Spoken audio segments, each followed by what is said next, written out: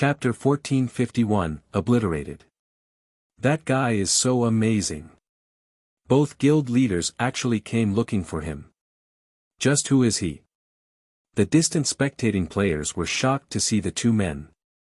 Solitary 9, who stood behind Shifeng, was at a loss for words. Both Thundering Sky and Sky Slicer were top-tier existences in Cold Wind City. Normally, they were very difficult to meet, yet these two had gathered here due to Shifeng. That's right. What business do you have with me? Shifeng calmly replied to the guild leader's question. An army of 10,000 players might be shocking to ordinary players, but not even a million-player army could surprise Shifeng. Besides, they were still inside an NPC city. Good. I never thought you would have the guts to admit it. Thundering Sky's face twitched in anger as he glared at Shifeng's calm composure. I am Thundering Sky, the guild leader of Matchless Family. Since you admitted to killing my guild's experts, that makes things simple. Hand over every item and piece of equipment you have and let me kill you once, then we'll consider the matter settled. Otherwise, bear the consequences at your own risk. Guild leader, aren't you letting this brat off too lightly? The guild leader's demand confused his upper echelons. They had assumed that Thundering Sky wouldn't rest until he forced this newcomer to delete his account. He had just offered to let Shifeng off with such a light punishment. Enough. I have my reasons. Thundering Sky shot his subordinates a withering glare, immediately silencing them. What these guild upper echelons did not know was that Thundering Sky was far more interested in Shifeng's weapons and equipment than he was in avenging Feather Wind. After watching the swordsman's battle video, he realized that the man's basic attributes were ridiculously high. Not even Thundering Sky was confident of killing Feather Wind in one hit. After all, Feather Wind's weapons and equipment were considerably good. The Elementalist's HP was also over 30,000. PvP battles were different from those with monsters. A player's damage would scale down when they struck another player. Killing expert players of the same level was very difficult. Yet, Shifeng had done it. Moreover, he had thrown level 44 and 45 shield warriors with his normal attacks. His strength could definitely rival that of a great lord of the same level. With such powerful attributes, Shifeng had to have more than one top-tier weapon or piece of equipment. He might even have something Thundering Sky could use. However, if they killed this man while the Soul Lock debuff was active, Shifeng would only drop a few pieces of equipment. On the off chance that he had stored his items in the bank, they would lose any chance of obtaining them. Ha ha ha. Fellow friend, ignore this man's foolish demands. If you join Centurion Dynasty, I guarantee that no harm will come to you within the Cold Wind City region, Sky Slicer said as he sent a contemptuous glance at Thundering Sky before turning back to Shifeng. In addition, I'd like to offer you the position as our guild's main force vice commander. Insane. This is madness. I didn't hear wrong, right? Sky Slicer actually offered so much to an unknown expert. They haven't even been that generous to Lifeless Thorn. Sky Slicer's voice had been quite loud, so the spectating crowd had heard every word. The offer confused them. A guild's main force was a guild's core of power. The main force generally only answered to the guild leader, not even vice-guild leaders had the authority to mobilize the main force. Hence, the main force's commander was even more important than the vice-guild leader.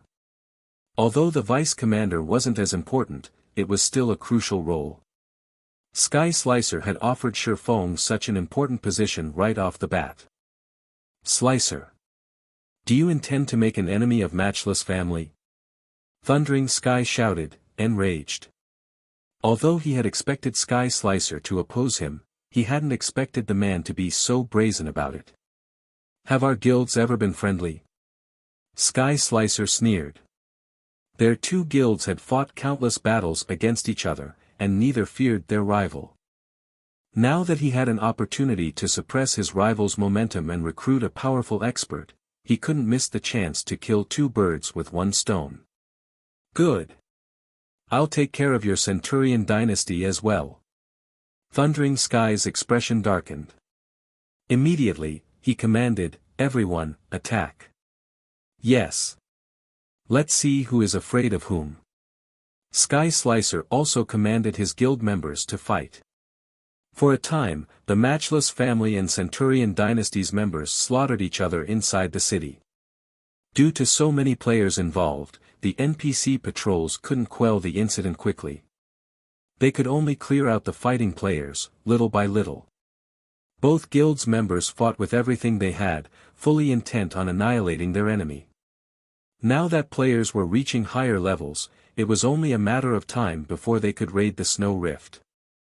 To compete with guilds in other NPC cities, they first needed to deal with Cold Wind City's problems.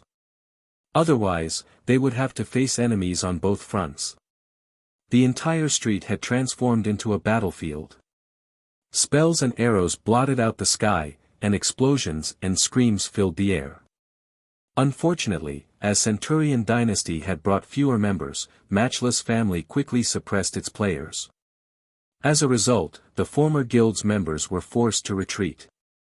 Of course, Matchless family couldn't eliminate their rivals' members as Centurion dynasty's reinforcements began to arrive. All Matchless family could do was push the other guild back. Shortly after the battle had begun, the dead players' weapons and equipment littered the street. Even experts were forced to use their life-saving skills. The weaker players died before they could even react as numerous attacks struck. The spectators were stunned. This fight helped them realize just how weak an individual was compared to a guild. Even the well-known adventurer teams were nothing. Very quickly, Sky Slicer was forced into a corner. Meanwhile, Matchless family's members surrounded the auction house. Humph. Do you think that we can't touch you just because Centurion dynasty wants to lend a helping hand? Thundering Sky sneered at Shifeng, who had not participated in the battle. I guarantee you that no one can protect you in the Cold Wind City region. If you hand over all of your weapons and equipment now, I can still let you off the hook. If you try to retaliate, I'll eliminate you, Solitary 9, and his group hiding behind you. The watching crowd gasped when they heard Thundering Sky's threat. They all knew that Thundering Sky was a man of his word, but they hadn't expected him to be ruthless enough to target Solitary 9's group as well. However, as soon as Thundering Sky finished speaking, Shifeng, who had maintained a relaxed posture, unsheathed Killing Ray. He then casually walked towards Thundering Sky, who stood 50 yards away from him, as if he were just taking a stroll through his own backyard. What? He actually dares to defy Thundering Sky? Is he insane? Even Matchless family's members were stunned. Setting aside Thundering Sky's individual prowess, the man was surrounded by hundreds of his experts. These subordinates would likely kill the swordsman before he got close to their guild leader. You asked for this. Thundering Sky frowned. He hadn't thought this newcomer would be so foolish. He gestured with a hand and ordered, kill him. The instant Shifeng was within the ranged player's reach, over 100 spells and arrows flew towards him, forming a tight wall that left no room for Shifeng to dodge.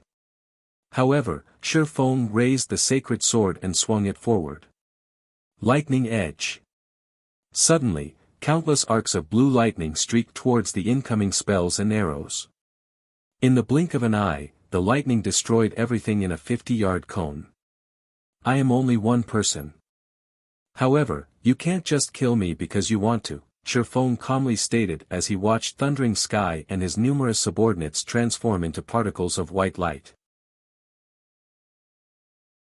Chapter 1452, Overwhelming Difference. Silence. It seemed as if time had stopped.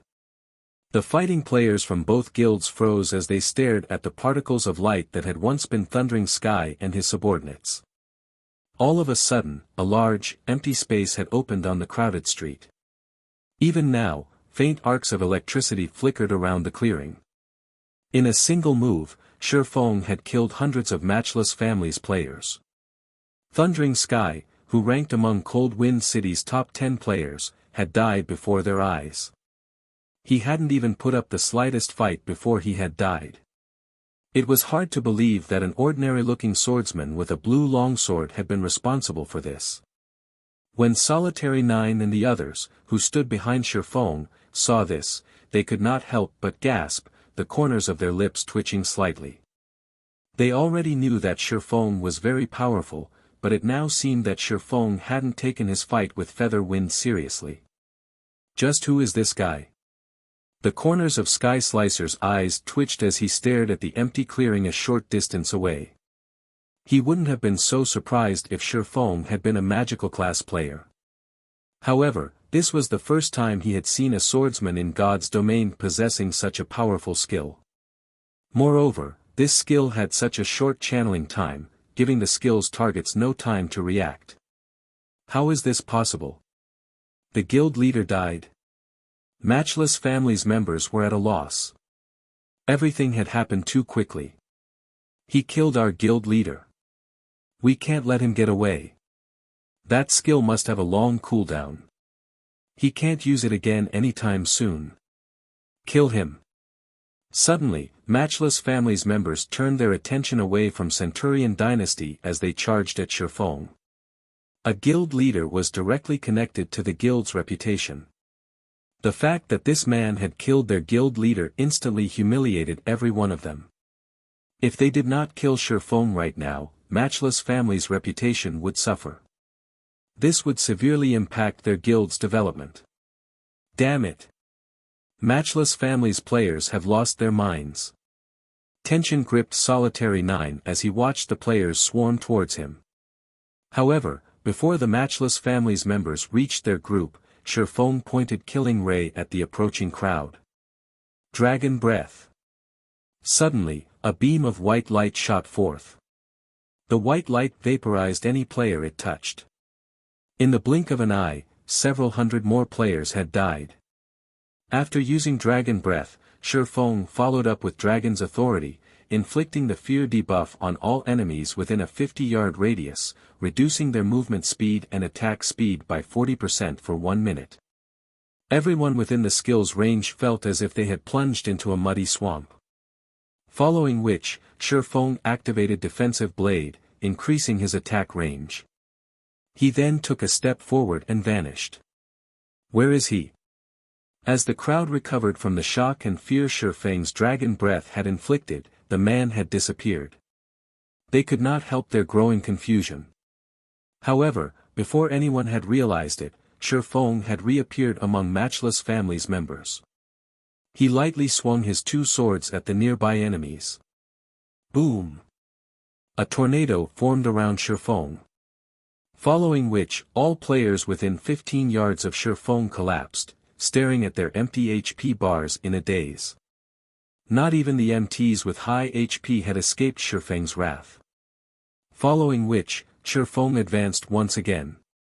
This time, however, he didn't execute void steps. Instead, he left numerous afterimages trailing behind him as he moved forward. At the same time, he brandished his swords without a care in the world, slaughtering every player that came within 15 yards. None of the players within his range escaped death's embrace. In fact, they couldn't even block or dodge the swordsman's attacks. One after another, Matchless family's members transformed into particles of light. Shifeng looked like a god of death as he claimed these players' lives. Nobody could even slow him down. Although the guild's ranged players tried to stop Shifeng, their attempts were little more than a joke. They couldn't even keep up with Shifeng's movements with their eyes, much less land an attack. They could only watch as particles of light floated in the air. He can't be a player. He must be a demon in disguise. He's a monster. A monster in human skin. We need to run. After a brief moment, Shifeng had killed another several hundred players. Panic overwhelmed Matchless family members as they watched Shifeng reap their allies' lives. At this point, they had forgotten about avenging their guild leader and restoring their guild's reputation. They could only think of getting as far away from Shifeng as possible. They had never seen such a terrifying player before. Compared to Shifeng, the strongest boss monster they had ever faced looked cute. After all, they had some hope of damaging a boss. Against Shifeng, however, they couldn't even resist. How was this supposed to be a PvP battle? This was just a one-sided massacre.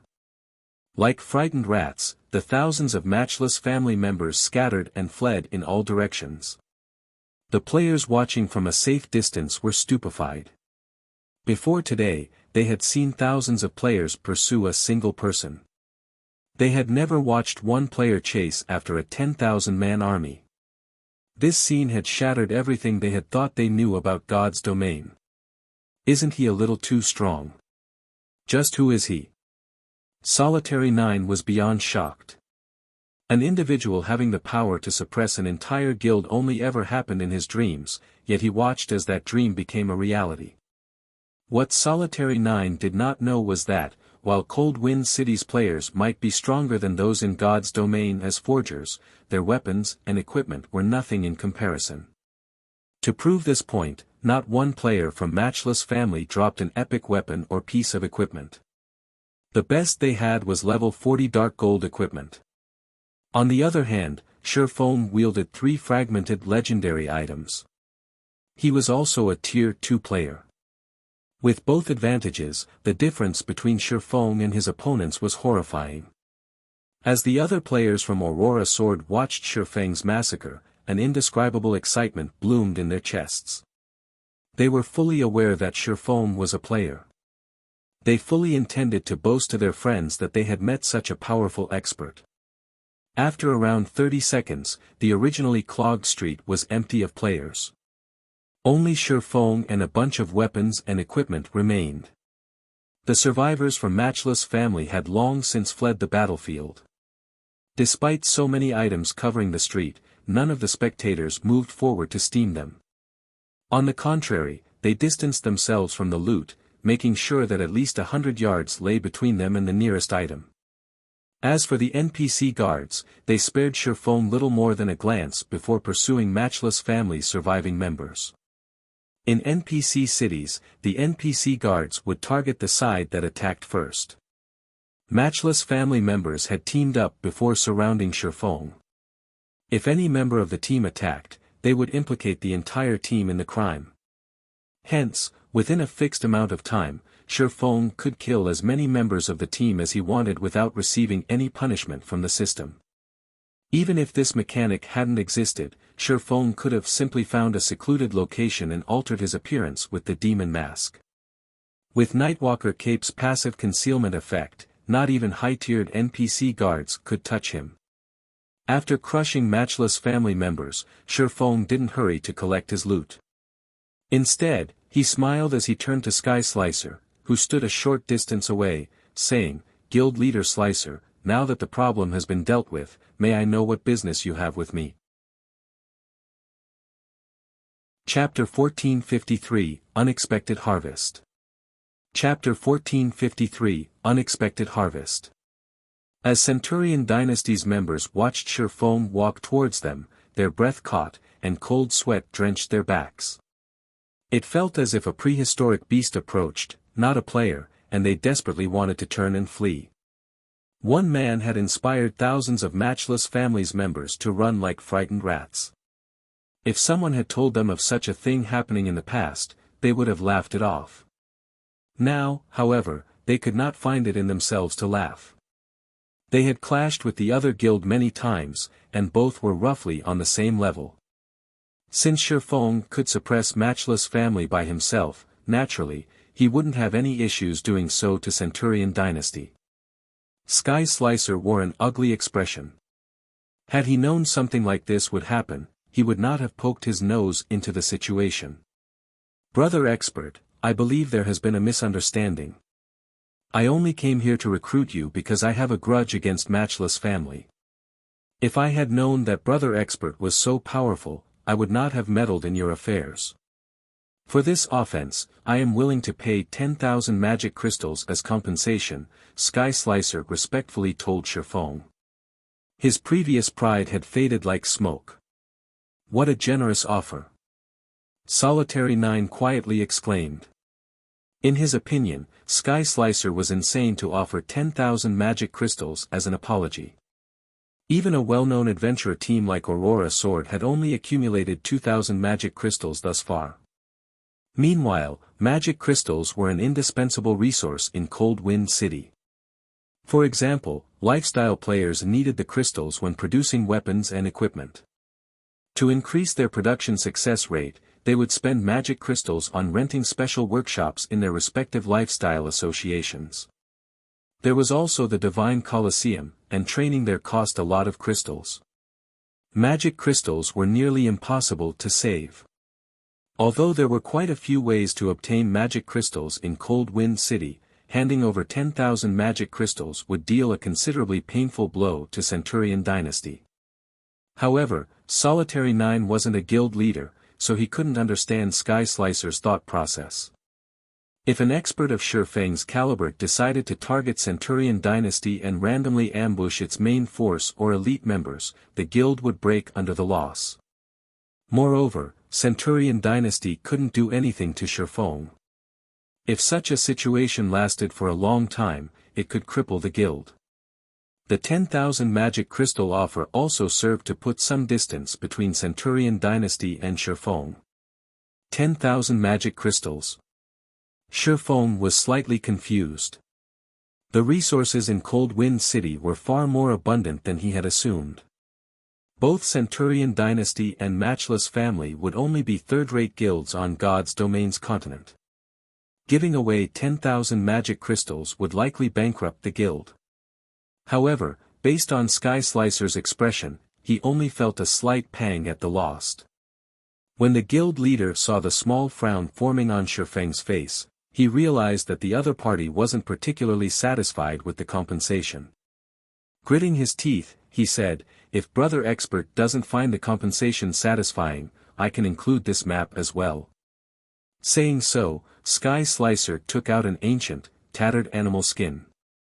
Although the hide was quite old, it emitted a faint pressure. Although there was only a trace of this pressure, everyone seemed to fear it. "This is divine might?"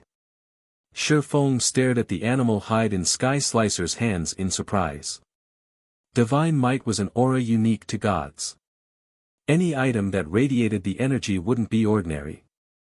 Furthermore, this item had manifested in the ice crystal world. Although this otherworld's rank was quite high, it could only accommodate up to Tier 5 creatures. Tier 6 gods were barred from this world. The fact that such an item, once used by God, had manifested here made it even more valuable. "Brother Expert, what do you think?" Sky Slicer asked, smiling when he saw Shifeng's interest in the animal hide.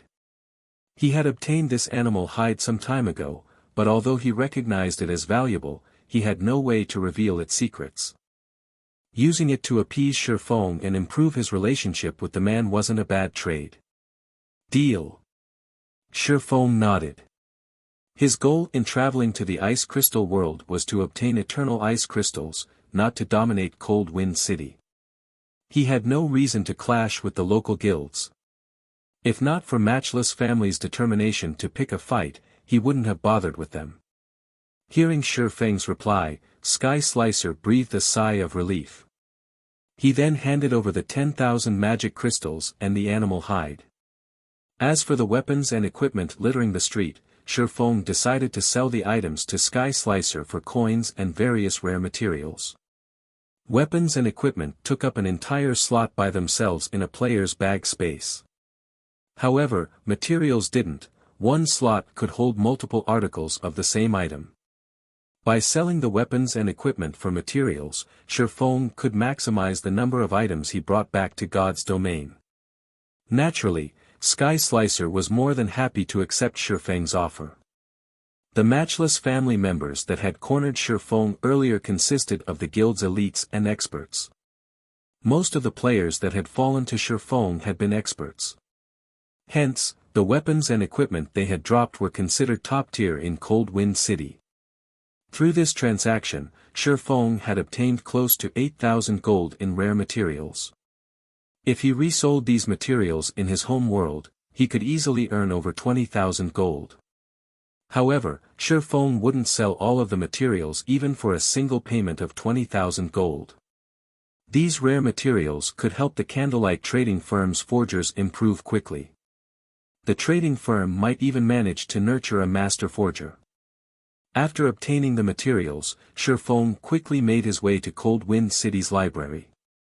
Meanwhile, news of Shifeng's triumph over the Matchless family quickly spread throughout Cold Wind City, shocking the resident players. That guy is so awesome. Not only did he suppress Matchless family by himself, but even Centurion Dynasty treated him with respect. I wish I had half his strength. After this, Lifeless Thorn will have to relinquish his position as Cold Wind City's #1 expert. I wonder if this expert is accepting disciples. If he is or plans to start an adventure team or guild, I'll be the first to apply. For a time, Cold Wind City's players heatedly discussed this newcomer. Meanwhile, a man wearing ice blue armor and wielding a purple spear faced off against a level 54, Great Lord-ranked demonic frost wolf in the Snow Rift, Cold Wind City's forbidden land. Despite the frost wolf's upper hand in speed and strength, it was helpless against this indifferent man. On the contrary, the player repeatedly restricted its movements. Because of this one man, the 20-man team following him easily dealt with the demonic frost wolf. Less than a minute after the fight had begun, the demonic frost wolf collapsed and dropped several items. The team members watched as their experience bars rose quite a bit. While the team rested, a heroic-looking female swordsman turned to the indifferent man, who rested with his eyes closed. Giggling, she said, "Lifeless, didn't you say that you're the strongest player in Cold Wind City?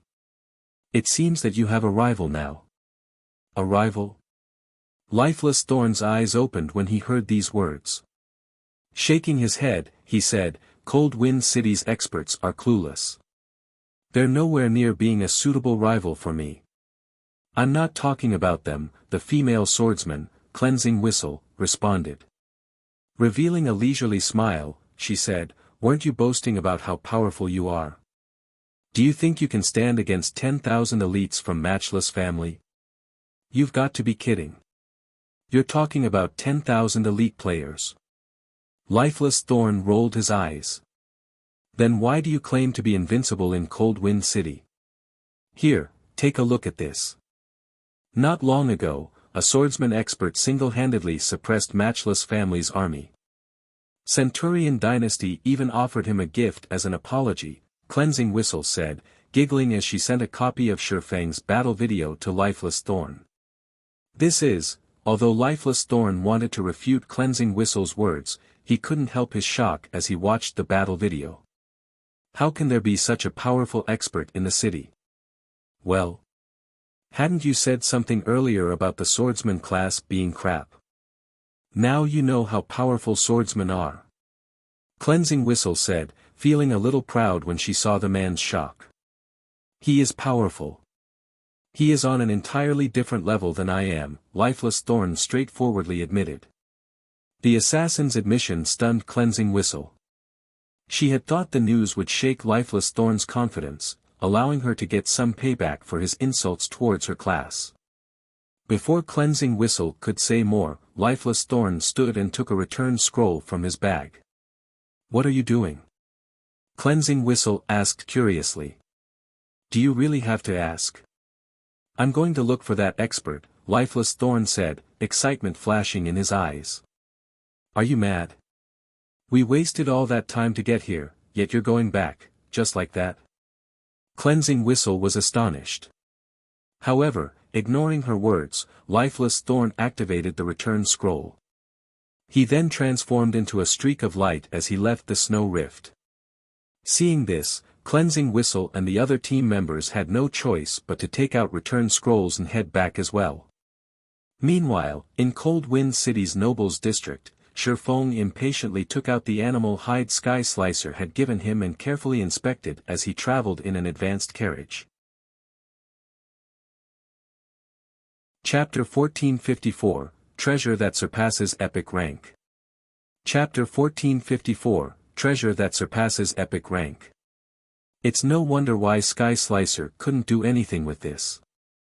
When Shifeng tried to inspect the hide, he was only able to learn its name, Tattered Animal Hide. The item displayed no further information. Although this animal hide radiated a faint trace of divine might, due to time, it was damaged beyond recognition. The images and words that had been inscribed on the item were nearly impossible to discern. Fortunately, Shifeng was confident that he was even more skilled at analyzing items than a master appraiser. I wonder what this item is, exactly. Shifeng then activated omniscient eyes and inspected the hide once more. The moment he tried to do so, a loading bar appeared above the item. Watching the loading bar, Shifeng was astonished. How is this possible? Just what kind of item is this? When he used omniscient eyes to appraise dark gold items, the process took no more than 10 seconds, yet this scrap of hide required 30 seconds. Not even epic items took so long to appraise. As the seconds ticked by, the process restored the images and words on the animal hide. By the time the loading bar was full and disappeared, the originally tattered hide seemed as if it had regained its vitality as it began to restore itself. In the blink of an eye, the tattered animal hide looked brand new. This is an ancient shrine. Shifeng gave the leather an incredulous look. Big brother Yifeng, has something happened? Yenya asked from beside Shifeng. Everyone in the carriage was curious, looking to Shifeng for an explanation. This man had remained calm even when he stood against an army of 10,000 players, yet he stared at the hide Sky Slicer had given him in surprise. It's nothing. I'm just satisfied with the transaction with Sky Slicer, Shifeng said, chuckling. Although Shifeng had brushed the matter off verbally, inside, he was ecstatic. Ancient shrines were considerably old and mysterious locations. No one knew who had built them, yet every large-scale otherworld had them. Ancient shrines were extremely dangerous, guarded by powerful monsters. They were also crowded with traps. Even so, players residing in large-scale otherworlds swarmed to these ancient shrines like madmen. This was because ancient shrines housed the passage to travel from their otherworlds to God's domain's continent. As otherworlds experts grew more powerful, they would find clues leading to these ancient shrines. They would then search for the shrine's locations before exploring their interiors. Eventually, they would find God's domain. However, this process normally only started after players reached level 100. The maps that contained these ancient shrines were generally high-level areas. Moreover, the ancient shrines themselves were very well hidden. The animal hide Sky Slicer had given him was a record of all of the locations of and information about the Ice Crystal World's ancient shrines. This item would save players a lot of time. Only now did Shifeng understand why it had taken an unusual amount of time to appraise the animal hide. There was no doubt that the ancient shrine map in his hand was worth far more than a measly epic item. After all, whoever possessed this map would have full access to the Ice Crystal World. As long as he developed the path to one of the ancient shrines, he could freely transfer resources between the Ice Crystal World and his home world. The benefits of reselling these items could even tempt super guilds. The sooner he opened this path, the more benefits he'd obtain. According to the ancient shrine map, the easiest ancient shrine to reach was in a level 50 to 70 map. This map was a forbidden land that connected the various NPC cities in the Ice Crystal World. For Cold Wind City, this map was the Snow Rift. Only, the map indicated that the Snow Rift's ancient shrine lay under its core region, so it would be extremely difficult to locate. By the time anyone discovered the hidden map, Ice Crystal World's mainstream players would have exceeded the recommended level. With this map, my trip here has certainly been worth it. Shifeng began to formulate numerous plans as he inspected the ancient shrine's location. He had come to the Ice Crystal World because of a quest. Originally, he would have had to wait until someone from the Ice Crystal World activated an ancient shrine's teleportation gate to return to this world after finishing his quest. Moreover, that was dependent on whether or not the player who discovered the shrine would publish the teleportation gate's location. After all, he wouldn't be able to return to the Ice Crystal world unless he found another teleportation gate on God's domain's continent. However, things had changed. If he could activate an ancient shrine before he left, he would travel between worlds unhindered. This would give Zero Wing an advantage. Moreover, unlike the Dark Den, where he could only take one person with him, the ancient shrine's teleportation gates wouldn't have such a restriction. Of course, he'd have to pay the teleportation fee. Incredibly powerful NPCs guarded ancient shrine's teleportation gates, and each of these NPCs determined the fees based on how much distance separated the two worlds. Generally, the fee ranged between 20 and 50 magic crystals per person. Although Shifeng had once encountered a gate that charged 1 mana stone per person. Usually, only independent elite and expert players could afford to travel back and forth between worlds. However, the cost was nothing compared to the potential profits guilds could gain. After all, every other world had its own specialty resources that were extremely rare in God's domain. If guilds had to pay a small teleportation fee to obtain these precious resources, they would be more than happy to part with the cost. Right now, opening a path to the ancient shrine was far more important than obtaining eternal ice crystals to Shifeng. As long as he activated the ancient shrine, he'd accept failing the quest and losing his chance to trade eternal ice crystals for the Bracelet of Time. He could simply rely on the Ice Crystal World's resources to earn 5 million magic crystals within a month and purchase the Bracelet of Time for the originally stated price. It seems I'll need to make a trip to this ancient shrine later. Thinking up to this point, Shifeng carefully inspected the information on the animal hide. No one should ever underestimate an ancient shrine. Based on his memories, an ancient shrine required a considerable amount of time to raid and conquer. And he was alone in the Ice Crystal world. It wouldn't be easy to clear a path. As for the eternal ice crystals, Shifeng intended to visit the library before making his decision. If he could find a way to obtain the 10 eternal ice crystals, he would save a massive amount of magic crystals. After looking at the ancient shrine map for some time, Shifeng felt his head ache. The ancient shrine in question would be extraordinarily difficult to raid. Only now did he understand why the various otherworld's large guilds required a month to clear out a single shrine. Even a low-level ancient shrine, like the one located below the Snow Rift, was guarded by a level 70 mythic monster. Even the Snow Rift's final boss was a level 70, Grand Lord ranked 9-headed Earth Dragon. Although only one tier separated the two, the difference in strength was like heaven and earth. Alone, he could never defeat a level 70, mythic-ranked boss. When Shifeng finished examining the ancient shrine map, he turned to Solitary 9 and asked, "Brother 9, would you to help me with something?" "Help you?" Solitary 9 asked, confused. "Yes. I wish to establish an adventure team in Cold Wind City," Shifeng stated. Chapter 1455, Adventurer Team Established. Chapter 1455, Adventurer Team Established. Establish an adventurer team? Big Brother Yifeng, are you joking? For a moment, everyone in the advanced carriage looked at Shifeng in surprise, wondering if they had misheard. Shifeng had previously expressed his lack of interest in establishing his own force. He had only come to Cold Wind City from another region to complete a quest. Yet, this man had just stated that he wanted to establish his own adventure team. They were both confused and excited to hear this. If Shifeng formed an adventure team, it would undoubtedly flourish. In addition, during the previous battle, Shifeng had made a name for himself in Cold Wind City.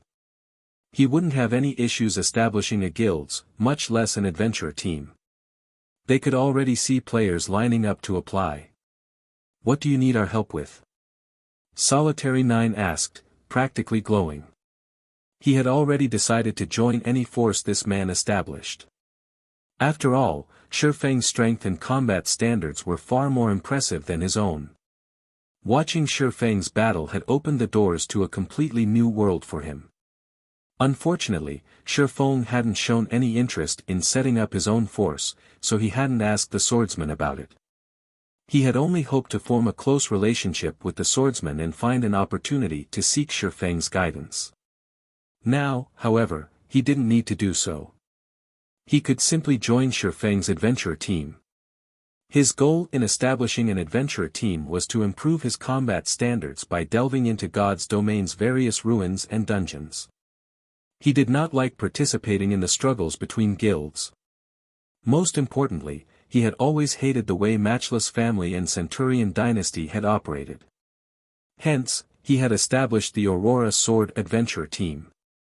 He had thought that he and his companions could join Waveheart, Cold Wind City's #1 adventurer team, if the guilds put too much pressure on Aurora Sword. Fortunately, he didn't have to worry about that anymore. I'd like to ask your help in advertising and organizing the adventurer team's recruitment. After giving the matter some more thought, he continued, I don't need a lot of people for the team.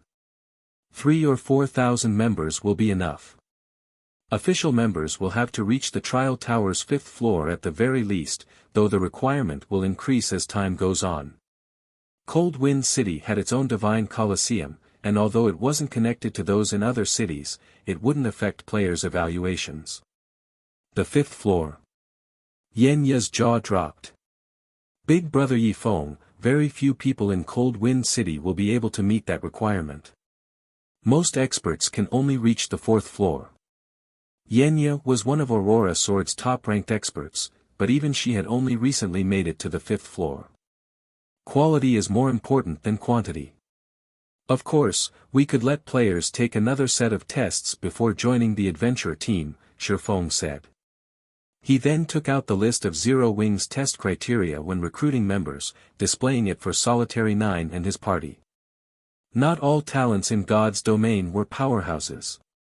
Rather than only recruiting those who were already strong, they could also look for players with potential. Players with potential would become reserve members for the moment. Reserve members would then be tested and judged based on their improvement speed. They could become official members once they reached a certain standard. If not, they would have to resort to the primary test, reaching the Trial Tower's 5th floor. Although this two-stage process was tedious, it helped Zero Wing avoid missing out on potential experts. Of course, there was a minimum requirement to become a reserve member. Players had to reach the Trial Tower's 4th floor. At this stage of the game, the Trial Tower's 4th floor was still a fairly difficult hurdle for players. However, as player standards continued to improve, more of them would reach the 4th floor. If a player could not even reach the 4th floor, there was no point for them to take the test to become a reserve member. Even so, Shifeng's requirements stunned Solitary 9 and his companions. In Cold Wind City, players who could reach the Trial Tower's 4th floor were generally recruited to become elite members in one of the two major guilds, yet they would only be reserve members in Shifeng's adventurer team. Once the city's players found out about this, they'd call him a madman. After all, how could an adventurer team offer more benefits than a guild? Convincing 1,000 people to join this man's adventurer team would be immensely difficult, much less 5,000 people. Brother Yifeng, what do you intend to call your adventurer team?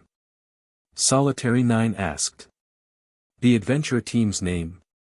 Shifeng thought about how others had called him an Asura. Being intensely uncreative, he replied, let's call it the Asura Adventurer Team. At first, he had considered simply calling it the Zero Wing Adventurer Team. After all, he had planned to use this adventurer team as reinforcements for Zero Wing's core members. However, after giving the matter some thought, he gave up on the idea. After all, many of God's domain's experts disliked the restrictions guilds imposed on their members. Instead, he could invite the experts that refused to join Zero Wing to his Asura Adventurer Team.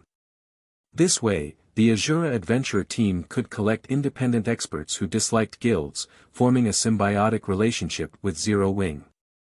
Then, Brother Yifeng, can my Aurora Sword Adventurer Team join yours?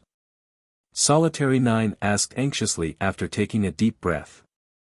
Of course. It'll help me out quite a bit if you join. As long as your team members can meet one of the two requirements, they are welcome, Shifeng said, smiling. He already had a rough estimation of Solitary 9's strength. He had also listened to Yenya's comments on the matter. Not only was Solitary 9 one of Cold Wind City's top 3 MTs, but he had also reached the last stage of the Trial Tower's 6th floor. He was only a step away from the 7th. Although he didn't know any advanced combat techniques, he was not that far from the half-step refinement realm.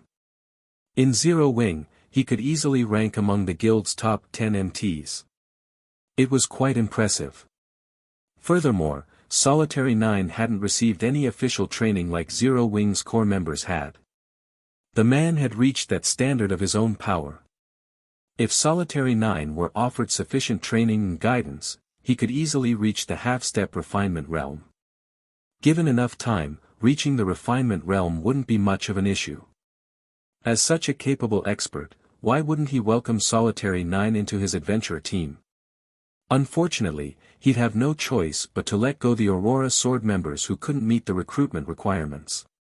It was important that an organization adhere to its own rules. Otherwise, the organization would lose its members' trust. I understand. Solitary 9 replied. The Asura adventure team wanted experts. He'd have no choice but to compensate the Aurora Sword members who didn't make the cut. Following which, Shifeng and his new companions drew up a list of benefits that the Asura adventure team would offer its members. With such a high recruitment requirement, not many players would apply if they didn't offer appropriate benefits. Before they realized it, their advanced carriage had arrived before Cold Wind City's library. What a marvelous library! As soon as Shifeng alighted from the carriage, he could not help but stare at the mountainous building before him. Compared to White River City's library, Cold Wind City's was a giant. The building was well over 300 meters tall.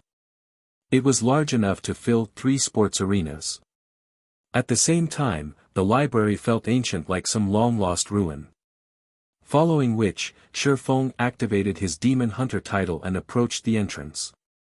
The 4 NPC guards by the doors glanced at Shifeng as he passed by, showing no intention of stopping the swordsman. Elsewhere, Solitary 9 published the recruitment information for the Asura adventure team on Cold Wind City's official forums. At the same time, Yenya and the others saw to the necessary arrangements to spread the news throughout the city. Very quickly, news about Shifeng's adventure team reached every player in Cold Wind City. What? He's actually trying to establish an adventure team? When Thundering Sky, who had recently resurrected, received the news, his expression darkened. Chapter 1456, Adventure Team's Benefits. Chapter 1456, Adventure Team's Benefits. Guild Leader, quite a few of our members have withdrawn from the guild as soon as they heard the news. If we don't do something to stop this, I'm afraid that we'll lose more of our members, Feather Wind cautiously reported to Thundering Sky. The battle at the auction house dealt a massive blow to Matchless Family's reputation, and because of that, the guild had lost over 1,000 elites and experts. Yet, despite such huge losses, Matchless Family couldn't do anything about them. After all, the guild was utterly helpless against Shifeng. To make matters worse, Shifeng had decided to establish his own adventure team. They couldn't afford to provoke Shifeng when he stood alone, but they could still avoid the man. Matchless Family had over 100,000 members. Even if Shifeng were more powerful, he wouldn't be able to damage the guild's foundations if their members spread out. If he had an adventure team under his control, however, Matchless Family would likely have to face thousands of players in the future. It'd become even harder to deal with this expert. Damn it! Just who is he? Why haven't we heard of this guy before? Thundering Sky's expression twisted as he read the latest report. If not for Shifeng's sudden appearance, their plans wouldn't have been interrupted, and he would have secured his hold on Cold Wind City. Guild Leader, should we contact those people? Feather Wind asked softly. It can't be helped. At this rate, Cold Wind City will either end up in Centurion Dynasty's hands or the Asura Adventure team's. Since they've taken Cold Wind City from me, I won't let them have it either, Thundering Sky growled, a cold glint flashing in his eyes. Contact them. Tell them that Matchless Family is willing to join their guild. However, we require that they destroy Centurion Dynasty and the Asura Adventure team. Although Cold Wind City's players couldn't travel to other NPC cities right now, they could communicate with players in these cities offline. An upper echelon from Hecate, a large guild in another NPC city, had contacted Matchless Family, stating Hecate's interest in purchasing the guild. Initially, Thundering Sky had hesitated. After all, Hecate was far more powerful than Matchless Family, controlling more than 5 NPC cities. Hecate even ruled over Ice Crystal City, the Ice Crystal World's largest NPC city. Thundering Sky wasn't confident of Matchless Family's survival should it insult this massive guild. He had hoped to solidify his control over Cold Wind City before anyone cleared the Snow Rift. Even if his city were connected with other NPC cities, he'd more or less have the power to withstand outside forces. Now that he had lost any hope of becoming his city's overlord, joining Hecate was his best choice. Once the passage opened, with Hecate's secret support, Matchless Family would send both Centurion Dynasty and Shirfong to meet their maker. Understood. I'll see to it right away. Featherwind then logged out of the game and disappeared from the office. Elsewhere, after splitting up, Solitary 9 and the others took the 3,000 gold Shirfong had given them to purchase a considerably large plot of land from the city hall. They then visited the Adventurers Association to begin their residence's construction. Although the residence was not as luxurious as a guild residence, it could easily accommodate 1,000 people at a time. Hopeful applicants had already surrounded Asura's residence. Over 4,000 players waited for their evaluation, and this was only the beginning. As expected of the adventure team established by Cold Wind City's #1 expert. Asura's residence is even larger than Wave Heart's. That's right. I bet it won't be long before Asura becomes the #1 adventure team in Cold Wind City. While the crowd waited for the application process to start, Solitary 9 emerged and posted the recruitment requirements at the entrance. As Asura's recruitment standards went public, many players were shocked. Is the Asura adventure team crazy? Only those who reached the Trial Tower's 5th floor qualify to join. Do they not know what it means to reach the Trial Tower's 5th floor? What? Even those who can reach the 4th floor have to deal with further testing. If I had that kind of strength, I would have joined a guild as a core member. Why would I even bother joining an adventure team? Is this really an adventure team? Why do I feel like its recruitment requirements are harsher than a large guild's? With these standards, I doubt that Asura will even recruit 1,000 members. No, it might not even get 500 members. Is the Asura adventure team toying with us? Crap. Isn't this just an adventure team? Who would be desperate enough to deal with this crap? When the players outside Asura's residence saw the requirements, some laughed, some cursed, and others simply turned and left. Everyone thought that the Asura adventure team was mad. As far as they knew, Asura's recruitment requirements were even higher than a first-rate guild's, not to mention Cold Wind City's guilds. With such high requirements, only a small number of players throughout the Ice Crystal world would bother to join the adventure team. After all, Asura was merely an adventure team. It couldn't offer any significant benefits. An adventure team just existed to give players an easier time forming teams and parties to raid dungeons and explore ruins. Expert players never needed to worry about finding party members. Furthermore, the Asura adventure team had only recently been established. Even with an expert like Shirfong, without dungeon raid or ruin exploration results, expert players were less inclined to consider an adventure team. Commander, players have stood outside our doors for quite some time now, yet only a few have applied. What should we do? Yenya stated at the crowd outside in frustration. Yenya, stop calling me commander. Now that we've joined the Asura adventurer team, Yi Feng is the commander. I am simply one of Asura's party leaders, Solitary 9 said. Regarding the recruitment issue, the commander has stated that if people don't apply, we'll reveal this benefit to the public. He had mentioned the possibility of this awkward situation to Shi Feng, and after giving the matter some thought, the man had decided to raise the team members' benefits. Any official member of the Asura adventurer team could use contribution points to purchase dark gold weapons and equipment as well as the opportunity to learn various combat techniques. What? Co-commander, is that true? Yenya exclaimed when she heard this. Being able to purchase dark gold weapons and equipment from the adventurer team was already impressive. Even Cold Wind City's experts only had a few dark gold items on them. Usually, only Guild's core members had any access to such items, yet the Asura's official members could bid on these items.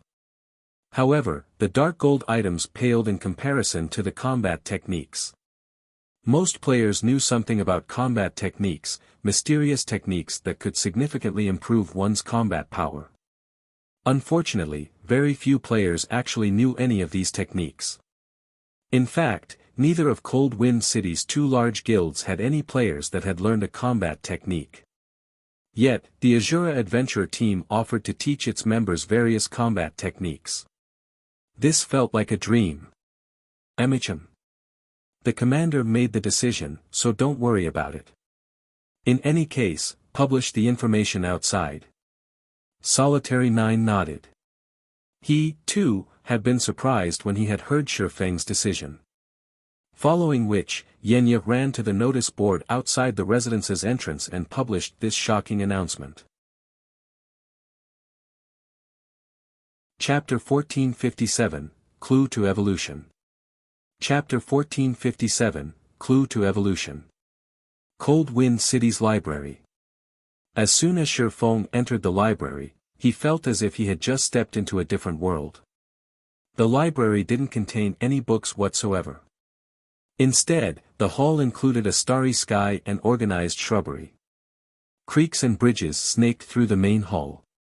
From time to time, one caught sight of glittering, translucent balls of water rising from the creeks before they dispersed into tiny drops. All of these creeks originated from a single location, the massive water ball hovering in the center of the hall. Not even Star Moon City's library was this beautiful. What an amazing library. It's fully automated with the use of magic water balls. The mana density is double that of outside. If players could practice their spells in here, their learning efficiency would double, maybe triple. Shi Feng could not help his surprise when he sensed the building's mana. However, Shi Feng was surprised to see only a few magical class players in the library. At a glance, he only counted 200 to 300 players. It was an abnormally small number for a library. What he didn't know was that one had to become a baron before they could enter Cold Wind City's library. If not for Shi Feng's the Demon Hunter title, the level 180 NPC guards at the entrance would have chased him away. He didn't give the matter too much thought, though. He approached the central water ball and began to search for information on the eternal ice crystals. It was far more convenient to search through the magic water ball than it would be to leaf through numerous books. There sure is a lot of information here.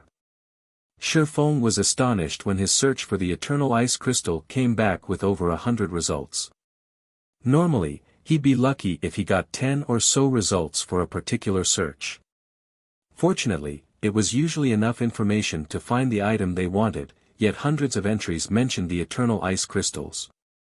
This almost guaranteed that he could find the crystal's location. Following which, Shi Feng browsed through the information. How is this possible? What Shi Feng found shocked him. The eternal ice crystal was actually a mana crystal. Only, due to the ice crystal world's influence, the power of frost tainted these mana crystals, transforming them into eternal ice crystals. These crystals could be found in the ice crystal world's various forbidden lands, but only Great Lord ranked bosses and above had a chance of dropping them. Unfortunately, these bosses wouldn't drop complete eternal ice crystals. Rather, they had a very low chance of dropping ice crystal fragments. One had a 50% chance of successfully synthesizing 10 ice crystal fragments into one completely eternal ice crystal. No wonder she gave me a month for this quest. It's certainly not going to be easy. Surefeng frowned. Although the Snow Rift was a forbidden land, it didn't have many field bosses. Considering the low drop rate and the 50% success rate, it would take a long time to obtain one eternal ice crystal, much less 10. I guess I need to hurry. Now that he knew that eternal ice crystals were actually mana crystals, he had even more reason to obtain them. He also needed mana crystals to evolve the Abyssal Blade. Although the Tier 1 Abyssal Blade was plenty powerful, particularly when it came to compatibility rate, its basic attributes weren't quite on the level of top-tier epic weapons. He wanted to evolve the Abyssal Blade, but he hadn't found any mana crystals, so he had been forced to set the matter aside for some time. If he could evolve the Abyssal Blade once more, he'd be more confident of defeating the Ancient Shrine's guardian boss. Armed with this new information, Surefeng was glad he had decided to establish an adventurer team in Cold Wind City. He wouldn't have had any hope of collecting enough eternal ice crystals in time if he were alone. Following which, Surefeng left the library and hurried towards Asura's residence. Shortly after the Asura adventurer team had published the new benefits, the crowd outside the team's residence went into an uproar. What? Members can trade contribution points for combat techniques? Asura is actually willing to teach combat techniques. Not even the city's two large guilds offer that benefit. Although Cold Wind City had many experts, only a handful had learned combat techniques. These experts treated these techniques like family heirlooms, refusing to teach any outsider. But the general public knew how powerful combat techniques were. A player with a combat technique could easily defeat one without. Moreover, unlike skills and spells, players could improve their combat standards while they learned a technique. This was yet another reason that experts refused to teach others their techniques. They adamantly refused all sorts of payment for the training. Yet, the Asura adventurer team wanted to teach its members various combat techniques. The news stunned countless players. None of them doubted the validity of Asura's offer. As Cold Wind City's #1 expert, Surefeng certainly knew many combat techniques. There wasn't anything surprising about him teaching his members one or two of these techniques. Moreover, the more powerful an expert was, the more they would value their promises. After a short moment, players crowded the previously empty registration area. The crowd even included players who had yet to reach the trial tower's 4th floor. These players begged Solitary 9 to give them a chance and let them become reserve members. For a time, Solitary 9 and the other players manning the registration area were incredibly busy. More players had come to apply than they had expected. Even 5th floor experts were rushing to put in their applications. Among these experts, many had been main force members from well-known adventurer teams or experts from the two large guilds. In less than 30 minutes, Asura had over 100 official members and 500 reserve members. Unfortunately, Solitary 9 rejected every player who hadn't yet reached the trial tower's 4th floor, telling these players to return after they did so. News of the Asura adventurer team's offer to teach its members combat techniques quickly spread throughout the city. It became a hot topic among these players, and many expressed their intention to join the organization. The city's two large guilds suffered headaches because of this. They had planned to ridicule Asura for its high recruitment requirements, but now, they were only frustrated over the new adventurer team.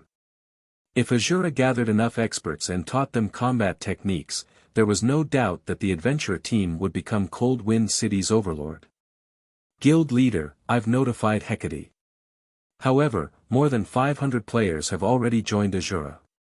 At this rate, Asura will rule the city long before Hecate opens a path to Cold Wind City, Featherwind said, shocked as he overlooked the statistics he had recently received. This won't do. Go Anne. No. We'll go and find Waveheart. Even if we have to pay a high price, we have to form an alliance with the adventurer team and convince them to deal with Asura, Thundering Sky said as he stood. He had hoped to avoid allying with Waveheart to deal with Asura, but it'd be enough if the adventurer team helped Matchless Family survive until Hecate arrived. Guild leader, a report just came in. Waveheart's Lifeless Thorn has led a team to Asura's residence. By the looks of it, Lifeless Thorn plans to take action, Feather Wind said, smiling coldly at the latest report. Lifeless Thorn was a battle maniac. Since his debut in Cold Wind City, not a single expert he had challenged had lasted more than 5 moves. Eventually, he had become Cold Wind City's publicly acknowledged, #1 expert. Not even the city's main guilds could do anything against the man and were forced to ignore his existence. He's making a move. Thundering Sky could not help but laugh. This is going to be interesting. Let's go. We're heading to the residence to watch this play out. Chapter 1458, Demigod-ranked expert. Chapter 1458, Demigod-ranked expert. Cold Wind City, Asura Adventurer Team's residence. As soon as Shifeng stepped out of the advanced carriage, he was greeted by a sea of people crowding around the residence's entrance. It was even more lively than an imperial capital's auction house. Why are so many people here? Shifeng was confused to see such a large crowd. Around a dozen people stood before the registration area, the leader of which was a man in icy blue armor, holding a purple spear in his right hand. Although this man stood in silence, the surrounding players had distanced themselves from him, creating a wide, open space clearing. Aside from this man's companions, no player dared to move within 20 yards of him. I hadn't expected Lifeless Thorn to visit. Why do you think he's here? Do you really need to ask? He's here to issue a challenge. Lifeless Thorn was Cold Wind City's #1 expert. Now that someone has usurped his position, he must be here to reclaim his status. Indeed. I've heard Waveheart members talk about how bored he is because he hasn't been able to find someone who can put up a decent fight. He's been spending time in the Forbidden Land to open a path to other NPC cities so he can find new experts to challenge. This is going to be interesting. I wonder which of the 2 experts will win the duel. You can't figure that out on your own. Lifeless Thorn is definitely going to win. He's invincible in Cold Wind City. On the other hand, the mysterious swordsman has only made a name for himself recently. I wonder if that swordsman will accept Lifeless Thorn's challenge. The spectating crowd discussed the potential duel between Shifeng and Lifeless Thorn. They all anticipated the fight between these 2 powerful experts. Guild leader, Lifeless Thorn has grown stronger again. He's replaced his old weapon, too. His last weapon was a top-tier, level 45, dark gold spear called Meteor Spear. It had been crimson red, and I've heard that Lifeless Thorn had found it in a dark gold treasure chest. It seems that he had earned quite the harvest from the Snow Rift, Feather Wind said, smiling as he gazed at the purple spear in the berserker's hand. That damnable swordsman is in trouble. Indeed. If Lifeless Thorn gets serious, not even Sky Slicer and I would have any hope against him. That's why Hecate has been urging us to do everything we can to recruit him. It's a pity that he isn't interested in joining a guild. I doubt he even would have joined Waveheart if not for the help in obtaining better weapons and equipment, Thundering Sky said as he tried to sort out a tangle of complex emotions. He had always treated Lifeless Thorn like the biggest thorn in his side, but even Hecate had warned him not to provoke the man. Now, Lifeless Thorn would finally be of some use to him. Lifeless, I already told you that our commander isn't here. Standing here is pointless. If you want to challenge the commander, I'll let him know once he's finished his tasks and returns. Solitary 9 growled, frustrated with Lifeless Thorn obstructing the registration area. Solitary 9 had personally experienced this man's power. The gap between them was massive. Despite being one of the top 3 MTs in Cold Wind City, he had only lasted 3 moves against Lifeless Thorn. From start to end, he had been powerless to retaliate. Moreover, their duel had been over a month ago. Now, Lifeless Thorn radiated an even more frightening feeling. With a single glance from the man, Solitary 9 felt as if he trudged through a muddy swamp, his movement growing sluggish. On the surface, the two large guilds ruled over Cold Wind City. In reality, however, these guilds only operated as they wished because of Lifeless Thorn's disinterest in struggles over power and resources. Since the Berserker blocked off the registration area, who would be bold enough to come forth to apply to Asura? That won't be a problem. I have plenty of spare time. If I can't face him today, then you can contact your commander and inform him of my challenge, Lifeless Thorn said, smiling. He can choose the time and place. It doesn't matter to me. 9. You know that Lifeless is a battle maniac. Once he has made a decision, nothing can stop him. Just contact your commander, Cleansing Whistle advised. In reality, she, too, was curious to see who would win a fight between Shifeng and Lifeless Thorn. Lifeless Thorn might have claimed that he wasn't a match for the newcomer, but he was simply being humble. She was fully aware of the man's true power. Not only had he obtained the top-tier, epic weapon, Thunder Spear, but he had also obtained the Lightning Saint's legacy, a peak legacy. Even throughout the Ice Crystal world, Lifeless Thorn could rank near the top. How could he possibly lose to some unknown swordsman? You guys. As Solitary 9 struggled with his frustration, a deep voice reached him from down the hall. Alright, I accept your challenge. Everyone immediately turned towards the voice. Commander. Solitary 9 gave Shifeng a confused look as he approached. Shifeng had told him that he needed to concentrate on finding certain information, and they shouldn't disturb him unless it were of the utmost importance. Hence, he had avoided contacting the commander. Ha ha ha. You've finally shown yourself. Lifeless Thorn smiled at Shifeng, who hid his name and appearance. His eyes shining with fighting spirit, he said, I knew an expert like you wouldn't refuse a challenge. The crowd had gasped when they heard Shifeng's answer. They hadn't expected the Asura adventure team to accept the challenge. I'll agree to your challenge, but a simple duel would be too boring. Why don't we make a bet? Shifeng asked, smiling. Even during his previous life, he had heard of this man. One of the 12 sacred berserkers, Lightning Warrior. Lifeless Thorn had only been a step away from becoming a tier 6 berserker god. This player had become so famous in the past because he had provoked the Super Guild, King's Return. Although the guild eventually killed him, his defeat had been glorious. During the final battle, King's Return had dispatched 3 tier 5 players to suppress Lifeless Thorn, yet he had killed one of these tier 5 players before he had fallen. In the end, a tier 6, God-ranked expert had joined the fray, and Lifeless Thorn had faltered and died. Lifeless Thorn's rise to prominence had been extremely fast. Although he had been incredibly famous in his own otherworld, he had only become truly renowned after venturing to God's Domain's continent.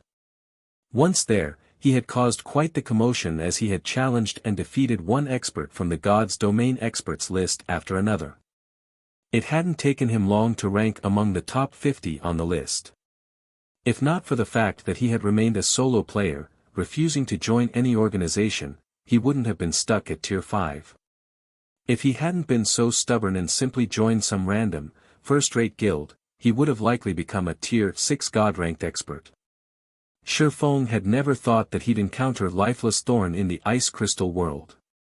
He was truly blessed. In the past, Lifeless Thorn had never joined a guild, but now that Shifeng had established his own adventure team, he could attempt to recruit the berserker. It'd be almost as good as convincing the man to join Zero Wing.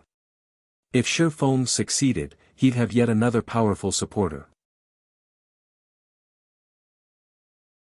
Chapter 1459, Battle for Number 1. Chapter 1459, Battle for Number 1. A bet? Smiling, Lifeless Thorn responded without hesitation, that won't be a problem. Even if you hadn't offered, I would have. I just wonder if you're brave enough to accept my wager. When they heard Lifeless Thorn's reply, Wave Hearts members sent Shurfeng provocative glances. At the same time, their gazes contained a hint of pity. They acted as if they already knew this bet's outcome. Solitary 9 finally realized what was happening. Quickly, he whispered to Shurfeng, "Commander, you must not agree to his bet. He wants your combat techniques." Not long ago, he had challenged every expert in Cold Wind City who had their own combat technique and forced the defeated to teach him. That's why he's become so powerful. Combat techniques. Realization dawned on Shurfeng. He had been confused by how fast Lifeless Thorn had accepted his offer. Now, he knew why the man was so eager. He had proposed the bet to create an opportunity where he could recruit Lifeless Thorn into the Asura adventure team. He hadn't expected this berserker to have designs on him as well. Combat techniques were precious in God's domain. The various large guilds that had their own only taught their most important members. Everyone else would have to rely on others' battle videos, either mimicking those with combat techniques or creating their own. Shurfeng now understood why Lifeless Thorn had risen so quickly on God's domain's continent. "You're the one who suggested a bet. Are you chickening out?" Lifeless Thorn ridiculed as he glanced at Shurfeng. "I have no issues. I'll accept your wager as long as it is within my capabilities to fulfill." Every core member in Zero Wing could learn the guild's combat techniques. Even if Lifeless Thorn didn't want to gamble combat techniques, if he joined Asura, he could easily purchase them with enough contribution points. "Good." Hearing Shurfeng's reply, Lifeless Thorn hurriedly said, "My request is simple. If I win, you teach me that special footwork technique you used earlier. If you win, you can ask for whatever you want." Ordinary players would have watched Shurfeng's battle against Matchless Family as entertainment, they wouldn't have examined the swordsman's skills. However, he had realized that Shurfeng's disappearing act wasn't the result of a skill, but due to the man employing a special footwork technique to fool his opponent's eyes. He had never even heard of such powerful footwork before. Compared to this combat technique, those he had learned were garbage. Although Asura had declared that its members could purchase combat techniques with contribution points, he was fully aware that there were differences between techniques. This swordsman would never let his adventure team's members trade CP for such an effective footwork technique. This guy really has a big appetite. He's actually aiming for Big Brother Yi Feng's unique combat technique right off the bat. He is shameless. Yen Yet stared at Lifeless Thorn with contempt. Solitary 9 and the others nodded in agreement. They had a rough understanding of combat techniques, as well. For example, offensive combat techniques were the most common, while defensive combat techniques were much rarer.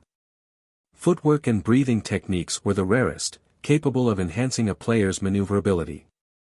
If a player learned one of those, their combat power could reach a whole new level. Yet, despite understanding the value of such a technique, Lifeless Thorn shamelessly asked for it. "That's all?" Shurfeng asked. "Yeah, that's all I want. Do you accept?" Lifeless Thorn nodded, curious about Shurfeng's calm reaction. "I don't have any problems with that. My request is pretty simple as well. If I win, you have to join the Asura adventure team," Shurfeng said, smiling. "Deal. I'll join Asura if you can defeat me," Lifeless Thorn agreed without hesitation. "However," he continued, "to ensure that our duel is fair, we'll use balance mode." An uproar ripped through the crowd when they heard this. "Lifeless Thorn, aren't you asking for too much? Not only have you asked for a powerful combat technique if you win, but you dare to ask for balanced mode? You're Cold Wind City's #1 expert. How is this fair?" Solitary 9 cursed. In a balanced mode PvP, the opponent's basic attributes would equalize, and any level or tier suppression would be rendered useless. Normally, players only used this mode if they wanted to compare their techniques. Although I like PvP, I have no interest in one-sided oppression, Lifeless Thorn declared righteously. After watching Shi Feng's battle video, he realized how high the swordsman's basic attributes were. He definitely wasn't a match for the swordsman. Although he was proud of his strength, he wasn't blindly confident. Alright. Let's use balanced mode. The suggestion didn't particularly surprise Shi Feng.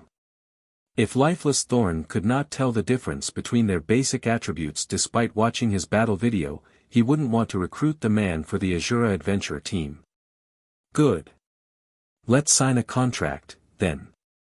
Hearing Shi Feng's consent, Lifeless Thorn pulled out a contract he had prepared earlier. All it was missing was Shi Feng's signature. After reading through the contract, Shi Feng signed it. With the main god system as the judge, no one could deny the duel's outcome. Following which, Shi Feng and Lifeless Thorn headed to one of the Divine Colosseum's combat rooms.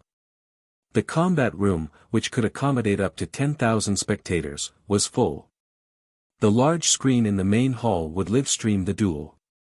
Almost every player in Cold Wind City with nothing better to do made their way to the Divine Colosseum to watch the match. This duel would determine Cold Wind City's true #1 expert. No one wanted to miss this. Asura's commander is pretty arrogant. He dares to face Lifeless Thorn in balanced mode. He'll humiliate himself, Cleansing Whistle stated, smiling faintly at Shi Feng, who stood in the arena. That's right. Brother Lifeless' split spear is no laughing matter. Even Shadowless, the city's second-ranked expert, couldn't evade it after activating a berserk skill. Now that Brother Lifeless has the Thunder Spear, his split spear is even stronger. He can probably instant-kill Shadowless now, a level 45 shield warrior said, nodding. While Wave Hearts members merrily chatted, the timer above the stage began to count down. As if he had become someone completely different, Lifeless Thorn began to release a bone-chilling killing intent. The look in his eyes had changed as well. He felt like a ferocious beast. Tension gripped the stage as the seconds ticked by, and the players in the stands felt stifled. The moment the timer reached 0, Lifeless Thorn activated twofold Berserk, his aura becoming explosively intense. The Berserker knew he couldn't afford to be careless against Shi Feng. If this fight had happened before he had obtained the Lightning Saint's legacy, he would have hesitated to challenge Shi Feng. The swordsman's combat techniques were clearly superior to his. He would have been asking for a beating if he had challenged the man to a balanced mode duel. However, Peak Legacies granted Legacy Berserk skills, which could be used in conjunction with ordinary Berserk skills. If he activated twofold Berserk, his basic attributes would exceed Shi Feng's by leaps and bounds. Even if Shi Feng's combat standards were superior, the swordsman could never make up for the gap in attributes. I have a hidden class. Don't blame me for hiding it. You only have yourself to blame for being careless. I'll gladly take that footwork technique now. Lifeless Thorn smiled at Shi Feng before activating charge and advancing. Chapter 1460, Complete Suppression. Chapter 1460, Complete Suppression. After activating charge, it took only an instant for Lifeless Thorn to cross the 20+ yards separating him and Shi Feng. As soon as Lifeless Thorn reached his opponent, he thrust Thunder Spear at the other player, sending over 20 afterimages at Shi Feng from different angles. It was impossible to find the real weapon among the fakes. How has his split spear become so much stronger? Solitary 9 could not help but gasp. When he had dueled Lifeless Thorn, the Berserker had only produced over a dozen spear images. Even with his shield, he hadn't been able to block every spear image, forced to rely on luck and hope he blocked the real weapon. Yet, the Berserker could now produce over 20 images, nearly double what he had previously been capable of. Just watching the images was confusing, not to mention trying to block the attack. Brother Lifeless' twofold Berserk is impressive. Not even an MT can block so many images. The attack surprised Wave Hearts members. Lifeless is taking this too seriously. Cleansing Whistle revealed a helpless smile as she watched the Berserker fight with everything he had. His opponent is doomed. Throughout her time raiding dungeons and adventuring with Lifeless Thorn, this was the first time she had seen him go all out. Moreover, in a balanced mode duel, the player with higher basic attributes would be suppressed to match the opponent's. Since Lifeless Thorn's attributes weren't affected, he wouldn't feel awkward as he moved. In contrast, Shurfong would need some time to get used to the lower attributes. It was clear that Lifeless Thorn realized this, yet he refused to give Shurfong any time to adapt. With so many advantages, the Berserker would have an easy time winning this duel. As the numerous spear images were about to devour Shurfong, a blue light flashed before him. Following which, a loud explosion shook the arena, followed by a powerful shockwave radiating across the stage. Lifeless Thorn's Thunder Spear had stopped an inch from Shurfeng's neck. Impossible. Cleansing Whistle shot up from her seat, shock flashing in her eyes. Lifeless Split Spear. Why did it stop? What? Brother Lifeless messed up. The other Wave Heart members were similarly stunned. Lifeless Heart had rarely ever failed to hit his target with Split Spear. His opponent could only block the attack if they were lucky. Of course, nobody was more surprised than Lifeless Thorn. However, the Berserker didn't give up after his first attack had failed. Immediately, he executed Split Spear again, sending another 20+ spear images thrusting at Shurfong. Before the spear images reached Shurfong, another blue light flashed. This time, the Thunder Spear stopped several centimeters away from Shurfeng's right shoulder. There was more distance between the weapon and the swordsman than before. Did it hit? What's going on? Wave Heart's members watched Shurfong in confusion, realizing that golden scales covered the man's body. He actually deflected Lifeless Split Spear. Is he some kind of monster? Cleansing Whistle's expression darkened as she watched the fight. Split Spear was so impressive because it was nearly impossible to pinpoint the real weapon, which confused the opponent as they tried to defend themselves. But in the brief moment before Lifeless Thorn's weapon reached Shurfong, the swordsman located the real Thunder Spear and properly deflected it. His grasp of strength and timing was simply godlike. Before Cleansing Whistle could overcome her shock, Shurfong took a step forward and disappeared. He vanished.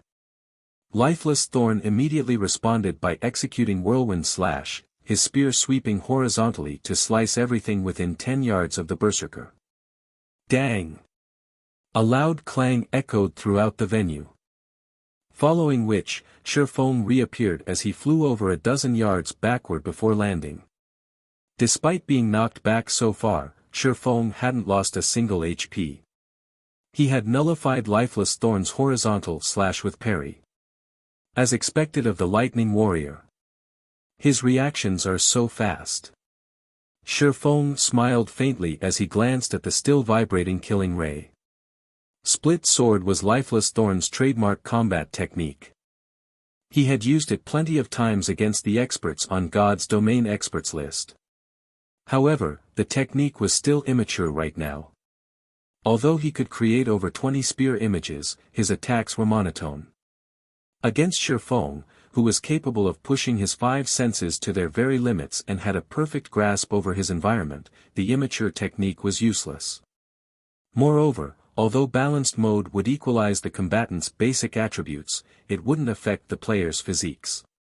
To Shurfong, whose physique exceeded that of an ordinary Tier 2 player, Lifeless Thorn's Split Spear was a joke. Meanwhile, the Berserker felt an unprecedented pressure weigh down on him as he watched his opponent. In a clash of techniques, the player that used a skill first would lose. Although this duel wasn't a pure exchange of techniques, it was the first time he had encountered a player who could treat his Split Spear like a normal attack. You are incredibly strong. Despite the minor loss, Lifeless Thorn wasn't discouraged. Instead, he smiled as he said, I admit that I am no match for you in terms of technique. However, combat techniques aren't the only factor that determine a player's strength. One must also take into account attributes and skills. Saying so, Lifeless Thorn's thunder spear shuddered slightly. Suddenly, 6 golden replicas of the weapon appeared around him. This move was Adjudication Spear, one of Thunder Spear's skills. Every Adjudication Spear carried 100% of Lifeless Thorn's strength. Moreover, he had complete control over the weapons and could use them alongside his split spear. The only downside was its 10-second duration. However, in a fight between experts, it was more than enough time. Guild leader, Lifeless Thorn is really scary. Asura's commander will definitely lose, Featherwind excitedly announced. Good. As expected of the publicly acknowledged, #1 expert. If Shifeng lost, Lifeless Thorn would be Cold Wind City's undisputed, #1 expert. The Asura adventure team's reputation would plummet, and although it would still pose a threat to Matchless Family, it wouldn't rule over Cold Wind City. As the upper echelons of Cold Wind City's large guilds sighed with relief, Shifeng walked towards his opponent. You are correct. A player's strength doesn't solely depend on their combat techniques. Attributes and skills do play a factor, Shifeng said, nodding.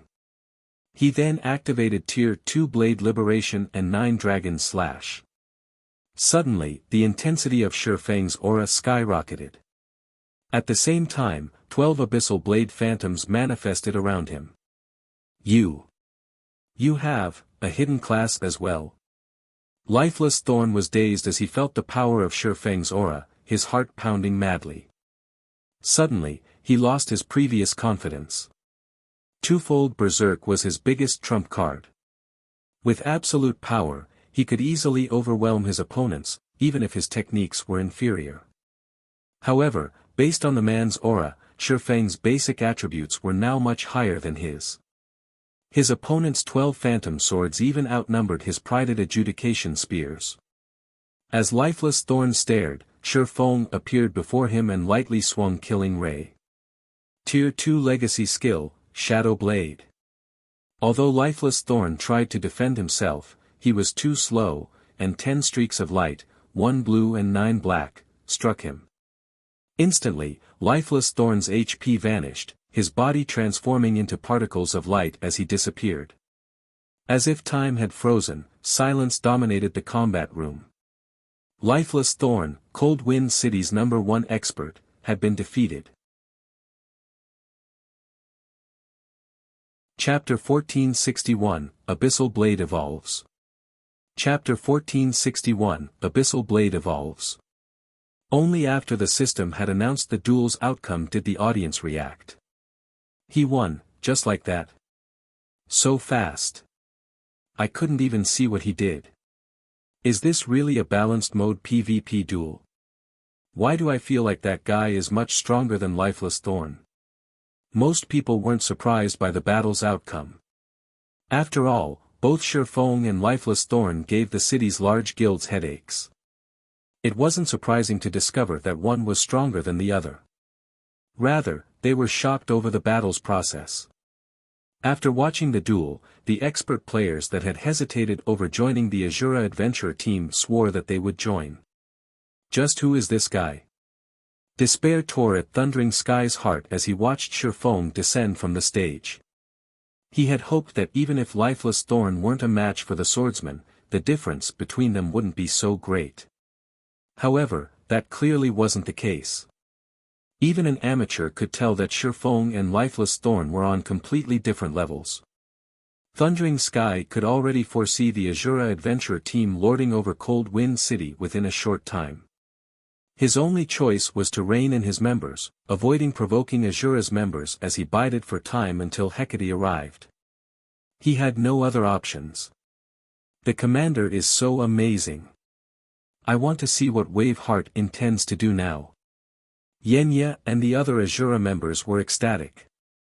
They had personally watched as Lifeless Thorn's undefeated legend was shattered, and a new legend was born in Cold Wind City. Asura could become one of the top adventure teams in the Ice Crystal world, not to mention becoming Cold Wind City's overlord. Below the stage, Lifeless Thorn wore a blank look as he resurrected. I lost. He couldn't help but recall the final scene of the battle.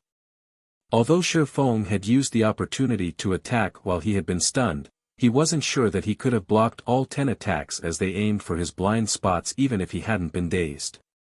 Even with his adjudication spears, he would have been lucky to block half of those attacks. In the end, nothing would have changed. He would have died all the same.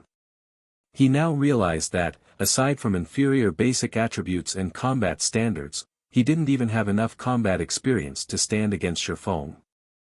The man had the kind of combat experience that only came from risking one's life in one battle after another. Taking a few deep breaths, Lifeless Thorn approached Shi Feng. I sincerely accept my defeat. I will adhere to my promise and join Asura. However, I'd like to ask you about something. Of course, you may also refuse to answer, Lifeless Thorn said. Ask away. I'll answer as best as I can, Shi Feng offered. If I'm not mistaken, you should be a player from another region, correct? Lifeless Thorn asked, a hint of excitement coloring his voice. That's right. I'm not from the Cold Wind City region, Shi Feng acknowledged, not bothering to hide the truth. The conclusion was easy to reach if one watched carefully. God's domain had launched some time ago, and experts who were capable of becoming famous had already made a name for themselves. Even if they weren't well known, there should be some news of their achievements. It simply wasn't possible for such a terrifyingly powerful, unknown expert to pop in out of nowhere. The only explanation was that he had come from another region. If an ordinary player's arrival from another region were discovered, it could cause the player a lot of trouble. Shi Feng, however, wasn't worried. Cold Wind City didn't have a player who would dare cause him trouble. I knew it. Eagerly, Lifeless Thorn asked, are there a lot of experts where you come from? A lot. Too many to count, Shi Feng responded after giving the matter some thought. Shi Feng realized what Lifeless Thorn was trying to say. To put it simply, the Berserker wanted to know if there were a lot of experts who were stronger than him. In reality, Lifeless Thorn was a refinement realm expert.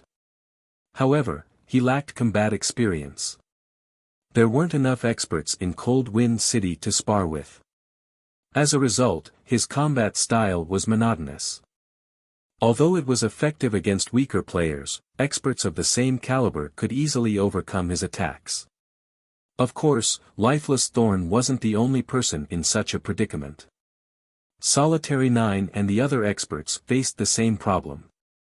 Unfortunately, there was nothing they could do about it due to the Ice Crystal World's unique rules. Fortunately, if Lifeless Thorn and the others were trained properly, they could increase their strength in a short amount of time.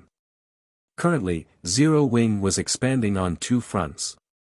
Although the guild seemed strong on the surface, it sorely lacked experts. Recruiting Lifeless Thorn and these other experts would be of great help. Then, can you take me there? I promise that I'll fully devote myself to the Asura adventure team, I won't join any other power. Hearing Shi Feng's words, fighting spirit burned in Lifeless Thorn's gaze. He wanted to rush out of the Ice Crystal World and face those experts as soon as possible. Not now. I still have some matters that I need to deal with. Once I've finished, I'll lead the top-ranking experts in Asura to develop elsewhere, Shi Feng said, shaking his head. In reality, he wanted to leave this place as soon as possible as well, but he couldn't return to God's domain until he collected the eternal ice crystals. And unfortunately, he didn't have a strong enough team to raid the Snow Rift's ancient shrine yet. We'll leave once you finish your task. Lifeless Thorn's excitement grew. Commander, just tell me what you need. My team will accomplish it for you. I need to collect a sufficient number of ice crystal fragments. The more, the better. Only the Snow Rift's boss monsters, Great Lord rank and above, have a chance of dropping them, Shi Feng explained. Understood. I'll lead a team and kill those bosses right away. Lifeless Thorn nodded, turning to prepare to depart. Hold on a minute. Before you go, take a look at these. Shi Feng snatched the impatient berserker's collar. First, he added Lifeless Thorn as a friend. He then sent the man a tutorial video for Void Steps. This is only a tutorial. How much of it you learn depends on you. Void Steps was an advanced footwork technique, which Shifeng taught Zero Wings core members. Even if a player failed to learn the full technique, they could grow stronger by studying it. Now that Lifeless Thorn had officially joined Asura, it was best that he learn the technique as quickly as possible. This is, shock-colored Lifeless Thorn's face as he watched the tutorial video. He had never expected Shifeng to give it away so nonchalantly. His heart warmed, and his respect of this swordsman grew. After the duel, Cold Wind City's experts surged towards Asura's residence. In a few short hours, Asura's member count shot past 5,000. Although only 1,000 or so were official members, the rest became reserve members. Even so, so many experts made it easier for Shifeng to kill the Snow Rift's field bosses easily. He split the 5,000 plus Asura members into 50-man teams and sent the teams to various locations of the Snow Rift. Any team that encountered a Great Lord or higher boss was to contact him immediately. This way, he could use space movement to transport Lifeless Thorn, Solitary 9, and the others' help. Their grinding efficiency was leaps and bounds above what Shifeng could accomplish on his own. In addition, he activated Divine Providence before landing the final blow, using the skill to increase the drop rate for ice crystal fragments. He had to admit again that Icarus's heart was a godly tool. With Divine Providence, he claimed 1 ice crystal fragment from every 6 or 7 Great Lords. He also obtained a fragment from every 3 or so Grand Lords he killed. Unfortunately, Snow Rift had a limited number of Grand Lord-ranked field bosses. On the bright side, since no one had pioneered the Snow Rift yet, plenty of bosses were available in the Forbidden Land. Their spawn rate was incredibly fast as well. As a result, Shifeng constantly slaughtered bosses. Shifeng only gathered 100 ice crystal fragments after 3 days of grinding. By relying on Divine Providence, he transformed those 100 fragments into 10 eternal ice crystals. During this period, Shifeng had also risen from level 57 to level 58. Naturally, Lifeless Thorn and the others' levels skyrocketed, rising from level 45 to level 48 in just 3 days, pulling far ahead of Cold Wind City's other experts. Although Shifeng had achieved his goal, he didn't rush to turn in his quest. Rather, he ventured to a deserted location and took out the Abyssal Blade. He then attempted to evolve the magic weapon with the eternal ice crystals. I hope this will work. Shifeng took in a deep breath and clicked the Evolve button on the Abyssal Blade's attribute panel.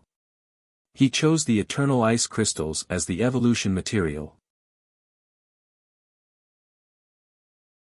Chapter 1462, Tier 2 Magic Weapon. Chapter 1462, Tier 2 Magic Weapon. Even after Shifeng selected the evolution material, the Abyssal Blade didn't react. Must it be mana crystals or nothing? Shifeng frowned. The last time he had found a mana crystal, it had been a coincidence. They were practically impossible to hunt down. As Shifeng was about to give up, the sound of a system notification reached his ears. System, replacement evolution material detected, eternal ice crystal. Do you wish to abandon the power of frost contained within the eternal ice crystals and evolve the Abyssal Blade? Abandon the power of frost? Although he was confused, Shifeng ecstatically clicked Continue. Suddenly, the 10 eternal ice crystals in Shifeng's hands shattered, 2 clouds of smoke, 1 black and 1 white, emerging from their remains. Following which, the black smoke entered the Abyssal Blade. In response, the Abyssal Blade leaped from its sheath and hovered before Shifeng, trembling as it released dragon roars that echoed throughout the wilderness. At the same time, blood-red runes began to surface around the weapon.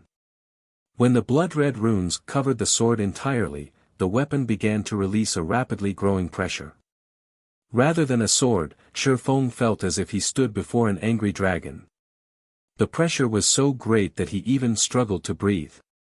The phenomenon only began to weaken after about 10 seconds. Eventually, the Abyssal Blade returned to its peaceful state. After evolving, the Abyssal Blade's appearance had transformed slightly. Now, the sword was entirely pitch black. It also radiated a faint trace of black miasma. A black dragon coiled around the sword's hilt, and blood-red runes had carved themselves into the blade. Overall, the Abyssal Blade's new appearance looked evil. What powerful attributes! Shifeng exclaimed when he inspected the attribute panel. Abyssal Blade, one-handed sword, magic weapon.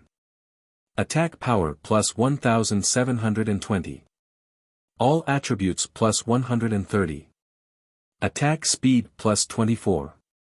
Ignore levels plus 18. Attacks have 60% chance to cause 220% damage. 37% chance to cause 300% damage. Every attack increases damage by 2% to a maximum of 20%. If wielder belongs to a swordsman-related class, all skill levels plus 5. Increase free ability points received for every increase in level by 2 points. Equipment level 45. Can be upgraded, devour 100 level 50 fine gold weapons and 30 level 50 dark gold weapons to upgrade to level 45. Equipment Tier 2. Can be evolved, devour 100 mana crystals or eternal ice crystals to evolve to Tier 3. Additional active skill 1, Phantom Kill, Tier 2. Instantly creates a doppelganger under the wielder's control. Doppelganger has 90% of the wielder's attributes and all skills. The wielder can swap positions with the doppelganger at any time. Duration, 1 minute, 30 seconds. Cooldown, 5 minutes. Additional active skill 2, Abyssal Bind, Tier 2. Binds up to 3 enemies simultaneously and prevents movement, reducing defense and magic resistance by 100%. The higher tiered the target is, the weaker the effect will be. Duration, 5 seconds. Cooldown, 40 seconds. Additional active skill 3, 9 Dragon Slash, Tier 2. Instantly creates 16 phantoms of the Abyssal Blade for wielder's use, each phantom sword deals up to 80% damage. Duration, 30 seconds. Cooldown, 5 minutes. Additional active skill 4, Abyssal Curse, Tier 2. Prevents all targets within a radius of 50 yards from moving or attacking for 6 seconds and reduces their attributes by 20% for 10 minutes. Effect doubles if there is only one target in range. Cooldown, 20 minutes. Additional passive skill, Abyssal Will. Improves wielder's physique depending on the surrounding mana density. The higher the mana density, the greater the improvement. Additional Profound Inheritance, Black Emperor, Tier 2. When activated, every critical hit will accumulate 1 stack of Death Aura.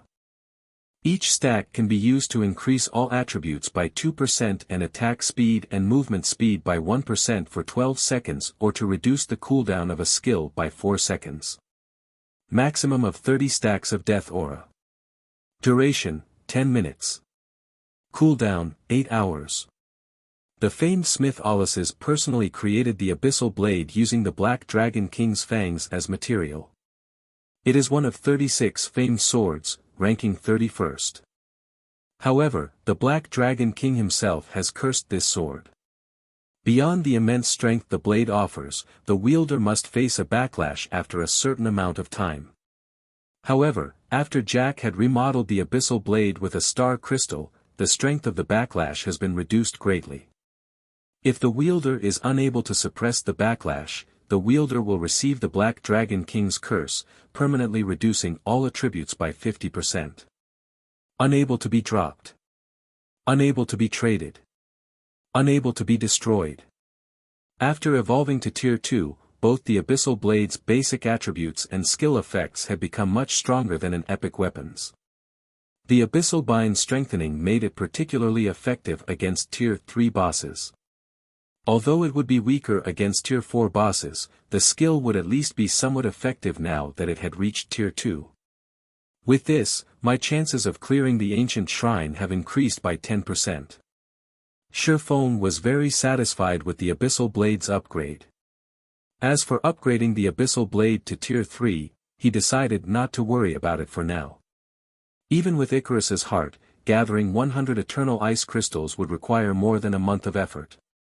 Besides, it was only a matter of time before more players raided the Snow Rift. Their grinding efficiency would fall. Now, all he had to do was collect the required 10 eternal ice crystals for his quest. Once he had them, he needed to help his adventurer team's members level quickly to prepare them for the raid on the ancient shrine. After Shifeng returned the Abyssal Blade to its sheath, he noticed that the white smoke had gradually crystallized, eventually becoming a shard of clear crystal. When Shifeng held the crystal, he felt a chill passing through him. He began to lose 1000 HP each second. What is this thing? Shifeng was shocked. Hurriedly, he stored the crystal in his bag. Despite the brief moment he had held the crystal, his right arm had completely frozen. Had he held it for a few more seconds, the ice might have consumed his entire body. Fortunately, only his arm had frozen. Without the crystal present to absorb heat from his body, his arm quickly recovered. What a strong frost power! Fortunately, my ice resistance is high. Anyone else might have frozen to death instantly. Shifeng looked at the crystal in his bag. He then clicked to inspect the item.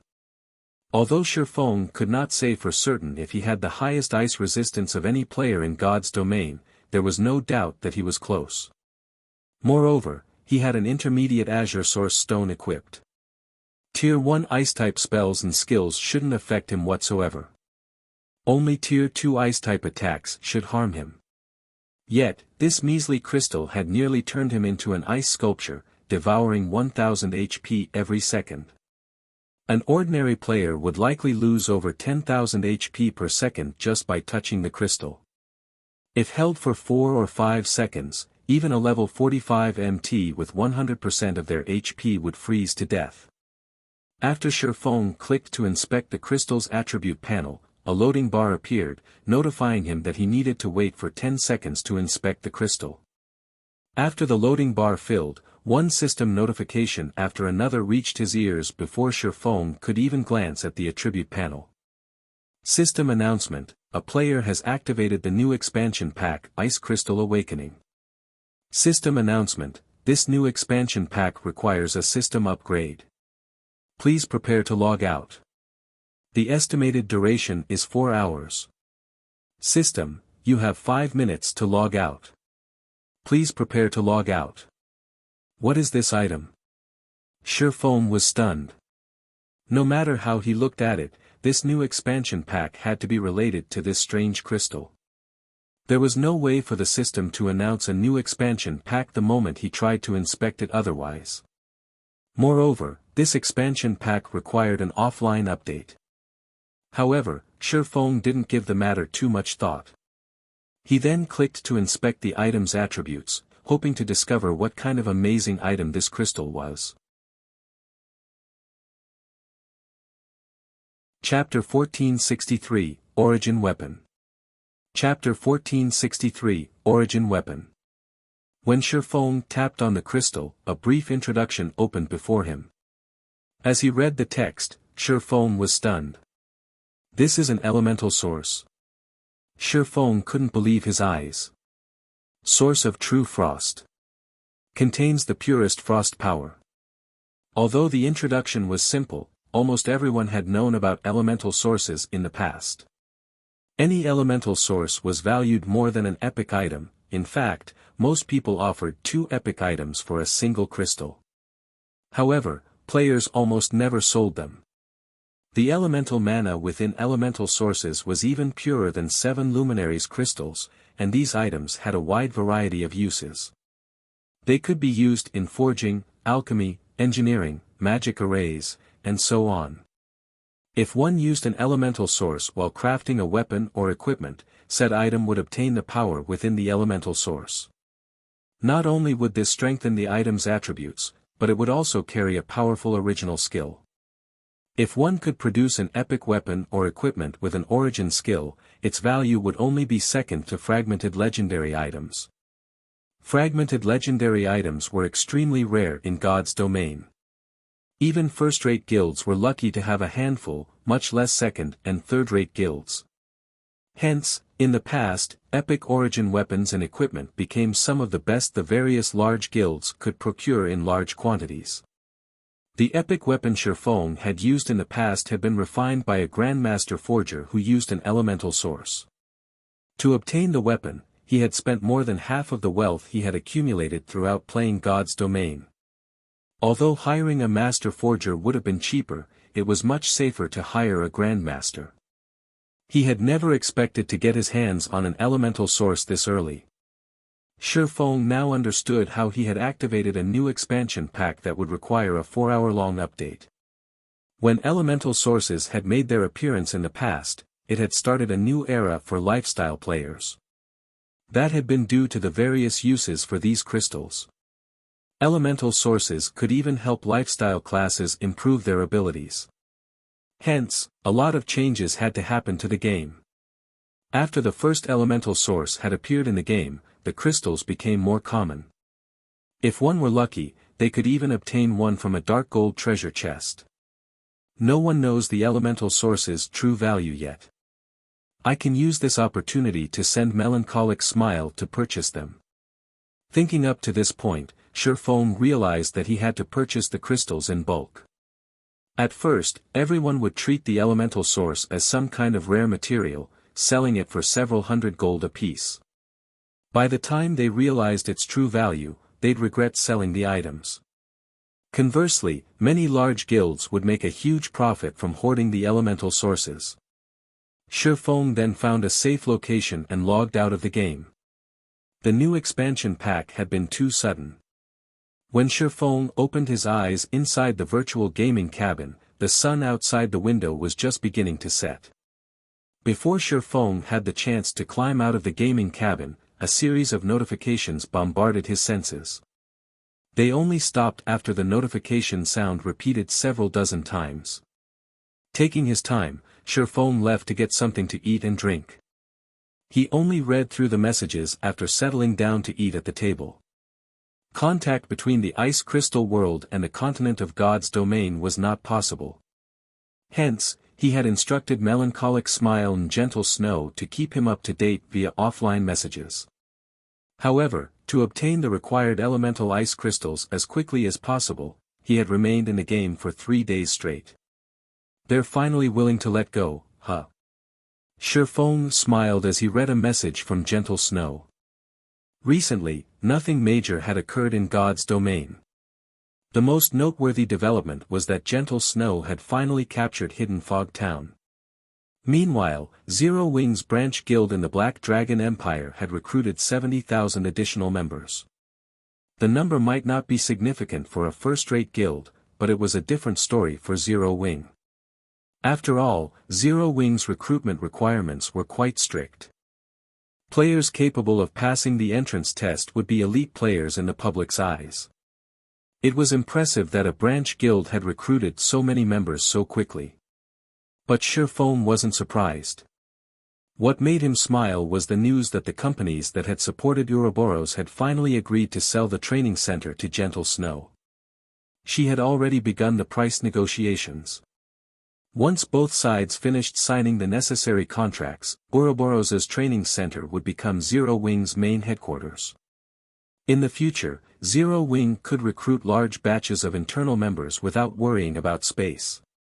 As Shifeng browsed through the other messages, his virtual gaming cabin's offline communicator rang.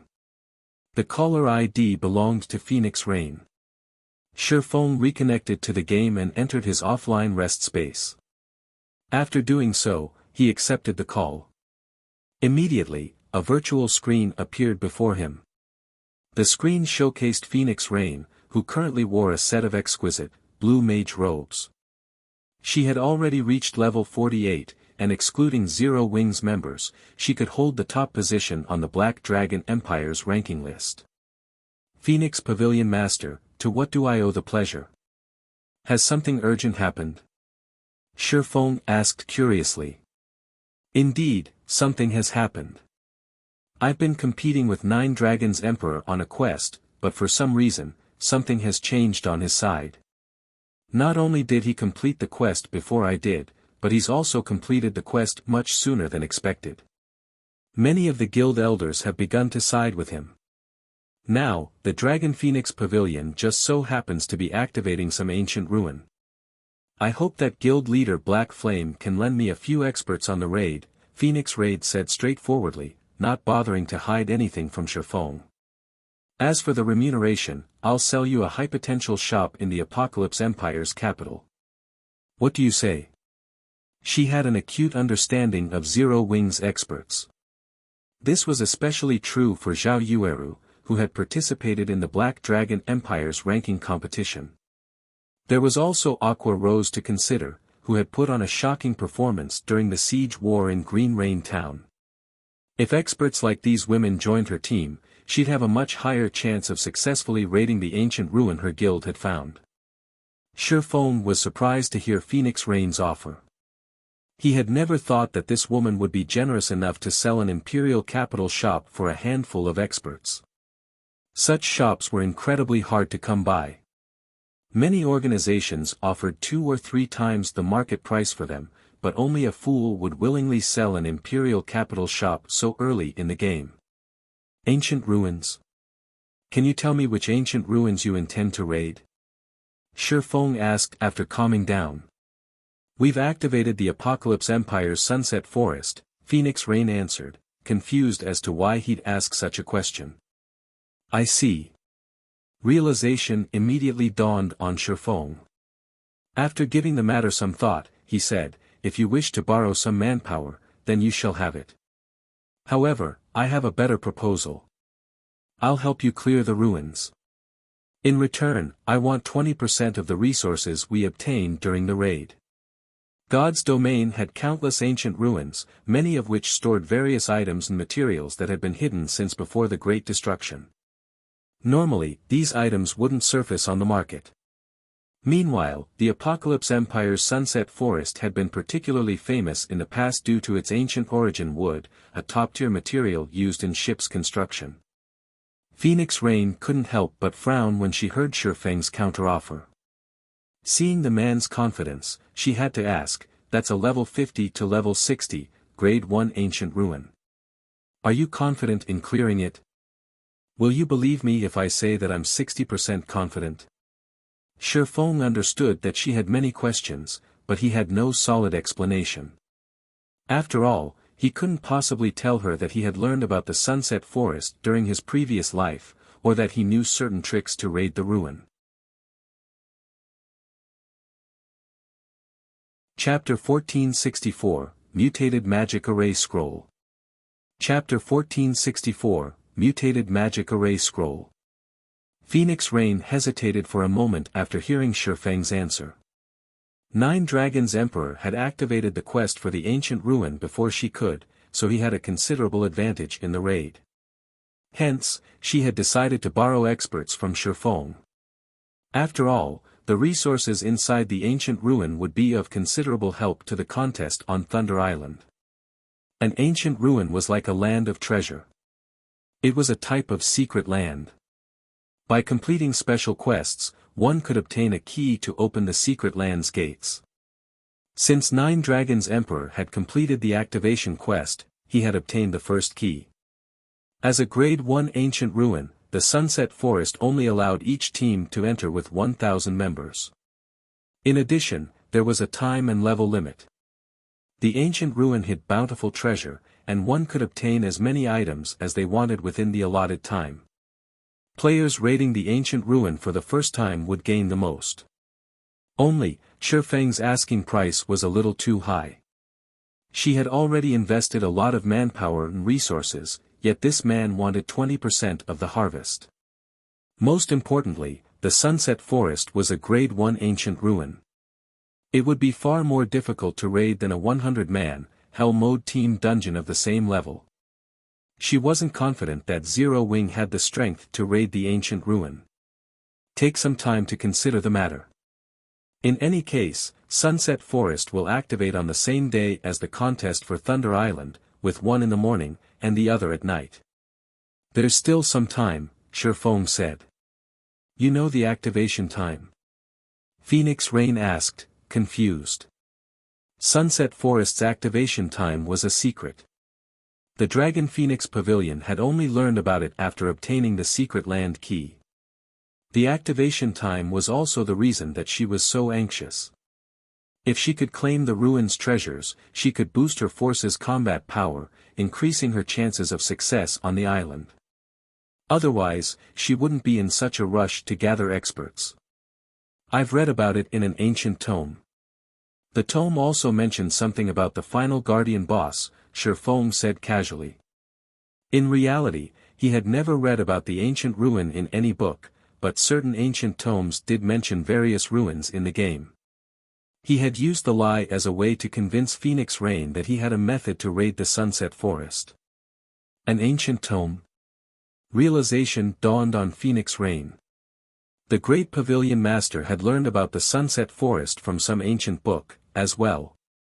Only after his research had the Dragon Phoenix Pavilion investigated the ancient ruin and its activation quest. It wasn't unusual to learn that Shifeng had learned about the Sunset Forest in the same way. Alright, I agree to your offer. However, the precondition is that you can actually raid the Sunset Forest. That's only natural. Shifeng nodded. Alright. We'll meet up tomorrow in Apocalypse City, Phoenix Rain responded before disconnecting the call. Following which, Shifeng started to prepare. First, he sent Melancholic Smile a message, getting her to send some people around the continent to purchase elemental sources, though they couldn't spend more than 300 gold per item. That price was the equivalent of an epic ranked material item. If the price exceeded that amount, others could become suspicious.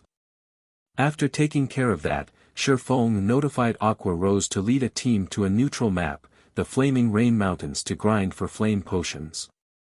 The potion was necessary to raid the Sunset Forest. As Shifeng finished delegating and waited patiently for God's Domain system update to finish, a call came in from Liang Jing. Head Instructor, the White Tiger Dojo has sent someone to see you again. The representative has stated that the White Tiger Dojo has agreed to your conditions and would like to invite you to discuss the details, Liang Jing reported. They've agreed? Shifeng suddenly remembered his conversation with the White Tiger Dojo's Jiang Tianyuan regarding his price for nurturing their experts. He then revealed a smile and said, "Tell the representative that I've doubled my price. They can take it or leave it." Even if the White Tiger Dojo had talented members, training them to take on the Trial Tower's 6th floor wouldn't be a simple task. Nurturing 500 6th floor experts for 50 bottles of S-rank nutrient fluid wasn't a worthwhile trade. Had the White Tiger Dojo agreed to his offer earlier, he would have stayed true to his word. However, times had changed. Understood. Liang Jing nodded. Following which, Liang Jing conveyed Shifeng's decision to Xie Qiwen, who had waited in a reception room. What? Double the price? Xie Qiwen was dumbfounded when he heard the decision. He shouted, "Why doesn't he just rob a bank instead? Does he really doubt that the White Tiger Dojo can train its own experts? I apologize, but this is our head instructor's will. I can't do anything about his decisions," Liang Jing said.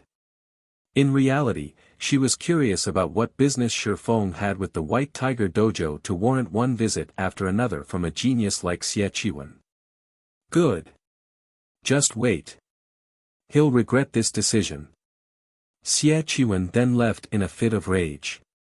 After 4 hours, Shifeng returned to his virtual gaming cabin and logged back into God's Domain. Upon entering God's Domain, Shifeng contacted Lifeless Thorn, Solitary 9, and the others, having them select experts from the adventurer team to form a 100-man team. He then used a return scroll to teleport to Cold Wind City.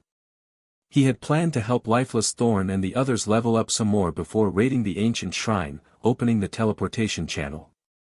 But Phoenix Rain's request had forced him to move his plans up a few days. While he had been out killing the Snow Rift's field bosses, he has sent some people to the library to research the ancient shrine. Because of them, he now had a better understanding of the area.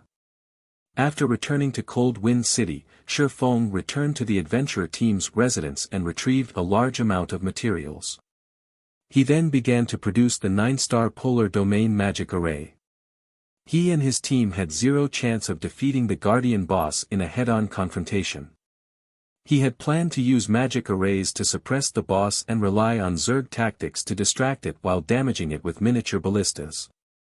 However, the situation had changed. He now had the source of true frost, which was also why he had made his promise to Phoenix Rain. Elemental sources contained a purer energy than that in 7 luminaries crystals. Naturally, said energy was useful in many aspects, the most beneficial of which was in forging weapons and equipment. Similarly, elemental sources could be used in crafting magic arrays. A magic array would receive a massive power boost if crafted with an elemental source. Unfortunately, they were one-time use items, and using such a rare material was the epitome of extravagance. But Shi Feng couldn't care less. The sooner he opened the teleportation channel, the sooner he could open trade between God's Domain's continent and the Ice Crystal world. Doing so would be far more profitable than Stone Forest Town. In the quiet workshop, Shi Feng retrieved one material after another. He then began to produce magic array scrolls. Very quickly, Shi Feng had a stack of 9 magic array scrolls. When he reached the final step, adding magic crystals to the scrolls, Shi Feng stopped abruptly and took a deep breath. Rather than selecting the magic crystals, he retrieved the source of extreme/true frost from his bag. The moment Shi Feng did so, his arm froze solid. He very quickly placed the elemental source in the center of the scrolls. The source of extreme/true frost gasified rapidly. Streams of cold mist flowed into the stack of magic array scrolls. Following which, the scroll's power began to increase. By the time the magic array scrolls absorbed every drop of power from the elemental source, the workshop's temperature had dropped drastically. Even with his high ice resistance, Shi Feng couldn't help but shiver. The originally dark purple magic array scrolls lightened to an icy blue. Had Shi Feng not been prepared, using Earth Dragon skin as the scroll's base material, the magic array scrolls would have exploded from so much energy. Shi Feng waited until the turbulent power within the magic array scrolls calmed before storing them. Magic array scrolls produced with elemental sources are pretty impressive. I wonder how the effects have changed. Shi Feng clicked to inspect the new 9-star Polar Domain Magic Array scrolls. Chapter 1465, Top Tier, 8-piece set. Chapter 1465, Top Tier, 8-piece set. So, this is the power of an elemental source. Shi Feng stared at the icy blue scroll's attribute panel in shock. The 9-star Polar Domain was an intermediate magic array. Normally, it had no problems containing and suppressing Great Lord-ranked monsters. It was even somewhat effective against Grand Lords.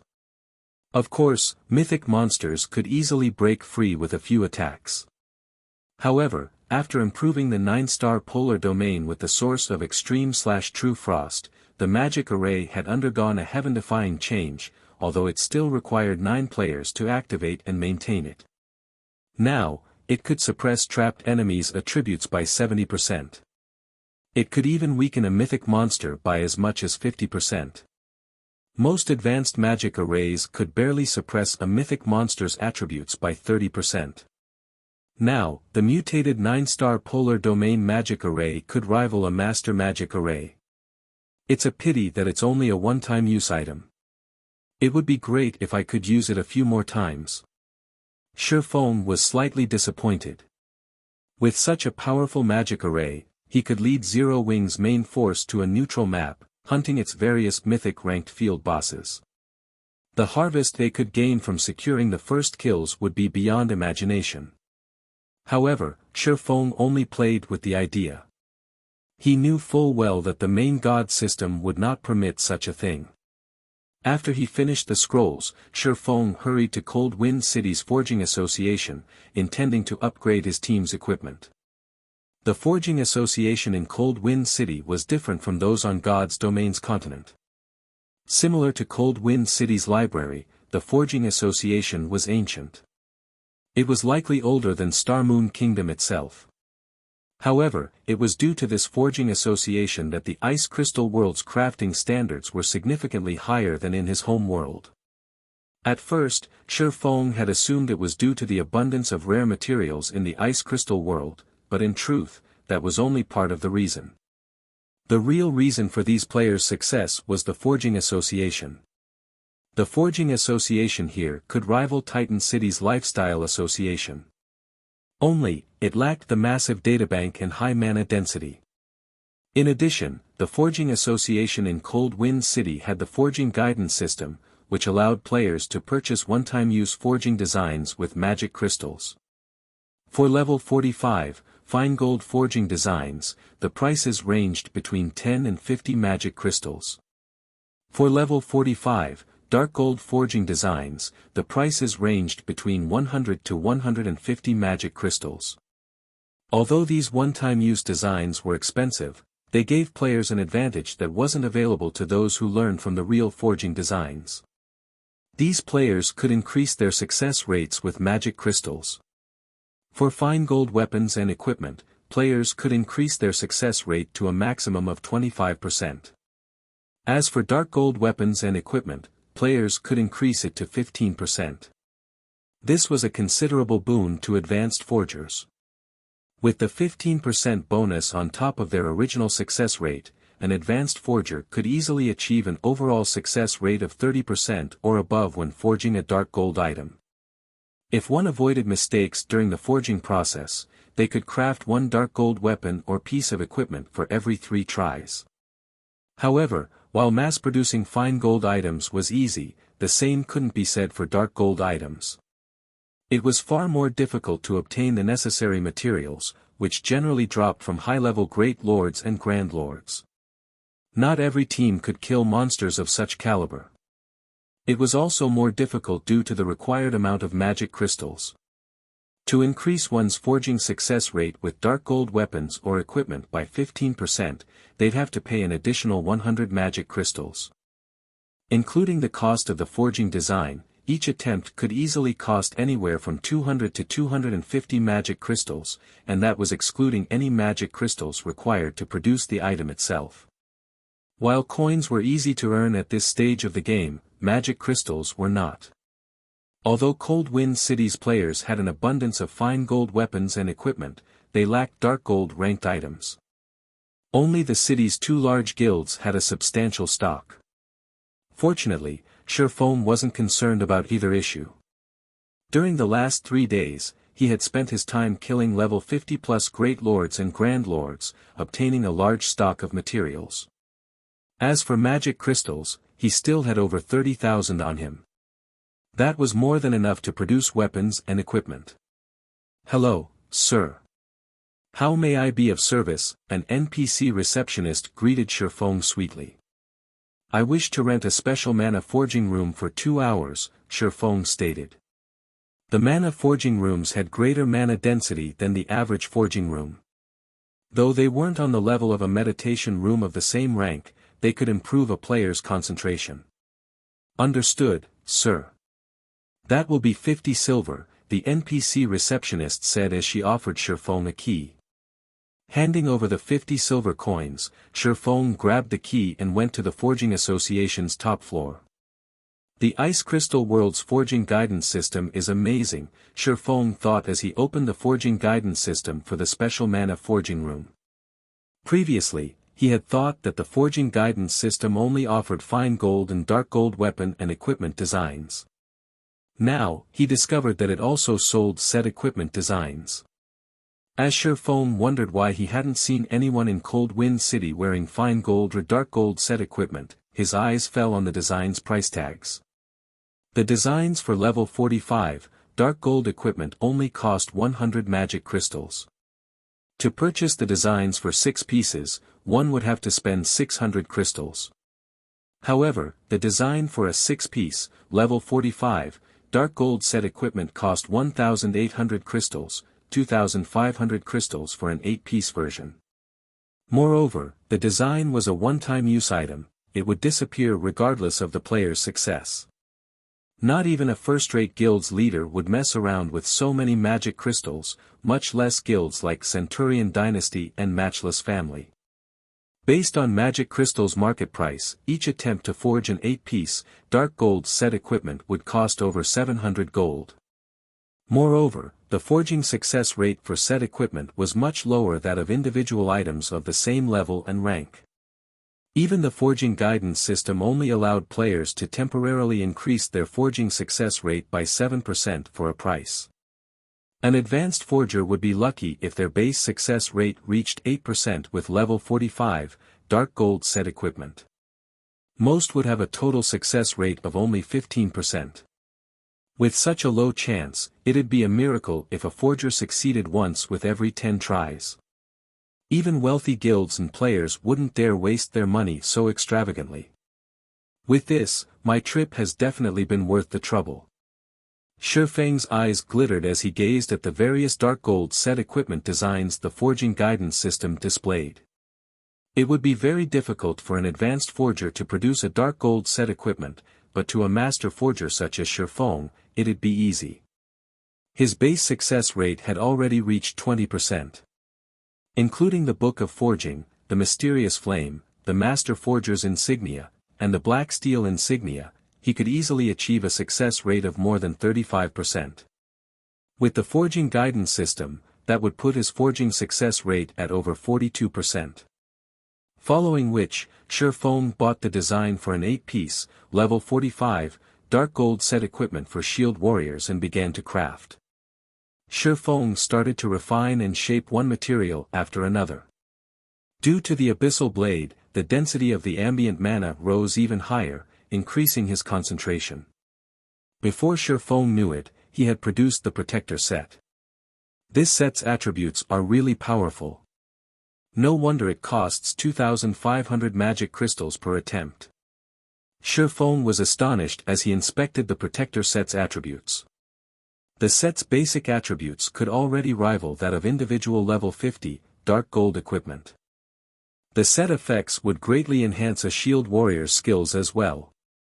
Following which, Shifeng forged one of each of the following sets: Burning Fire set, Courage set, and Icicle set. All three were 8-piece, level 45, dark gold set equipment and were meant for the Berserker, Guardian Knight, and Swordsman classes, respectively. After producing the 4 sets, Shifeng couldn't bear to push his luck. Producing the 4 sets had already cost him over 15,000 magic crystals. If he tried to forge more, he'd run out of magic crystals. He could only select a few level 45 dark gold weapons and equipment to craft at this point. After forging over 40 items, Shifeng noticed that his 2-hour session was almost over. He packed up and hurried to the Snow Rift to meet up with Lifeless Thorn and the others. The Snow Rift's core was in the middle of a mountainous region. Solitary 9, Lifeless Thorn, and the other team members had gathered there. "Commander, I've selected the required members. We are ready to move out on your command," Solitary 9 reported upon seeing Shifeng approach. "We have also investigated the cave entrance's guardian boss. It is a level 67 Grand Lord. Its speed, attack power, and perception are extraordinary. We sent one of our scouts ahead, and the boss discovered him before he was within 150 yards of the monster. He died instantly. Even though our MTs tried to tank it, we only lasted 2 hits. With our team's current strength, I'm afraid." Fear filled everyone's hearts. The strongest boss they had ever fought was only a level 60 Grand Lord, and they had already witnessed this level 67 boss's power. To put it simply, its destructive power was terrifying. "I understand," Shifeng said after watching the battle video Solitary 9 had sent him. He then took the weapons and equipment he had forged from his bag and said, "For now, put these on. We'll raid the boss once you've gotten used to them." We're replacing our equipment. Every member of the team stared at Shifeng in confusion. They didn't understand why he wanted them to replace their equipment. They already wore the best in Cold Wind City, and they were used to their old weapons and equipment. These are. Commander, how did you get these? However, when these players saw the items Shifeng had given them, their eyes widened in shock. Chapter 1466, First Kill Jackpot. Chapter 1466, First Kill Jackpot. How is this possible? Both Lifeless Thorn and Solitary 9 were stupefied by the items Shifeng had brought them. If Shifeng had revealed a bunch of level 45, dark gold weapons and equipment, they would have only been surprised at how many dark gold items he had obtained. But when they saw the 4 dark gold sets. As far as they knew, Cold Wind City didn't have a single, available dark gold set, not to mention level 45 dark gold set equipment. Not even Centurion Dynasty or Matchless Family had succeeded to forge a full set, yet Shifeng had brought 4. Moreover, they were all 8-piece sets. 9, Lifeless, Whistle, and Madness, you 4 will be the team's main force, so put these sets on, Shifeng instructed his players after glancing over the team. After the Asura Adventurer team had developed for some time, Lifeless Thorn had finally persuaded Dark Madness, Waveheart's commander, to join. As a result, the rest of the Waveheart Adventurer team had followed his lead, helping Asura become Cold Wind City's bona fide #1 adventure team. At this point, Asura had over 2,000 official members with over 10,000 reserve members. Not even Centurion Dynasty or Matchless Family had so many experts. Moreover, due to Dark Madness becoming a member, they had solved the problem of Asura's main force lacking MTs. Dark Madness, the city's #1 Guardian Knight, was the reason Waveheart had become Cold Wind City's #1 adventurer team. Due to his presence, Waveheart had easily raided one powerful dungeon and field boss after another. Hearing Shifeng's orders, the 4 nodded enthusiastically before joyfully replacing their old equipment with the 8-piece sets. No one on the team complained. After all, these 4 players' strength was irrefutable. If their team wanted to get the most out of the dark gold ranked sets, the best players among them should use the items. Don't be jealous. I will reward whoever reaches the refinement realm with even better dark gold set equipment, Shifeng said, smiling when he saw the other team members' envious expressions. Commander, are you serious? Everyone breathlessly turned to Shifeng. These 8-piece dark gold sets were the best available in Cold Wind City. They dreamed of obtaining such a set, not to mention even better equipment.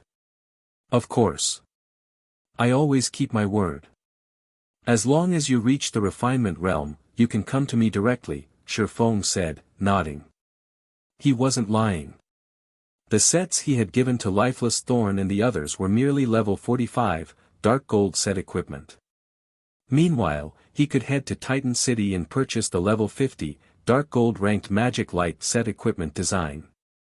In the past, he had only been an advanced forger, so it would have been very difficult to forge the set, but no, he was a master forger. It'd be easy as long as he had enough materials. When the team members heard Shifeng's confirmation, an intense fighting spirit burned in their eyes.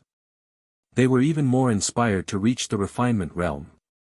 After a quick break to switch out the old equipment with the new, Shifeng prepared his team to raid the 3-headed Frost Wolf, the cave entrance's guardian boss. 3-headed Frost Wolf, elemental creature, Grand Lord. Level 67. HP 130,000/130,000,000.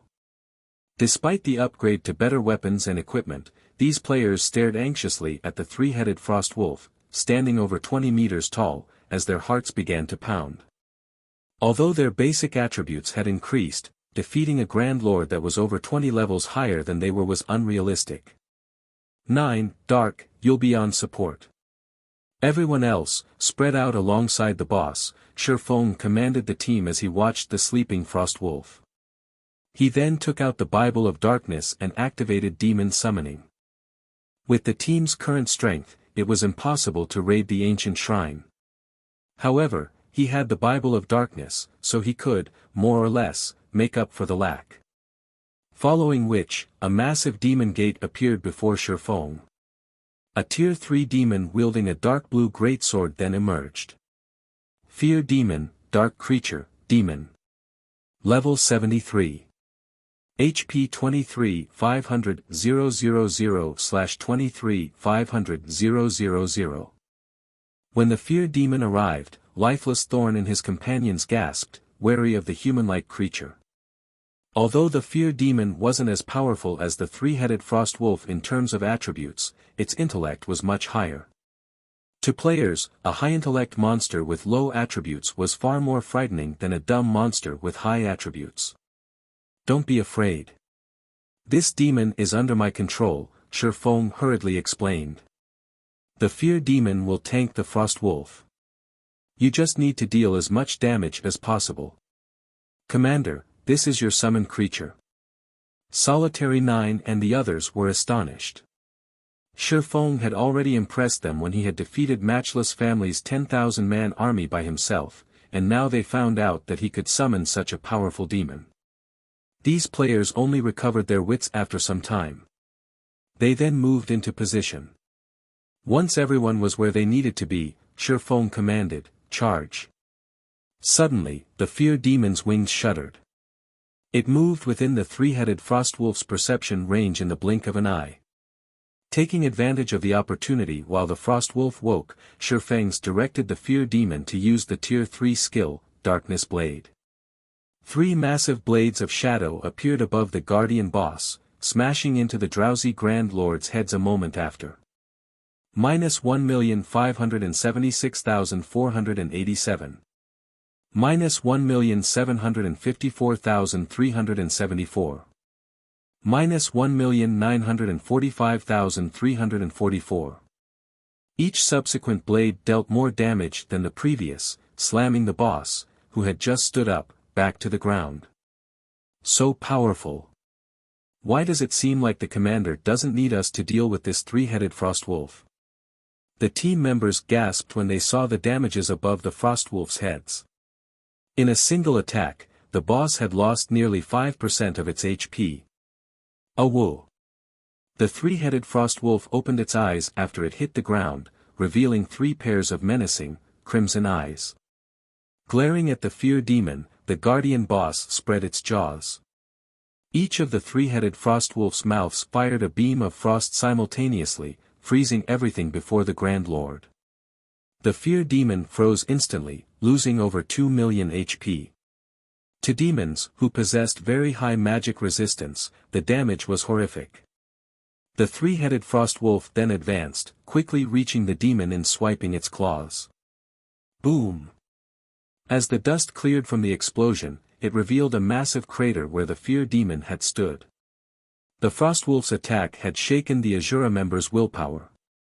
Fortunately, the Fear Demon had broken free from the ice and used its greatsword to defend itself in time, only receiving several tens of thousands of damage. Seeing this, Asura's members grew nervous. Compared to the battle before them, their previous fights had been child's play. Only a few players on the team had remained calm. Lifeless Thorn had even made his way to the three-headed Frostwolf's rear, using Chop with his Thunder Spear. As Lifeless Thorn attacked, one instance of over -10,000 damage appeared above the Grand Lord's head after another. Meanwhile, Solitary 9, Dark Madness, and Cleansing Whistle dealt around -8,000 damage with their attacks. Although they couldn't compare to the Fear Demon's damage, theirs was better than their companions, who only dealt around -4,000 damage. Meanwhile, Shifeng arrived by the three-headed Frostwolf side. Thundering Flash. Thunder Flame Explosion. Shadow Blade. Flame Burst. Shifeng landed a series of skills, each of his attacks dealing over -100,000 damage. His damage was only second to the Fear Demon's. For a time, the three-headed Frostwolf and Fear Demon fought fiercely. Although the Fear Demon was no match for the Grand Lord, it received constant healing from the healers at the rear and could continue to tank the Guardian boss, allowing everyone else to chip away at the Grand Lord's HP.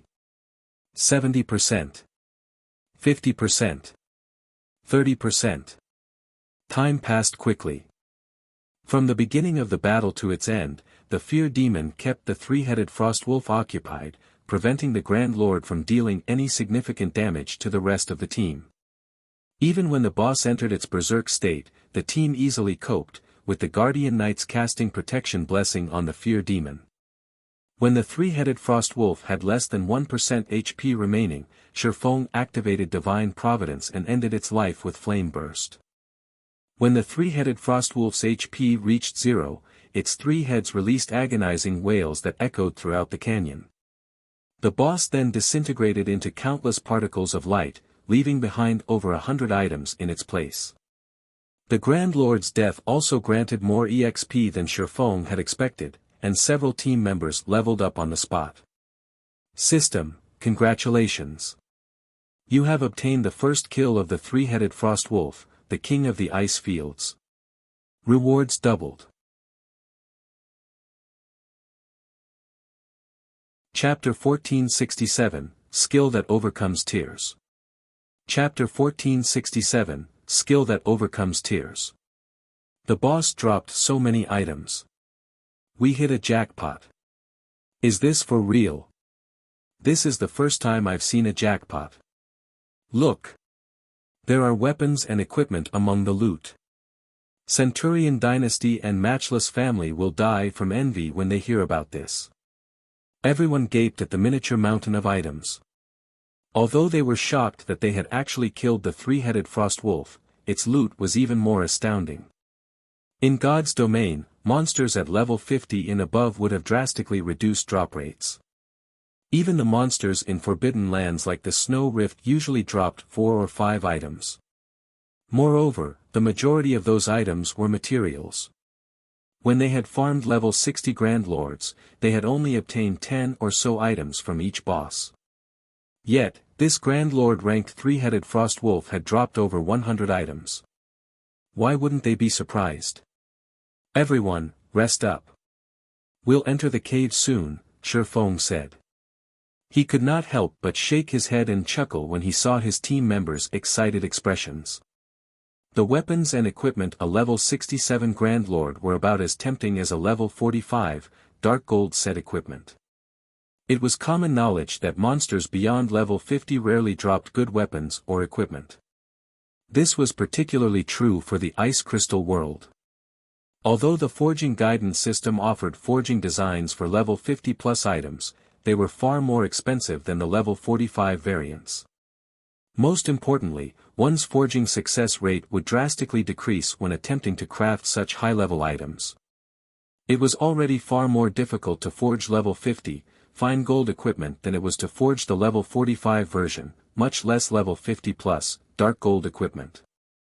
Among the 100+ items, over 60% consisted of materials for forging level 50+ weapons and equipment. There were also over a dozen Master Mana Recovery Potions, Master Recovery Potions, and Attribute Gemstones of various kinds, 5 Tier 2 Magic Scrolls, and 2 Tier 3 Magic Scrolls. One of the Tier 3 Magic Scrolls was a group instantaneous teleportation scroll, and the other was a defensive magic scroll.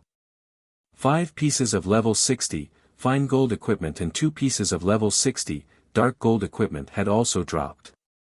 However, among these dropped items, one caught Shifeng's eye, a thick, golden book.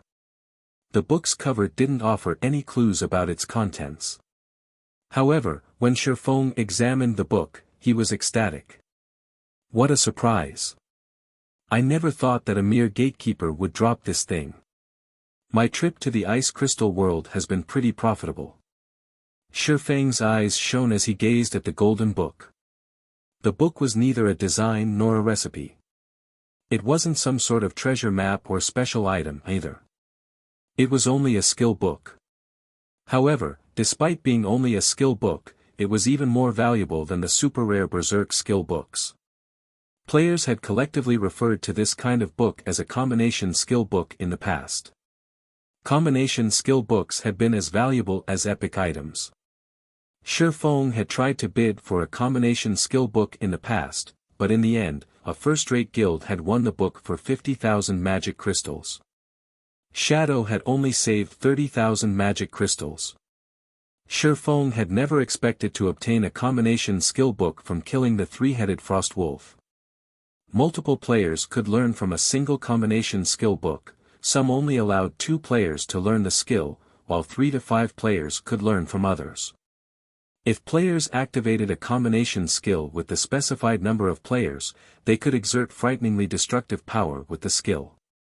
In the past, this had been the various large guilds' main method of dealing with powerful bosses. After all, God's domain had many incredibly powerful monsters. Even with the aid of magic arrays, players were no match for these bosses. During these situations, combination skills worked wonders. However, combination skills' strength and effects varied. For example, combination skill books that could sell for tens of thousands of magic crystals generally contained skills that required 4 or 5 players to activate. With such combination skills, even Tier 1 players could severely injure mythic monsters, becoming far more powerful than Tier 3 magic scrolls. Generally, one could only obtain combination skill books from mythic monsters or dark gold treasures found in level 60 maps and above. He never thought that he would actually get one from a Grand Lord. Following which, Shi Feng inspected the skill book. Triple Frost Moon, combination skill. Requires 3 melee classes to activate.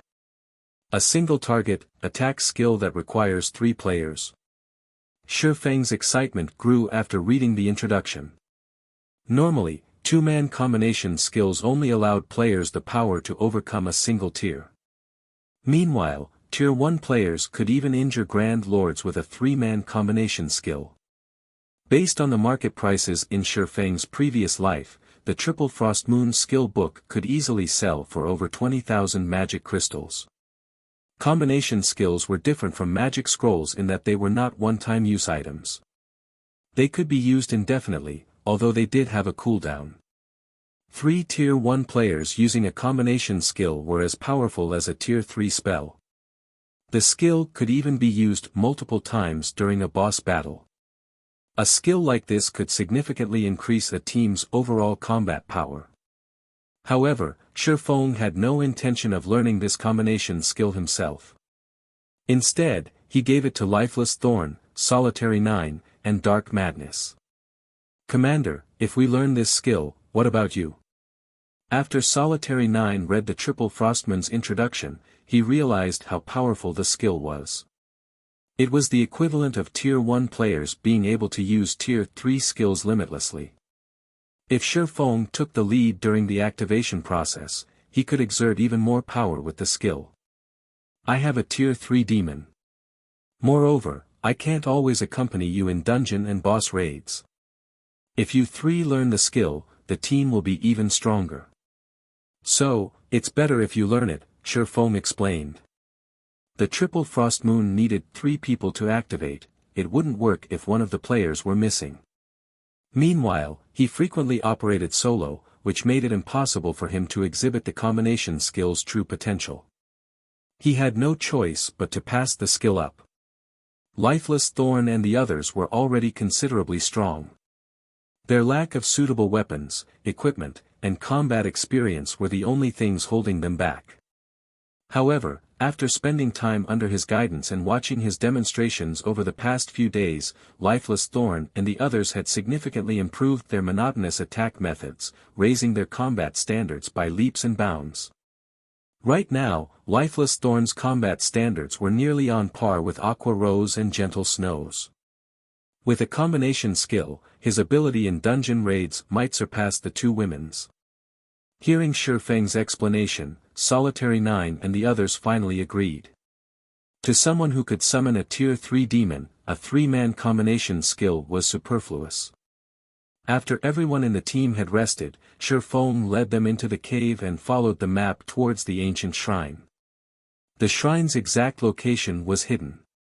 Although the map indicated that it was within the cave's interior was complex. The cave system was like a natural maze. If not for the map, Shifeng might not have found the ancient shrine's cave in the first place, much less locating the shrine itself. The team frequently ran into frenzied monsters that attacked without hesitation after they entered the cave. They even ran into the occasional Grand Lord. Although these Grand Lords weren't as strong as the three-headed Frost Wolf, they weren't easy to deal with. The team had to bide their time as they slowly whittled down the boss's HPs. After 10 hours of exploring the cave system, Shifeng and the others finally reached a dark cavern. During their journey, they had killed 8 level 65 Grand Lords and countless chieftains and lords. These monsters had done nothing but provide an abundance of EXP. At this point, Lifeless Thorn and a few others were level 50, and Shifeng was only a step away from reaching level 59. However, this was all due to the team securing these monsters' first kill. Disappointingly, these monsters hadn't dropped as much loot as the three-headed Frost Wolf. They had only dropped level 60, secret silver and fine gold weapons and equipment. Combined, these items' total value was nothing compared to the Guardian boss's loot. A towering, purple gold shrine sat in the center of the dark cavern. It radiated a sacred aura, and as players gazed up at the shrine, they shuddered. When Shifeng and his companions moved within 500 yards of the shrine, they heard the sound of a system notification. System, you have discovered an ancient shrine. As they were alerted of the system notification, a magic array appeared on the ground in front of the shrine, illuminating the cavern. Following which, a 10-meter-tall, humanoid robot emerged. The instant this humanoid robot appeared, everyone, including Shifeng, felt a stifling pressure weigh them down. Even an expert like Lifeless Thorn paled under this pressure. The weaker team members nearly lost their footing. Chapter 1468, Raiding a Mythic. Chaptering 1468, Raiding a Mythic. Mythic. Before they even checked the Titan Warrior's statistics, the pressure it radiated overwhelmed the team. Now that they had seen its information, they were shocked. No one throughout Cold Wind City, not even an expert like Lifeless Thorn, had ever seen a mythic monster. Now that they stood before one, they were terrified to stand within 500 yards of the Titan Warrior, not to mention attempt to fight the thing. This was the first time they had felt anything like this since they joined God's domain. Their minds screamed at them, warning that if they proceeded, they would dance with death. Commander, this monster is too powerful. We can't afford to provoke a monster like this yet. Do we have to fight it? Solitary 9 asked, his complexion ashen. Before he had encountered the Titan Warrior, he had thought that it might be possible for their team to defeat a mythic monster. However, after experiencing the Titan Warrior's near-tangible killing intent and absolute power, he knew that Tier 1 players had no hope against it. The Titan Warrior's battle recovery alone would regenerate 3,600,000 HP every 5 seconds. If their team couldn't deal over 720,000 damage each second, their team would never kill it, even if the Titan Warrior stood there and watched them try. This wasn't a battle. This was a suicide mission. A mechanical life form.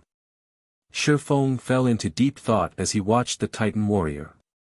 Although he had known that the final Guardian boss would be a mythic monster, he hadn't expected it to be a mechanical life form. Mechanical lifeforms were famed for their high defense, strength, and magic resistance. Because of these stats, they were known to be the best guard monsters available. Even super guilds struggled against mechanical lifeform bosses since they couldn't take advantage of their collection of high-tiered magic scrolls and mana pulse cannons. Even magic arrays had little effect against these creatures. Players could only defeat a mechanical lifeform with brute strength. There simply weren't any loopholes. Commander, are we still going to fight that thing? Lifeless Thorn asked hesitantly. Before they had come here, Shifeng had told Asura's upper echelons that they could travel to another world if they finished this quest. They wouldn't have to stay cooped up in Cold Wind City, but as they faced an insurmountable mythic monster, even Lifeless Thorn felt helpless. This wasn't some random dungeon. If they died in this cave, they would lose an entire level. At their level, recovering the lost EXP would take a lot of time. Let's make an attempt, Shi Feng said after giving the matter some thought. The attempt? Lifeless Thorn and the others were slightly confused. Shi Feng took a Tier 2 summoning scroll from his bag and summoned a Tier 2 Gale Cheetah. He then used Phantom Kill, sending his doppelganger forward while he directed the Gale Cheetah to circle the boss. He wanted to test the Titan Warrior's reaction and turning speed. Although mechanical lifeforms had high defense and strength, they also had a glaring weakness, slow reaction and turning speed. Of course, this was only compared to monsters of the same rank. A Mythic-ranked mechanical lifeform's reaction and turning speed should be higher than a Grand Lord's of the same level.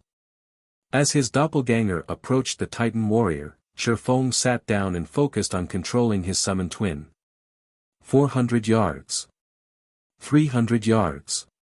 When the doppelganger moved within 200 yards of the guardian boss, the previously immobile mythic monster abruptly opened its eyes, revealing two dazzling, crimson orbs. It advanced on the doppelganger so quickly that by the time the watching crowd reacted, the boss had crossed 40 yards. When the boss had moved, it had created a massive crater where it had originally stood. It looked like a cannon had bombarded the area. So fast. Upon seeing the Titan Warrior approach, Shi Feng immediately had his doppelganger activate Defensive Blade. In the blink of an eye, the boss reached the doppelganger, swinging its colossal greatsword down at the invader. The moment the greatsword began to descend, the doppelganger jumped out from the weapon's path. However, the Titan Warrior nimbly adjusted its attack trajectory halfway through the swing, slicing at the doppelganger, who had yet to land. Boom! Immediately, a deep gash over 30 yards long tore through the ground. Although Shi Feng's doppelganger had nullified the attack with Defensive Blade, the boss's strength was overwhelming. The impact threw the doppelganger over 20 yards away. Asura's members gasped. Even Lifeless Thorn wore a grim expression. It was just too fast. His eyes couldn't keep up with the Titan Warrior's speed. Even against the three-headed Frost Wolf, Lifeless Thorn had been able to keep up with the Grand Lord's attacks, but he couldn't even see the Titan Warrior's afterimages. He had no doubt that he wasn't capable of dodging an attack if he were on the receiving end of that mythic monster's greatsword. Its reaction speed is quite impressive. At the very least, our reaction speed will have to be on par with a Grand Lord to block and dodge its attacks. The outcome hadn't particularly surprised Shi Feng, and he continued to analyze the Titan Warrior. After he tested the boss's reaction speed, he controlled the Gale Cheetah to attack the mythic monster from behind with the Tier 2 skill, Gale Blade. Numerous blades of wind assaulted the Titan Warrior's backside, each dealing over -10,000 damage. The Guardian boss instantly shifted its attention to the Gale Cheetah. The Titan Warrior spun around in less than half a second. It raised its weapon, cleaving down at the summoned creature. Although Shi Feng had tried to direct the Gale Cheetah to circle the Titan Warrior as soon as it finished its attack, he was too late. He couldn't even control the feline to defend itself in time. In the next moment, a streak of white light struck the Gale Cheetah, throwing it and devouring several millions of HP. Shi Feng's doppelganger then appeared behind the Titan Warrior, activating Shadow Blade. After landing a barrage of attacks, the doppelganger reclaimed the boss's aggro. After a split second, the boss tossed the doppelganger again. After repeating this process several times, the Titan Warrior killed both the doppelganger and the summoned creature. After killing the trespassers, the Titan Warrior calmed and returned to its original position. Everyone was stunned speechless. The Titan Warrior was too fast and too powerful. Even with their life-saving skills active, this Guardian boss would likely kill Solitary 9 in Dark Madness instantly. We'll need to be roughly as fast as a Grand Lord to avoid its counterattacks. After watching the monster for some time, Shi Feng had analyzed all of the Titan Warrior's aspects. He then turned to his team. Although raiding this Titan Warrior will be dangerous, our chances of defeating it aren't non-existent. He then pulled 10 miniature ballistas from his bag. Unfortunately, since the war weapons were precious to his guilds, he hadn't brought too many with him. War weapons. The Asura team members were dumbfounded to see the miniature ballistas. Guilds generally reserved these weapons for guild wars, yet Shifeng intended to use them to kill a monster. He had even brought 10 of these war weapons with him. Let my demon tank the Titan warrior. The rest of you will attack from 500 yards away. Try to move around and attack from behind it as much as possible, Shifeng said. He then pointed to a group of magical class players and instructed, "You 9, come to me.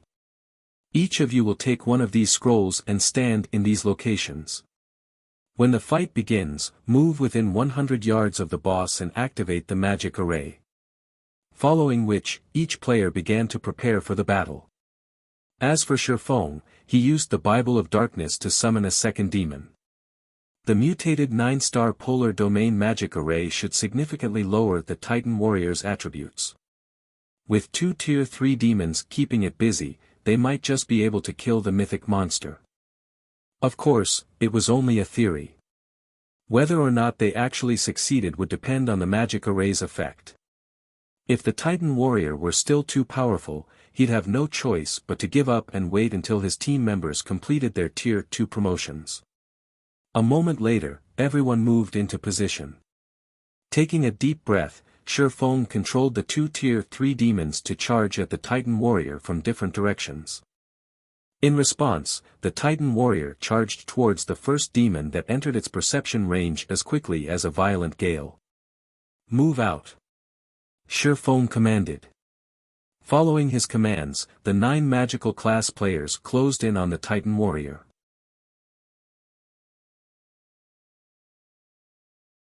Chapter 1469, Godly Control. Chapter 1469, Godly Control. As soon as the summoned Tomahawk demon moved within the Titan warrior's perception range, the mythic monster rushed up to meet the demon, its great sword rapidly descending. Even though Shifeng saw the weapon through the Tomahawk demon's vision, it was too fast to evade. He could only direct the demon to lift its battle axe to block the greatsword. Ping! The impact instantly threw the Tomahawk demon over 30 yards away, and although it had blocked the attack, it still lost tens of thousands of HP.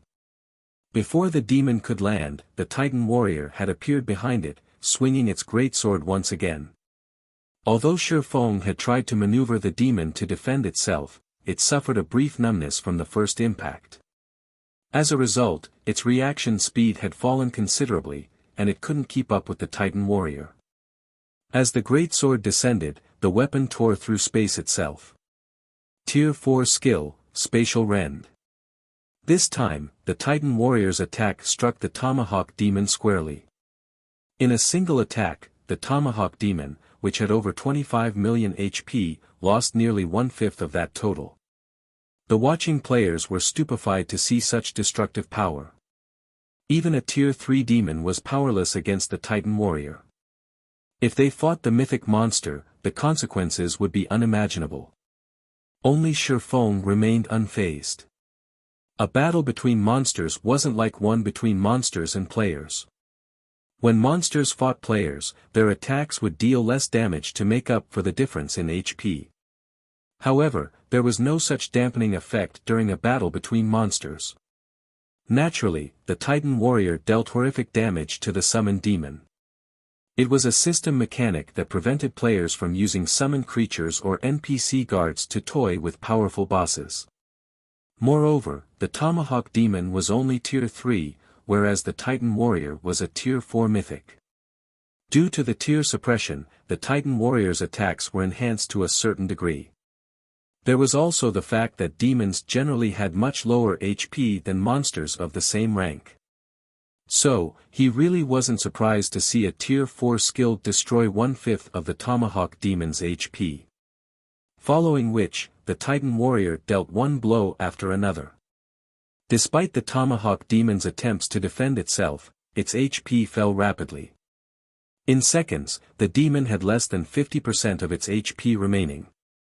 Fortunately, the 9 magical class players had surrounded the Titan warrior.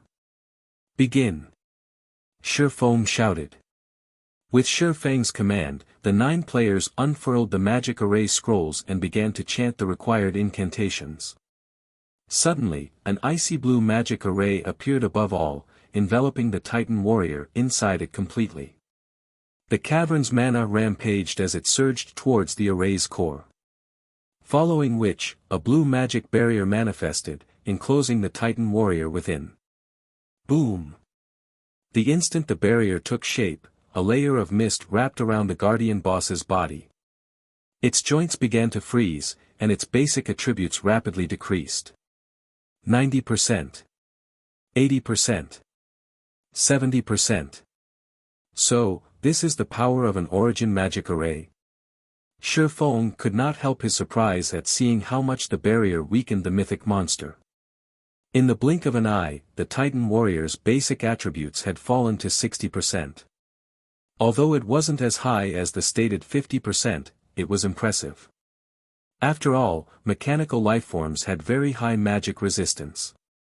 In fact, Shifeng hadn't expected to reduce the Titan warrior's attributes by as much as 40%. Even better, the magic array's freezing effect had slowed the boss's movements.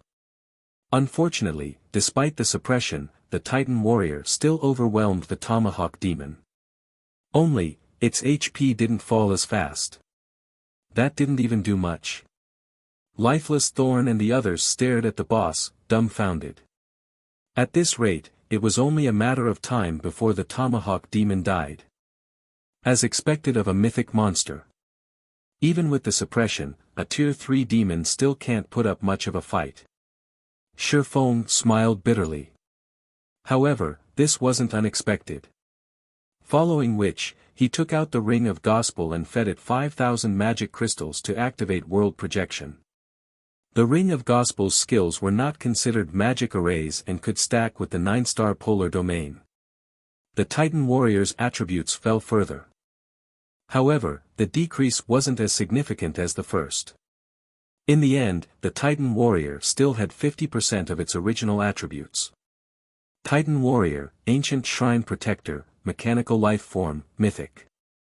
Level 70. HP 180,000,000/180,000,000. Continuing its assault, the Titan warrior brandished its greatsword, sending several sword lights at the Tomahawk demon. Suddenly, the Fear demon flew into the fray, meeting the Titan warrior's greatsword with its own. Dang! Dang! Dang! A series of clangs shook the cavern. Although both the Tomahawk demon and the Fear demon were forced to retreat over a dozen yards, they had blocked the boss's attacks. The two demons had only lost a few tens of thousands of HP, which wasn't considerable when their maximum was over 20 million. They blocked every attack. Shocked gripped Solitary 9 as he watched the battle between the demons and the mechanical life form. Logically, the two tier 3 demons shouldn't be able to keep up with the mythic monster, even if the Titan warrior's attributes had been suppressed by 50%, yet they had blocked every one of its attacks. The commander is awesome. Lifeless Thorn glanced at Shifeng in shock, watching him control the two demons from afar. The other team members might not have realized what had just happened, but he had caught a glimpse. Although the tier 3 demons weren't a match for the Titan warrior and even began to show signs of momentary paralysis after blocking the attacks, Shifeng had controlled them to alternate. Doing so had allowed the paralyzed demon a split second to recover. Although the technique sounded simple, without a precise grasp of the Titan warrior's timing and perfect control of the two demons, it was impossible to perform. Shifeng's control was godly. Lifeless Thorn had neither seen nor heard of such a combat technique. After training under Shifeng and improving drastically, he had thought he was close to reaching the swordsman's standards, but seeing the man in this fight, he realized that the gap between them was much larger than he had expected. What he didn't know was that blocking the Titan warrior's attacks was impossible for the demons if they simply alternated. Their performance had only been possible due to world projection weakening the mythic monster's physique, slowing its reaction speed. If not for world projection, the demons would have been defeated despite working together. Once the demons secured the Titan warriors' aggro, Shifeng commanded, "Everyone, attack." Immediately, Lifeless Thorn and the others, who operated the miniature ballistas, fired one exploding arrow after another at the Guardian boss. Shio! Shio! Shio! The arrows crossed the 500 yards between the miniature ballistas and the boss in a breath. In the end, all 10 exploding arrows pierced the Titan warriors' back and sides. Damages of over -100,000 appeared above the Titan warrior's head, significantly reducing the mythic monster's HP. Although the sight overjoyed Asura's members, Shifeng couldn't bring himself to celebrate the outcome. Even after losing 50% of its attributes, the Titan warrior's battle recovery restored 1,800,000 HP every 5 seconds. Although the miniature ballista attacks had dealt more damage than that, it hadn't been by much. At this rate, it would take the team hours to whittle down the Titan warrior's HP. Meanwhile, world projection only lasted 10 minutes. While Shifeng tried to think of a solution, the Titan warrior didn't wait around. Abruptly, it thrust its great sword into the ground. 4-meter-tall figures then began to rise, one after another. Earthen Spirit, Elemental Creature, Grand Lord. Level 70. HP 10,000,000/10,000,000. In seconds, 4 earthen spirits stood before the team. Crap. How is this even fair? Is this a joke? We're doomed. Asura's members gaped when as the boss summoned reinforcements. The Titan warrior was already terrifying on its own, yet it could summon 4 Grand Lords. Suddenly, the 4 earthen spirits dashed for the miniature ballistas 500 yards away. Sure enough, the main god system won't let players easily exploit a loophole. Shifeng frowned at the earthen spirits. Gritting his teeth, he took 2 summon guard scrolls from his bag. Chapter 1470, Slaying a Mythic Monster. Chapter 1470, Slaying a Mythic Monster. Anna and Kite appeared shortly after Shifeng activated the Summon Guard scrolls. Although it had been some time since Shifeng had last summoned the NPCs, neither personal guard had leveled up much. Anna was only level 76, whereas Kite was level 75. Kill those earthen spirits. Shifeng commanded.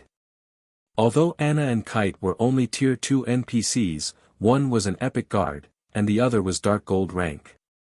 On their own, they were more than capable of soloing a great lord of the same level. Although the earthen spirits were grand lords, with the 9-star polar domain and world projection suppression, they were only as strong as ordinary great lords. Neither of his personal guards should have any issues dealing with the earthen spirits. Following their master's command, Anna began to chant an incantation while Kite dashed towards the closest earthen spirit. While inside the 9-star polar domain, the earthen spirits were trapped. They could only bombard the magic barrier, but even the Titan warrior would struggle to destroy the strengthened 9-star polar domain, much less these weakened elementals. When he arrived before an earthen spirit, Kite swung one of his longswords. Dozens of wind blades bombarded the earthen spirit, each dealing -40,000 damage. By the time Kite's attack ended, the elemental had lost 1/10 of its HP. As a result of this attack, all 4 earthen spirits shifted their attention to the NPC. Although Kite's combat standards were superior to the earthen spirits, the latter had the advantages of higher attributes and numbers. Kite had no choice but to focus on defense. As he was forced to retreat one step after another, Anna finished her chant. Suddenly, a tier 3 golden giant and 10 tier 2 rock guardians appeared around Kite. These summoned creatures easily pulled 2 of the earthen spirits aggro, alleviating the pressure on the NPCs. With both guards working together, they quickly got the upper hand in the fight. It was only a matter of time before the 4 earthen spirits died. Just what rank are those personal guards? They can actually suppress 4 grand lords. How are those NPCs' levels so high? Just who is the commander? Asura's members, who had begun to despair, were dumbfounded. Although they had seen players with personal guards in Cold Wind City before, those NPCs had been very weak and of little use to players. They couldn't compare to Anna and Kite's strength. Everyone, prioritize the earthen spirits. We'll deal with the Titan warrior afterward. Shifeng hurriedly instructed as he glanced at the elementals. Lifeless, move your group forward and use your combination skill from the side. Tier 1 skills and spells were almost no threat to the earthen spirits and the Titan warrior, but the combination skill was a different story. If Lifeless Thorn, Solitary 9, and Dark Madness used Triple Frost Moon, the skill would be as powerful as a Tier 3 spell. It should be able to deal a considerable amount of damage to the weakened mechanical life form, let alone the elementals. The players manning the miniature ballistas turned the weapons towards the earthen spirit Kite tanked, launching a volley of exploding arrows at the Great Lord. When the exploding arrows struck, the earthen spirit instantly lost 1/5 of its HP. Meanwhile, Lifeless Thorn, Solitary 9, and Dark Madness led 3 healers as they advanced. Unlike ordinary skills, a combination skill had an optimum formation. The closer the users were to that formation, the stronger the skill would be. Lifeless Thorn's group were among Cold Wind City's top experts. The trio quickly reached Kite's earthen spirit, forming a triangle around it. They then activated Triple Frost Moon simultaneously. Immediately, 3 crescent beams of light converged on the earthen spirit. Boom! The moment the 3 beams collided, they created a towering pillar of silver light that extended to the cavern's ceiling, devouring the elemental. The earthen spirit, which had less than a quarter of its HP remaining before the attack, transformed into particles of light and disappeared. Every player that saw the attack was stunned by its power. Lifeless Thorn's group was no exception. Only Shifeng remained unfazed.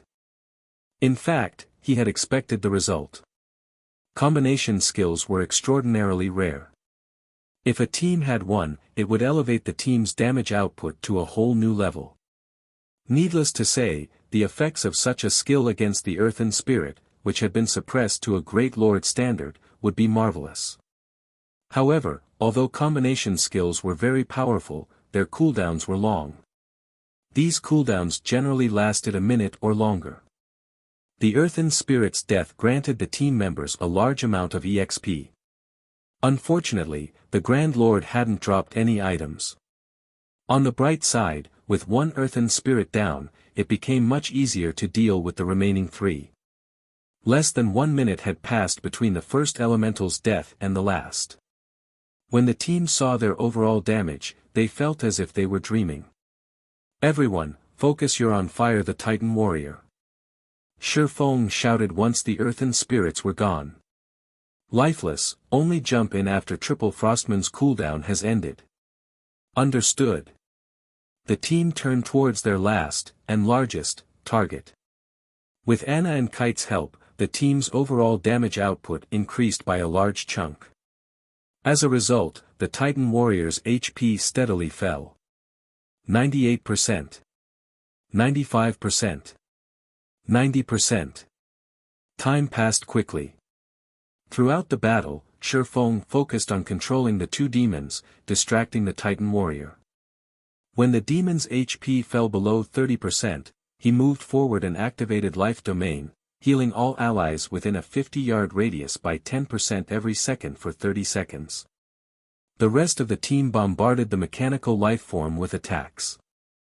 While Triple Frost Moon was on cooldown, Lifeless Thorn's group used Tier 2 magic scrolls to attack.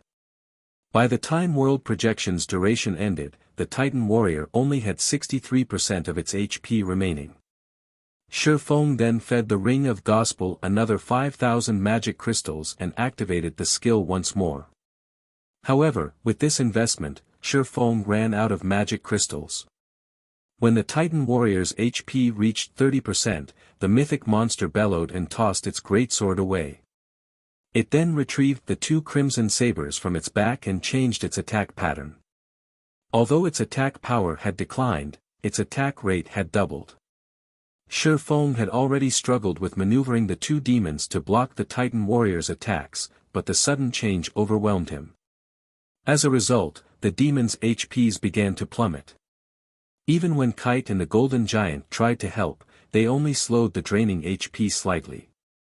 When one demon's HP fell below 50%, and the other fell below 30%, the Titan warrior merged its twin sabers.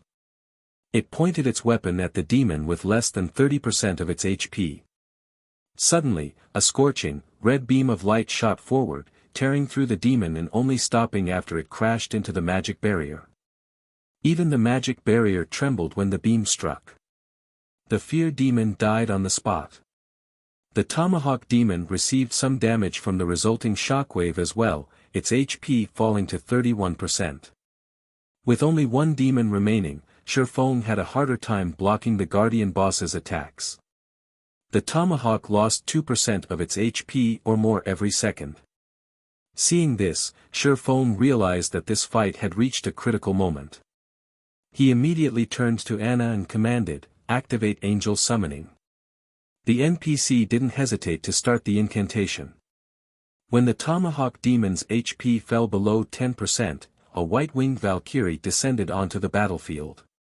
Her wings shuddering slightly, she arrived before the Titan warrior, her golden spear sweeping towards the mythic monster. A golden flash blinded the players, and the impact threw the incomparably powerful Titan warrior over 30 yards away, a damage of over -1 million appearing above its head. Before the Titan warrior could react, the Valkyrie stood before it again, thrusting her spear of thunder into the mythic monster's heart, devouring a large chunk of its HP. "Attack with everything you have," Shi Feng shouted in the team chat. Abandoning his control over the tomahawk demon, he activated Heavenly Dragon's power and blade liberation before dashing towards the Titan warrior. Following suit, Lifeless Thorn, Solitary 9, and Dark Madness also activated their berserk skills and charged towards the boss. With the Valkyrie as the team's MT, they overwhelmed the Titan warrior. The mythic monster couldn't even defend itself, much less retaliate. The Valkyrie could only join the fray for 10 seconds. Hence, holding nothing back, she used one powerful skill after another against the guardian boss. Shi Feng and the other Asura members used every skill and spell they had alongside her. The Titan warrior's HP fell rapidly. 20%. 15%. 10%. By the time the Valkyrie disappeared, the Titan warrior had 3% of its HP remaining. Lifeless Thorn's trio then executed Triple Frost Moon, destroying a little over 1% of the mythic monster's HP. Following which, Shi Feng activated Divine Providence before he and his doppelganger activated Flame Burst and Shadow Blade. By the time Shi Feng's attacks ended, the Titan warrior had stopped moving, its HP gone.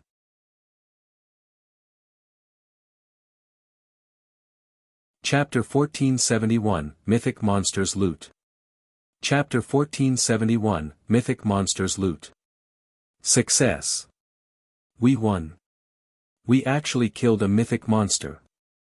Despite their miserable state, when these players looked at the Titan warrior's corpse, excitement welled within them.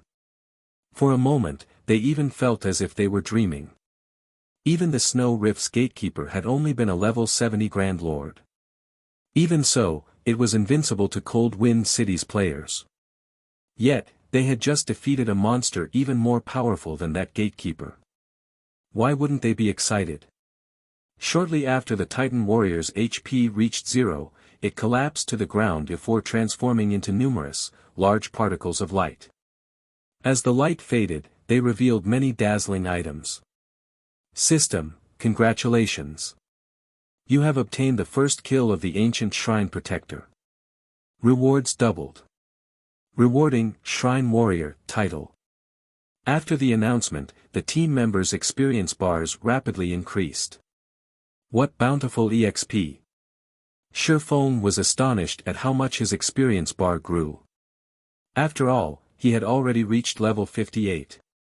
He needed a tremendous amount of EXP to level up, yet even after it had risen from 95% of level 58 to level 59, it continued to increase. Level 59, 10%. 30%. 60%.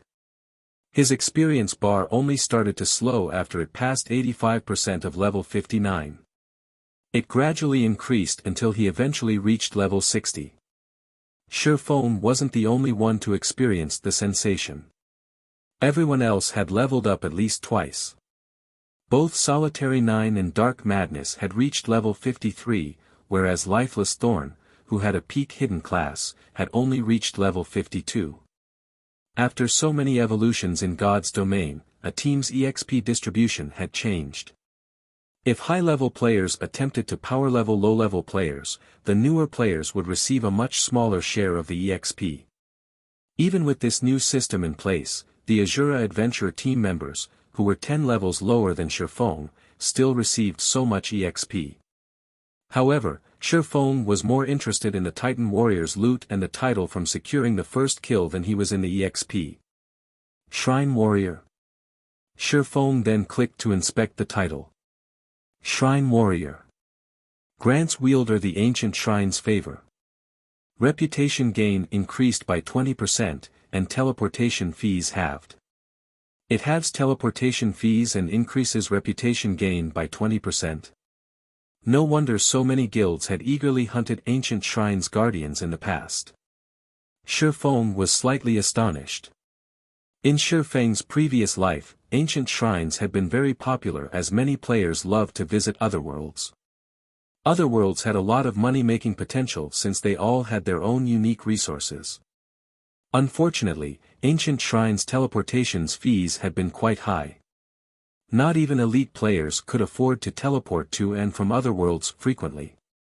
However, traveling to an ancient shrine was typically more troublesome than the teleportation fees. Although ancient shrines had teleportation gates, these teleportation gates only allowed teleportation between a specific otherworld and the continent of God's domain. They wouldn't teleport players to specific locations like the local NPC cities. Players couldn't travel to the teleportation gates from the city's teleportation halls either. If players had wanted to visit or leave an otherworld, they had to travel to an ancient shrine by foot. However, these shrines were usually tucked away in remote locations, and players had to face many monsters on the way. As a result, getting to a shrine had been very time-consuming. But there was a solution. Players could increase their reputation with specific ancient shrines. When a player earned 1,000 reputation points with a particular ancient shrine, they could purchase its ancient shrine emblem. Players could then use this emblem to teleport directly to the shrine, saving a lot of time. Because of this, many players had tried to grind reputation with ancient shrines. Unfortunately, doing so was no easy feat. Most players had been lucky to earn 500 reputation points after 1 or 2 months of hard work. Meanwhile, the Shrine Warrior title could increase players' reputation gain by 20%. Closing off the title's attribute panel, Surefone began to organize the loot. As a mythic monster, the Titan Warrior dropped far better items than a Grand Lord of the same level. Moreover, the loot was even more impressive since they had gotten the first kill. With a quick glance, Surefone spotted over 150 items. Seeing the small mountain of treasure, passion burned in Lifeless Thorn in his companions' eyes. They all wanted to dive into the pile. How bountiful! Even a super guild would be tempted to trying robbing us. Surefang's excitement grew as he looked at the items in his bag. Although he had killed a lot of mythic monsters in his previous life, the difference between their loot and that of the Titan Warrior was like heaven and earth. Generally, mythic monsters had a high chance of dropping epic items. Some special mythic monsters could even drop fragmented legendary items. For example, the final boss in the Dragon's Graveyard, a forbidden land in the Black Dragon Empire, had a chance of dropping a fragmented legendary item. Although the Titan Warrior wasn't as powerful as the Dragon's Graveyard's final boss, its loot was quite impressive. The majority of the 150-plus items were rare materials for crafting epic weapons and equipment, all of which could easily fetch over 100 gold on the market. Among them, a particular item was an important component for forging the epic-ranked broken steel set equipment. Nucleus of Life. Epic set equipment had been out of Shifeng's reach in the past. The best he had equipped were individual epic weapons and pieces of equipment. It was common knowledge that set equipment was half a rank stronger than individual pieces of the same rank. If he had worn an epic set equipment back then, he would have had an 80% chance of completing his Tier 4 promotion. If he could forge the broken steel set now, he would become invincible. Although he had thought of doing so, the materials required to forge the broken steel set were simply too rare. Aside from the required mana stones, he had no way to collect the Titan ore or the flame, water, wind, and earth source crystals. And then there was the Nucleus of Life. One could only obtain a Nucleus of Life if they were lucky. There was no set method to obtain it. One could say that it was the most difficult material to obtain among the various required materials. Shifeng had never expected a Nucleus of Life to drop. Although he knew where he could obtain the rest of the materials, he wasn't strong enough to reach them yet. The Titan warrior had also dropped plenty of master-ranked potions and magic scrolls of various tiers. Among the most precious scrolls was a Tier 4 magic scroll, Titan's Wrath, a Tier 4, large-scale destruction magic scroll. In a guild war, it would be a nightmare for the enemy. There were also quite a few Tier 2 skill books for various classes. The system only allowed players to learn low-tiered skills from NPCs during the early stages of the game to help them adapt to the game's environment. Players could only learn Tier 2 and above skills or spells from loot or purchasing them with legacy skill points. Skill books containing Tier 2 skills were incredibly rare, and many players in the past had only found a handful after reaching Tier 2, obtaining most from completing their promotion quest. As a result, those players hadn't been able to exhibit the true strength of their Tier 2 classes. The Titan Warrior had dropped over a dozen Tier 2 skill books. It had even dropped the popular Tier 2 spell for healers, Combat Resurrection. With this skill, healers could resurrect a fallen companion even while still in combat. It also reduced the normal death penalty by 40%. The only downside was the spell's 12-hour-long cooldown. There were also 2 combination skill books. However, one particular item had caught Shifeng's attention, a shield radiating a faint trace of divine might. It was the most eye-catching item among the loot. A shield? Shifeng activated omniscient eyes and began to appraise the item.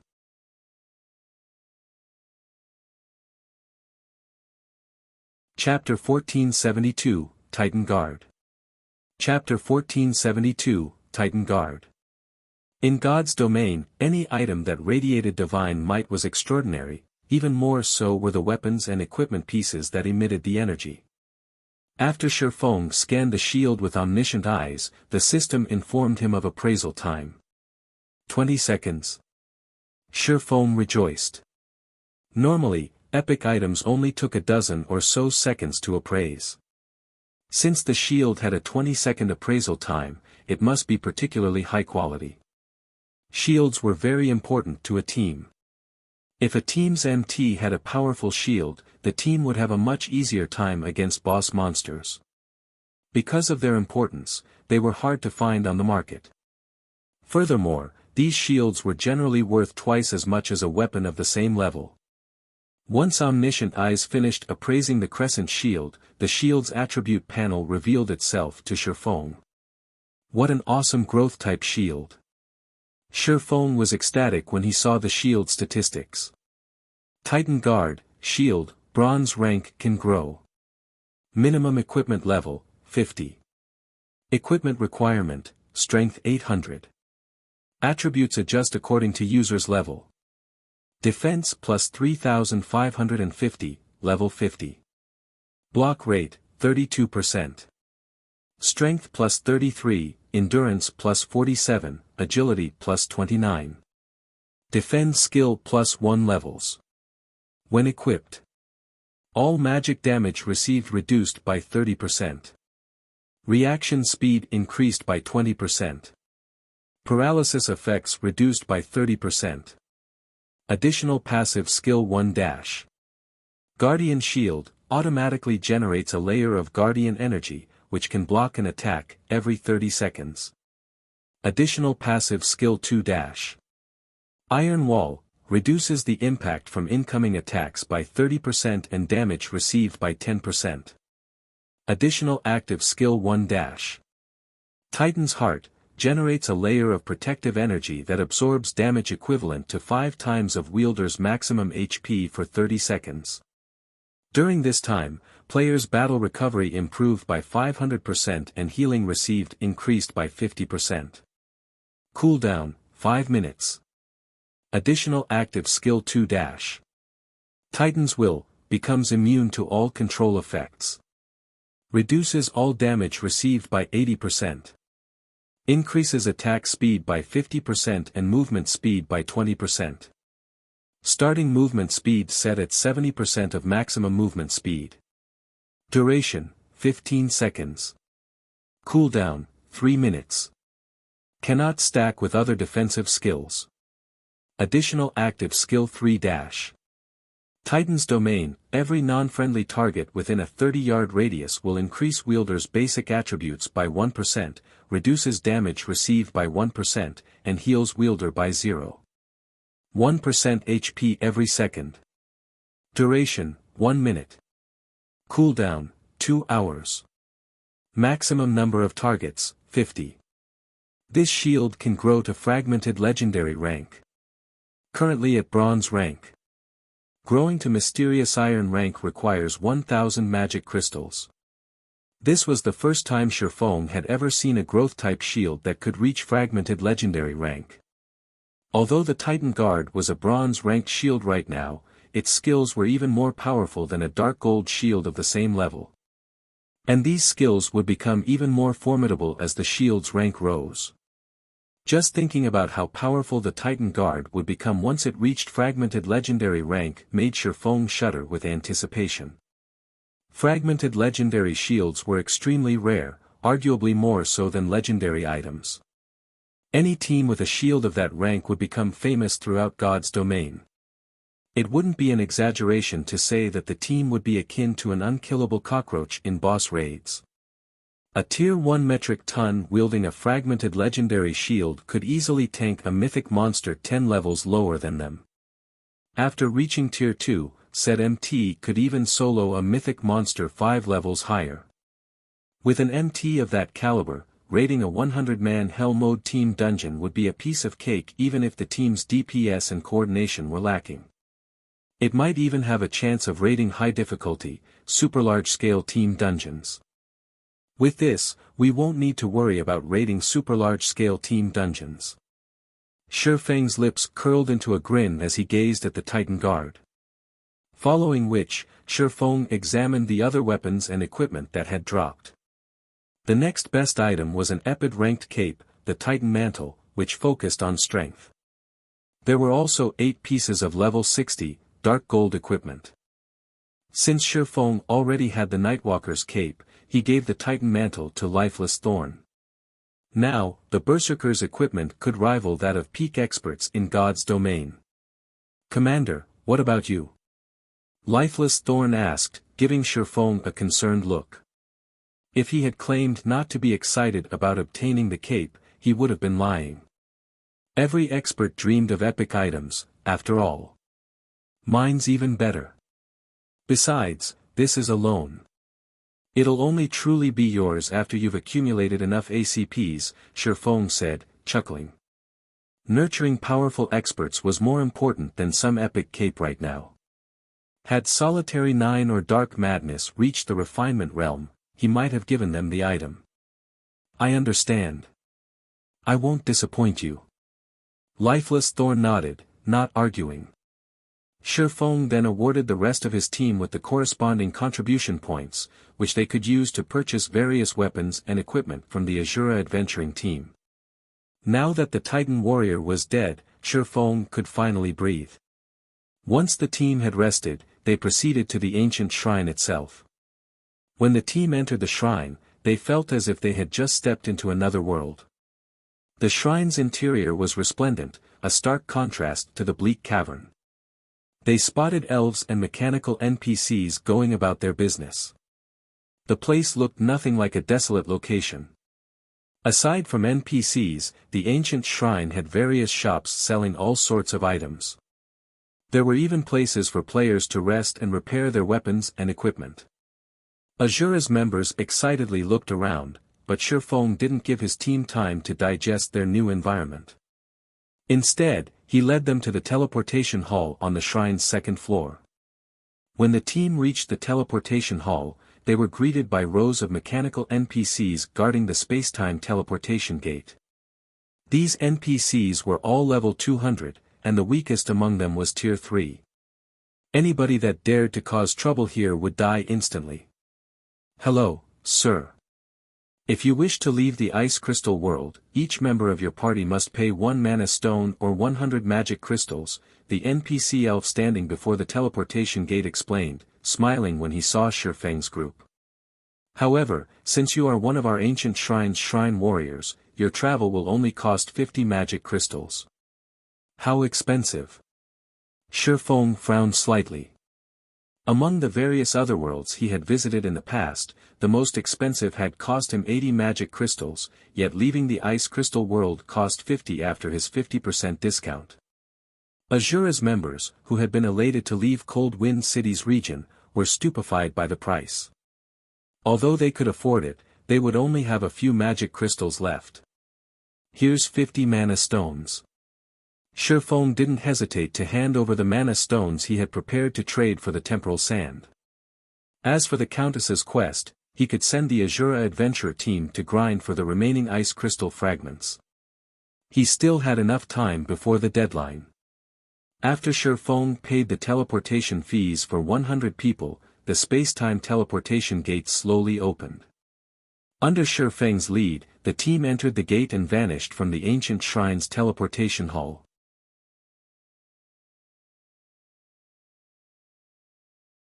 Chapter 1473, Shocking Wealth. Chapter 1473, Shocking Wealth. Black Dragon Empire, Black Dragon City. Inside the congested teleportation hall, a constant stream of players appeared and vanished via the teleportation arrays. With every passing moment, new players arrived in Black Dragon City. The city's population grew by the day. As one of the teleportation arrays lit up, a 100-man team emerged. Why are so many people here? So, this is Black Dragon City? The players here really are well equipped. Cold Wind City is no match for this place. These new arrivals stared at the gorgeous and spectacular teleportation hall as if they had just arrived in a new world. These people were none other than the Asura Adventure Team's members, who had just crossed over from the Ice Crystal world. You must be tired after grinding for so long. We'll disband, for now, so get some rest. You can also use this opportunity to explore. I'll notify you through the team chat when it's time to meet back up, Shifeng said, chuckling as he watched his curious teammates. After leaving the Ice Crystal world's ancient shrine, their group teleported to an ancient shrine in the Great Thorn Forest, a neutral map not far from the Black Dragon Empire. Although that shrine had lacked a guardian boss, players couldn't teleport while in the Great Thorn Forest. They had no choice but to fight their way out of the map. Fortunately, the Great Thorn Forest was only a level 60 to level 80 map, so the enemies they encountered hadn't been ridiculously powerful. Even so, they had fought for over 10 hours before they reached the Empire. The team then arrived in a border town in the Black Dragon Empire with the help of Shifeng's space movement. From the border town, they teleported to Black Dragon City. After such a long fight, every team member was mentally exhausted. Since there was still some time before his agreement with Phoenix Rain, Shifeng let his adventure team get some rest. Besides, he still had a few matters to see to, and moving as a group was too troublesome. Alright, we'll do that. I wonder how many experts are here. I'm going to the Divine Colosseum to take a look. After Shi Feng's dismissal, the team members excitedly left the teleportation hall. Lifeless Thorn, in particular, dashed straight towards Black Dragon City's Divine Colosseum. After the team split up, Shi Feng hailed an advanced carriage and made his way to the city's auction house. During his time in the Ice Crystal world, he had purchased many of the other world's unique, rare materials. Including the items his Asura adventurer team had gathered, his bag space and epic ranked spatial bag were full to the brim. Although he had been absent from God's Domain's continent for some time, Gentle Snow and Aqua Rose had sent him regular reports. The various large guilds had been busy trying to equip their members with mounts by offering their elite and expert members subsidies. Mounted players could explore distant resource maps, gathering more resources for their guilds. They could also level up faster due to fewer competitors. Naturally, Zero Wing couldn't fall behind. Although Zero Wing earned a lot from Stone Forest Town's Battle Arena and Auction House and White River City's Candlelight Trading Firm and Teleportation House, it didn't have much to spare to purchase mounts for its elites due to its expansion on two fronts. Hence, this was a good opportunity to earn a quick buck from selling the Ice Crystal world's rare materials and set some aside for guild mounts. Many of the materials he had gathered during his trip were ice-type items. Not only could they be used to craft weapons and equipment, but they would also be useful in brewing potions that increased ice resistance and ice-type damage, both of which God's Domain's continent sorely lacked. Mainstream players had already begun to encounter leveling maps with various environments, and as a result, increasing one's resistances had become a necessity. Without those resistances, players' leveling speed and combat power would suffer. Frost Steel ore, in particular, was the main material to produce ice resistance armor kits and mysterious iron and secret silver with ice resistance. In the Ice Crystal world, a stack of 100 Frost Steel ore only sold for 1 gold. In God's Domain, a stack could go for more than 5 gold. Shi Feng had intentionally collected a large stock of the material. He had planned to sell the materials in Zero Wing's auction house, but at the end of the day, Stone Forest Town didn't see enough traffic. It was no match for Black Dragon City. Moreover, only a high-population city like Black Dragon City could exhaust his stock. If he tried to sell the materials in Star Moon Kingdom, he'd saturate the market, and the prices would eventually fall. Half an hour later, Shi Feng arrived before the Black Dragon auction house. He saw far more players than his visit a few days ago. There were several times more merchant players from other kingdoms and empires specifically. These merchant players hawked their wares outside the building in an intense competition. After entering the auction house, Shi Feng found a secluded corner and took a seat. He then called up the auction house's system interface and began to place various items up for sale. He had bought almost every ingot of Frost Steel or Cold Wind City had to offer, collecting over 5,000 stacks. Aside from the Frost Steel ore, Shi Feng had over 3,000 stacks of ice-capped grass, a required component for brewing intermediate ice resistance potions. Each stack had sold for 60 silver in Cold Wind City, but in the Black Dragon Empire, they could sell for 3 gold. Overall, Shi Feng had over 16,000 stacks of materials. Among them, over 13,000 stacks were common materials in the Ice Crystal world. For now, he only sold the common materials, saving the more valuable items for the Candlelight Trading Firm. Someone's selling Frost Steel ore for 5 gold per stack. That's so cheap. I finally found the ice-capped grass I've been looking for. It wasn't long before players bought out the first batch of materials Shi Feng had scheduled in the auction house. Due to the intense competition for the items, Shi Feng made more than the marketplace even after deducting the processing fees. Overall, just the first batch of materials had earned Shi Feng a net profit of over 3,000 gold. At this rate, he should be able to earn over 30,000 gold. And this was his profit after a single visit to the Ice Crystal world. If the various super guilds learned his secret, they'd pop a blood vessel in envy. After he finished dealing with the common materials, Shifeng used a guild transfer scroll and teleported to Stone Forest Town. He stored the remaining materials in the town's candlelight trading firm. He also collected the magic crystals the town had stockpiled while he had been gone to upgrade the Titan Guard. He had spent most of his magic crystals during the battle with the Titan warrior, so he only had a few hundred crystals on hand. It wasn't enough to upgrade the Titan Guard. The number of magic crystals Stone Forest Town's advanced auction house and battle arena had earned stunned Shifeng. Even after deducting the town's expenses, Stone Forest Town had earned over 60,000 magic crystals in just 3 days. However, upgrading the Titan Guard wouldn't be cheap. After spending 1,000 magic crystals to upgrade the shield from bronze to mysterious iron rank, he spent another 3,000 crystals upgrading it to secret silver rank, 6,000 to fine gold rank, 10,000 to dark gold rank, and 18,000 to epic rank. Unfortunately, upgrading the shield to fragmented legendary rank would cost 100,000 magic crystals. In the end, Shifeng could only afford to upgrade the Titan Guard to epic rank. He'd have to save the last upgrade for the future. Guild leader, you're finally back. I bought a large stock of flame potions as you asked. Do you want me to send them over? Aqua Rose asked, smiling. Aqua Rose and her team had grinded for flame potions in the Flaming Rain Mountains while Shifeng had been gone. Since it was a neutral map, it had an abundance of extremely powerful monsters. If not for her leadership, they might not have completed their task. Furthermore, due to the map's difficulty, she had leveled up, reaching level 51. Good. Shifeng nodded and glanced at the time. It was almost time for his appointment with Phoenix Rain, and he said, let's meet up in Black Dragon City. And notify Snow to pick a team of experts. We're going on a trip to Apocalypse City. We're heading out on another excursion. Alright. Aqua Rose was instantly overjoyed. She then disconnected the call and contacted Gentle Snow.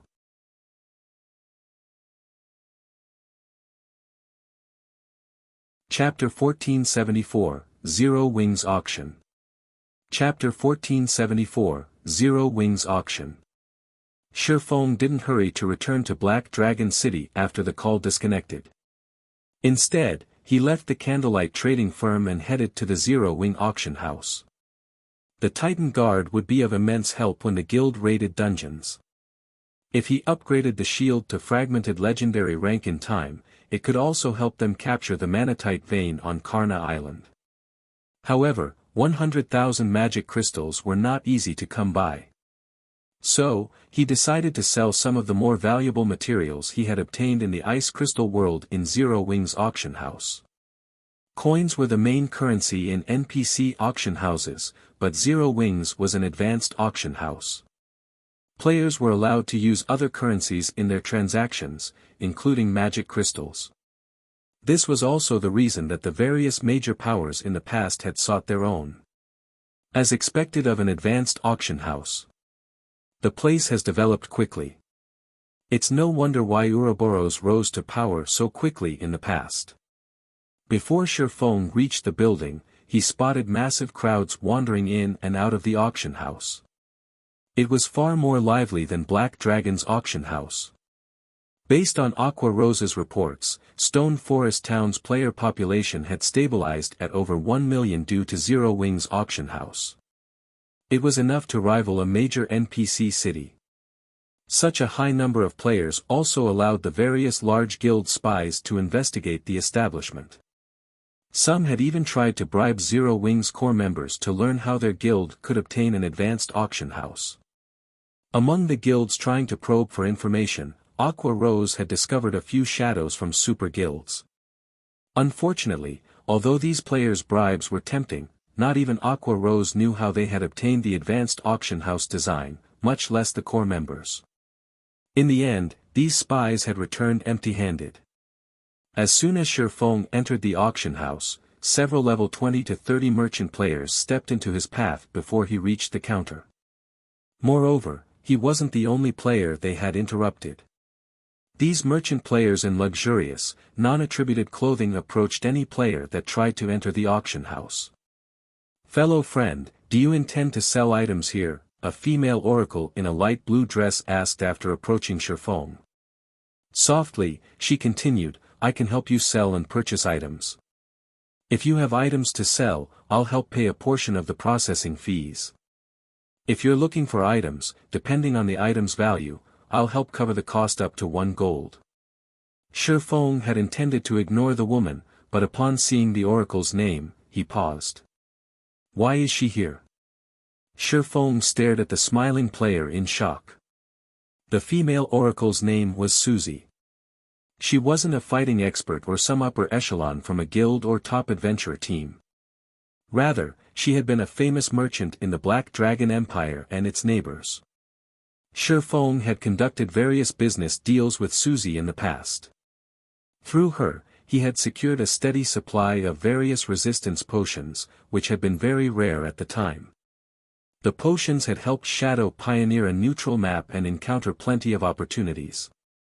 Unfortunately, Susie hadn't had a powerful background. After amassing immense wealth for herself, some of the large guilds had targeted her. In the end, they plundered her coins and resources. Although Susie had tried to take revenge, she hadn't had any influence or strength.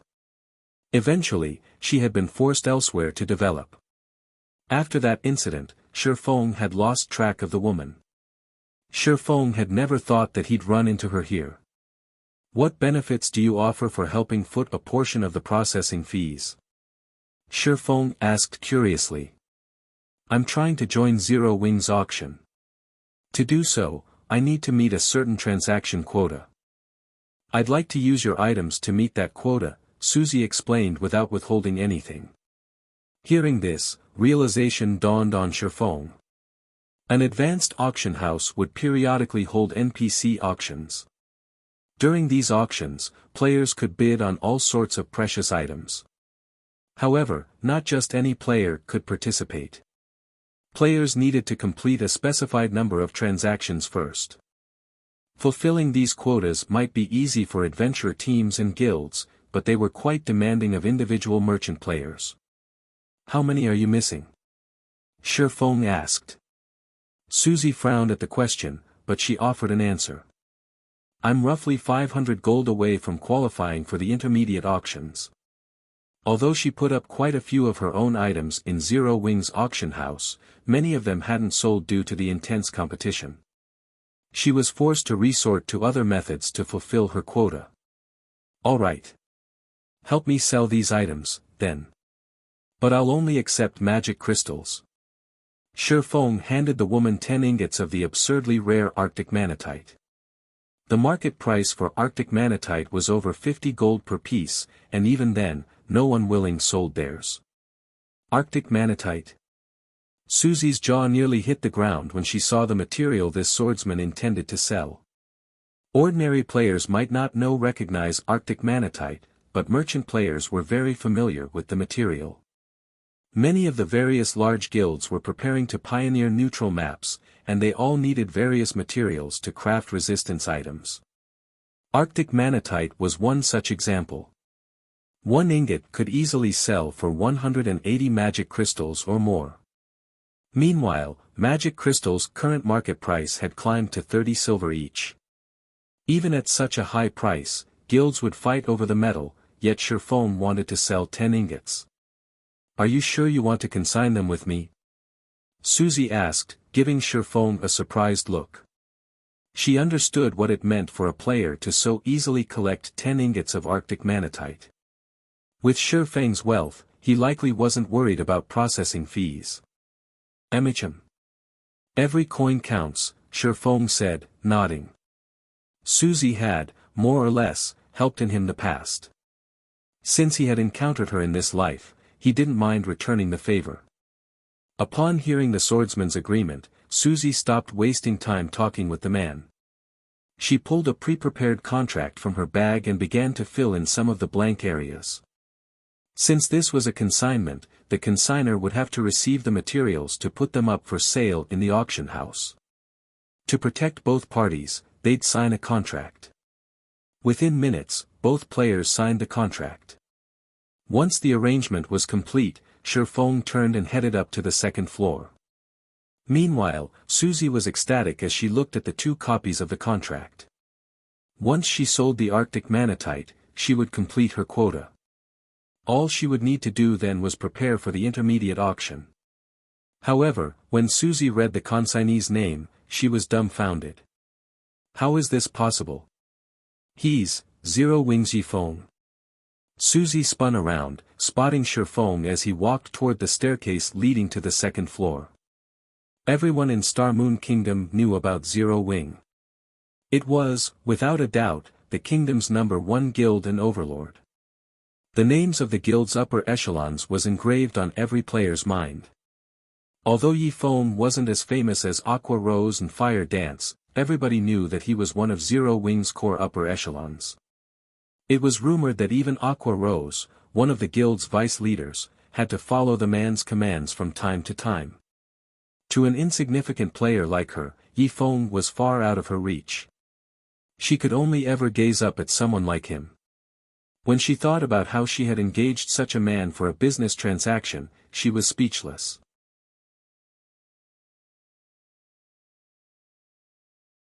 Chapter 1475, Gathering of Experts. Chapter 1475, Gathering of Experts. On the auction house's second floor, Shifeng followed an NPC to a VIP reception room. He had treated his transaction with Susie as an investment.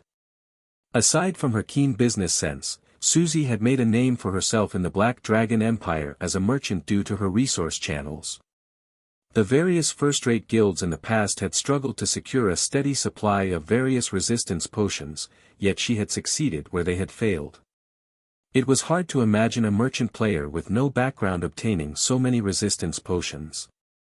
Moreover, she had also sold various rare items that had tempted the large guilds. Hence, forming a connection with this merchant player was a wise move. "Boss, do you wish to sell all of these items?" the advanced manager NPC asked as he examined the large pile of materials on the table. "Yes. Sell them in batches. Only accept magic crystals as payment." Shifeng nodded. An advanced auction house offered 2 methods for selling items. With the first, players could manually decide when their items went up for sale, while the second option allowed them to leave that up to NPCs. NPCs would then sell the items based on the player's requirements and the current demand, putting them up for sale when they could generate the most profit. However, only the auction house's advanced members had access to the second method. Every player dreamed of accessing this option. Not only would it save them the hassle, but their items would also sell at an appropriate time. Usually, players increased their profits by at least 10% with this method. 10% might not make a difference for a transaction worth dozens of silver coins, but it was a different story for those worth hundreds or thousands of gold. This was one of the advanced auction house's trump cards. However, Shifeng had no intention of offering this function to the public just yet. Otherwise, the various superpowers would become even more eager to obtain their own establishment. They might even attempt to steal the building. After all, God's domain had certain tools that could return a building to its design even after its construction, but doing so was difficult and costly. Although the rare materials he wanted to sell wouldn't earn 100,000 magic crystals, he should be able to earn around 60,000. Including the income from the auction house fees and the battle arena, he should have enough to upgrade the Titan Guard. Once he finished in the auction house, Shifeng glanced at the time. He then used a return scroll to travel to White River City before making his way to Black Dragon City. Black Dragon Empire, Black Dragon City. The teleportation hall had fallen silent due to the arrival of a particular player group. What? They're actually from Zero Wing. They're so strong. Aren't they Gentle Snow and Aqua Rose? Why are Zero Wing's vice guild leaders here? Is that the Flame Witch? I've heard that she recently taught the dark guilds lurking around Lake Heart City another lesson. With no way to deal with her, they had been forced out of the city. Why are so many people from Zero Wing here? Are they going to declare war on some guild? When Gentle Snow and the other core members of Zero Wing arrived in the teleportation hall, everyone turned towards the party. Every player in the area felt an immense pressure weigh down on them the moment the group arrived. Many people unconsciously stepped out of the way, opening a path for Zero Wing's members. The Black Dragon Empire's players hadn't been particularly familiar with Zero Wing several days ago, but after the ranking competition and the Siege War, it had become one of the most popular guilds in the Empire, with countless players attempting to join. However, after the ranking competition and the Siege War, Zero Wing had already become one of the most popular guilds in the Empire, and many players desperately wanted to join. With such a large group of the guild's experts before them, why wouldn't they be surprised? In the past, almost no one knew how strong Zero Wing was, but looking at these members, every player in the teleportation hall sighed with admiration. Not only were Zero Wing's members sitting atop their mounts, but their levels were also awesomely high. The lowest leveled among them was level 48. Even the number 1 expert on the Black Dragon Empire's ranking list was only level 48. Guild leader, everyone's arrived. We can set out at any time, Gentle Snow said when she noticed Shifeng approach. Good. Shifeng nodded in satisfaction at the strict, orderly 100-man team before him. Take a quick break. The others will arrive shortly. We'll head over once everyone's here. There are more. Gentle Snow was a little confused. As far as she knew, they were here to help Phoenix Rain raid the Sunset Forest. She hadn't heard of the woman asking for other reinforcements. As soon as Gentle Snow finished her question, a team entered the teleportation hall, approaching her group. Every player on the team wore a black cloak, hiding their levels, but she felt the threat of death around all of them. When Gentle Snow looked a particular berserk with a dark purple spear across his back, she felt as if she were looking at a ferocious beast that had been released from its cage. The berserker's aura was also as sharp as a blade. For a moment, Gentle Snow sensed the threat of death radiating from this berserker. A peak expert. Gentle Snow was surprised and alert as she quietly examined the berserker. In fact, Gentle Snow wasn't the only one who felt it. Aqua Rose and Zhao Yueru were also aware of this particular player. This berserker was none other than Cold Wind City's number 1 expert, Lifeless Thorn. Lifeless Thorn also felt a great deal of pressure from Zero Wing's team. Although he had never fought any of these players, his senses as an expert told him that few were strong enough of rivaling his strength among Zero Wing's 100-man team. Let me introduce you. These two are Gentle Snow and Aqua Rose, Zero Wing's vice guild leaders. This is Lifeless Thorn, who hails from the Ice Crystal world, Shifeng said. He could not help but chuckle as the players eyed each other. Both of your teams will be involved in this undertaking. Guild leader. Commander. All 3 players turned to Shifeng in unison, confused. Shifeng then patiently explained Zero Wing's guild and the Asura adventure team to both sides. The news shocked all of them, and both teams struggled to digest the information. Guild leader, just how many secrets are you hiding? Shock overwhelmed Gentle Snow as she watched Asura's members. Although the black cloaks prevented her from gauging the adventurer's strength, based on their movements, she could tell that every member of the team was an expert. The various large guilds would offer insane prices to recruit such experts, and even then, they had only succeeded in convincing a small number to join them. Yet, Shifeng revealed one ally after another. Now, he even had a top-tier adventurer team. For a moment, Gentle Snow wondered if the man was backed by some super guild. What other explanation was there for the continued emergence of so many experts in Zero Wing? Once Shifeng confirmed that everyone had arrived, he smiled and announced, "Since we're all here, let's head out to Apocalypse City."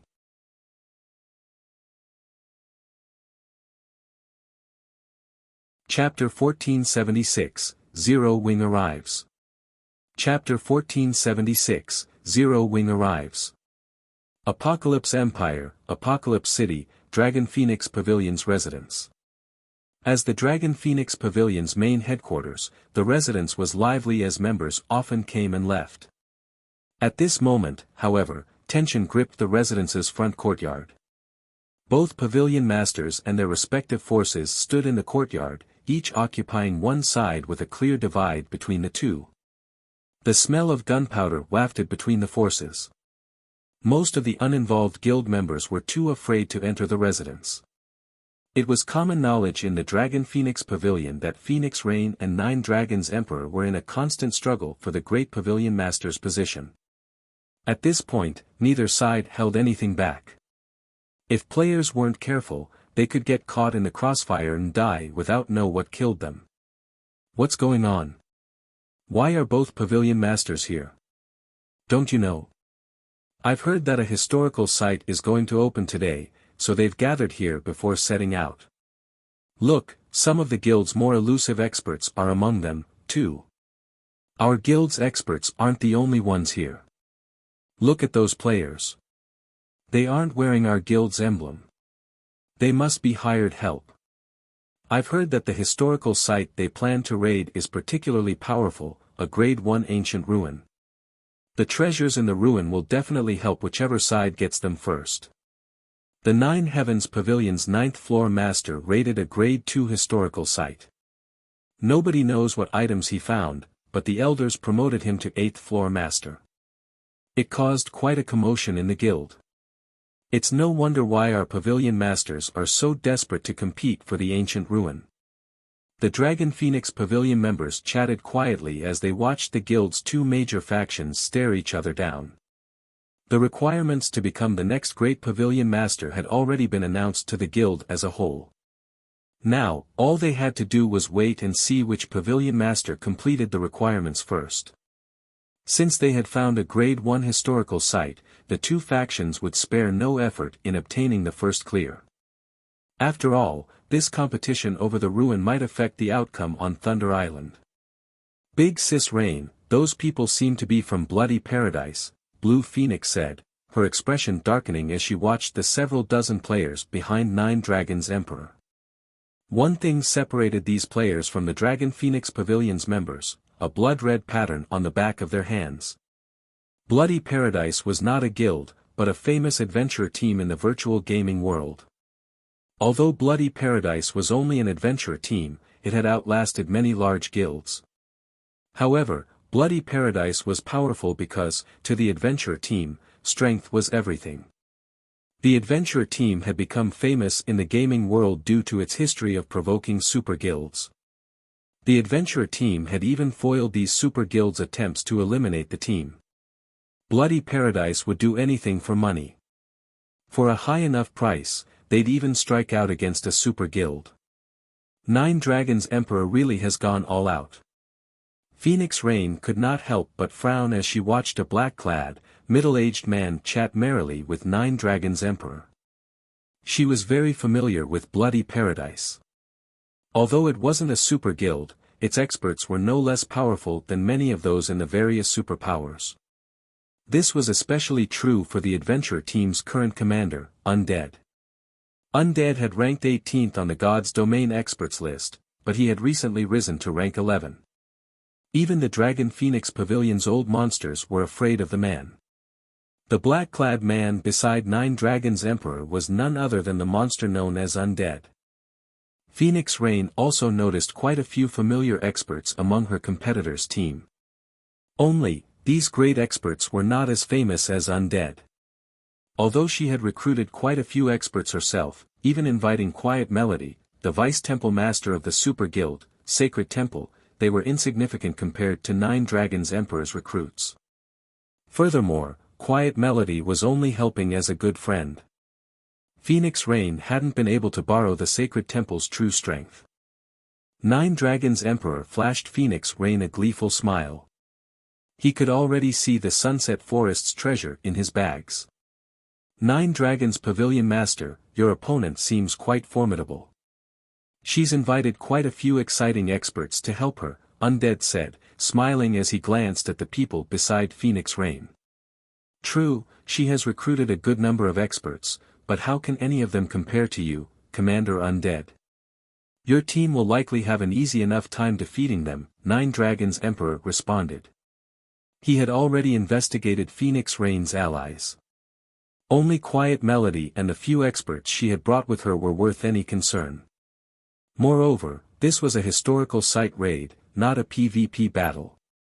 Once we enter the ruin, I'll rely on you to take the lead. The team Undead had brought with him was leagues above Quiet Melody's. Bloody Paradise was precisely the reason that the Nine Heavens Pavilion's 9th floor master had secured the first clear of a Grade 2 historical site. On his own, the 9th floor master would have failed. Rest assured, I've already collected quite a bit of information on the Sunset Forest and seen to ample preparations, Undead stated. However, Nine Dragons Pavilion Master, you have to fulfill your promise as soon as possible. Of course. Nine Dragons Emperor nodded. As the Sunset Forest's activation time approached, both sides completed the final groundwork for the raid. A historical site was far more dangerous than a dungeon. Multiple team wipes were normal. Players would also go through resources such as stamina, concentration, and mana far faster than outside of the ruin. Without preparing, a team could easily waste the opportunity. Big Sis Rain, it's almost time to depart, but Zero Wing isn't here yet. Should we contact them? Blue Phoenix asked anxiously. Although every team entering the historical site would have the same amount of time, the sooner they entered the ruin, the sooner they could secure the first clear. Glancing at the time, Phoenix Rain noticed that they only had 15 minutes before the Sunset Forest opened. All right. Give them a call, Phoenix Rain said. Just as Blue Phoenix pulled up her communication interface, a large group of players rode through the residence's entrance. The moment these people arrived, the Dragon Phoenix Pavilion members in their way instinctively parted to open a path as the pressure the team radiated swept over them. Zero Wing. A cold glint flashed in Nine Dragons Emperor's eyes when he saw Shifeng at the head of the group. Due to Zero Wing, the resource towns he had invested in had been destroyed. Although Zero Wing hadn't captured the two towns, they had flattened them. They would be incredibly expensive to rebuild. Even if he had the funds, Zero Wing could simply destroy them all over again. As a result, he had been forced to watch as those two resource towns had gone to waste. Nine Dragons Emperor wanted nothing more than the guild's extermination. Zero Wing's members are so high-leveled. Crap. Isn't that the Flame Witch? Look. She's Aqua Rose. Didn't she defeat the Shadow Dragon Legion? The Phoenix Pavilion Master is amazing. She actually hired Zero Wing's members. The competition for the historical site's first clear will be interesting. The Dragon Phoenix Pavilion members in the courtyard erupted into a fevered discussion as Zero Wing's members walked into their residence. Everyone had heard of Zero Wing's experts.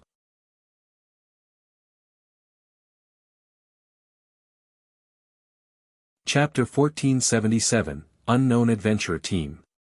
Chapter 1477, Unknown Adventure Team. Not only had Zero Wing's arrival attracted the guild members' attention, but the experts Phoenix Rain and Nine Dragons Emperor had hired also turned towards these experts. Most of God's Domain's ordinary players hadn't heard of Zero Wing's experts. After all, God's Domain had only launched a few months ago, and countless guilds rose and fell each day. Most players were only familiar with the veteran large guilds that had been founded many years ago. But it was a different story for players of their caliber. They were privy to far more information than ordinary players, and they were all familiar with what kind of guild Zero Wing was. Not only had Zero Wing become Starmoon Kingdom's #1 guild early in the game, but it was also one of the Black Dragon Empire's top 6 guilds, excluding the Dragon Phoenix Pavilion. Some time ago, a rumor had spread about Zero Wing's victory over the Dragon Phoenix Pavilion's Shadow Dragon Legion. The Shadow Dragon Legion was one of the guild's trump-card legions and very formidable in large-scale battles.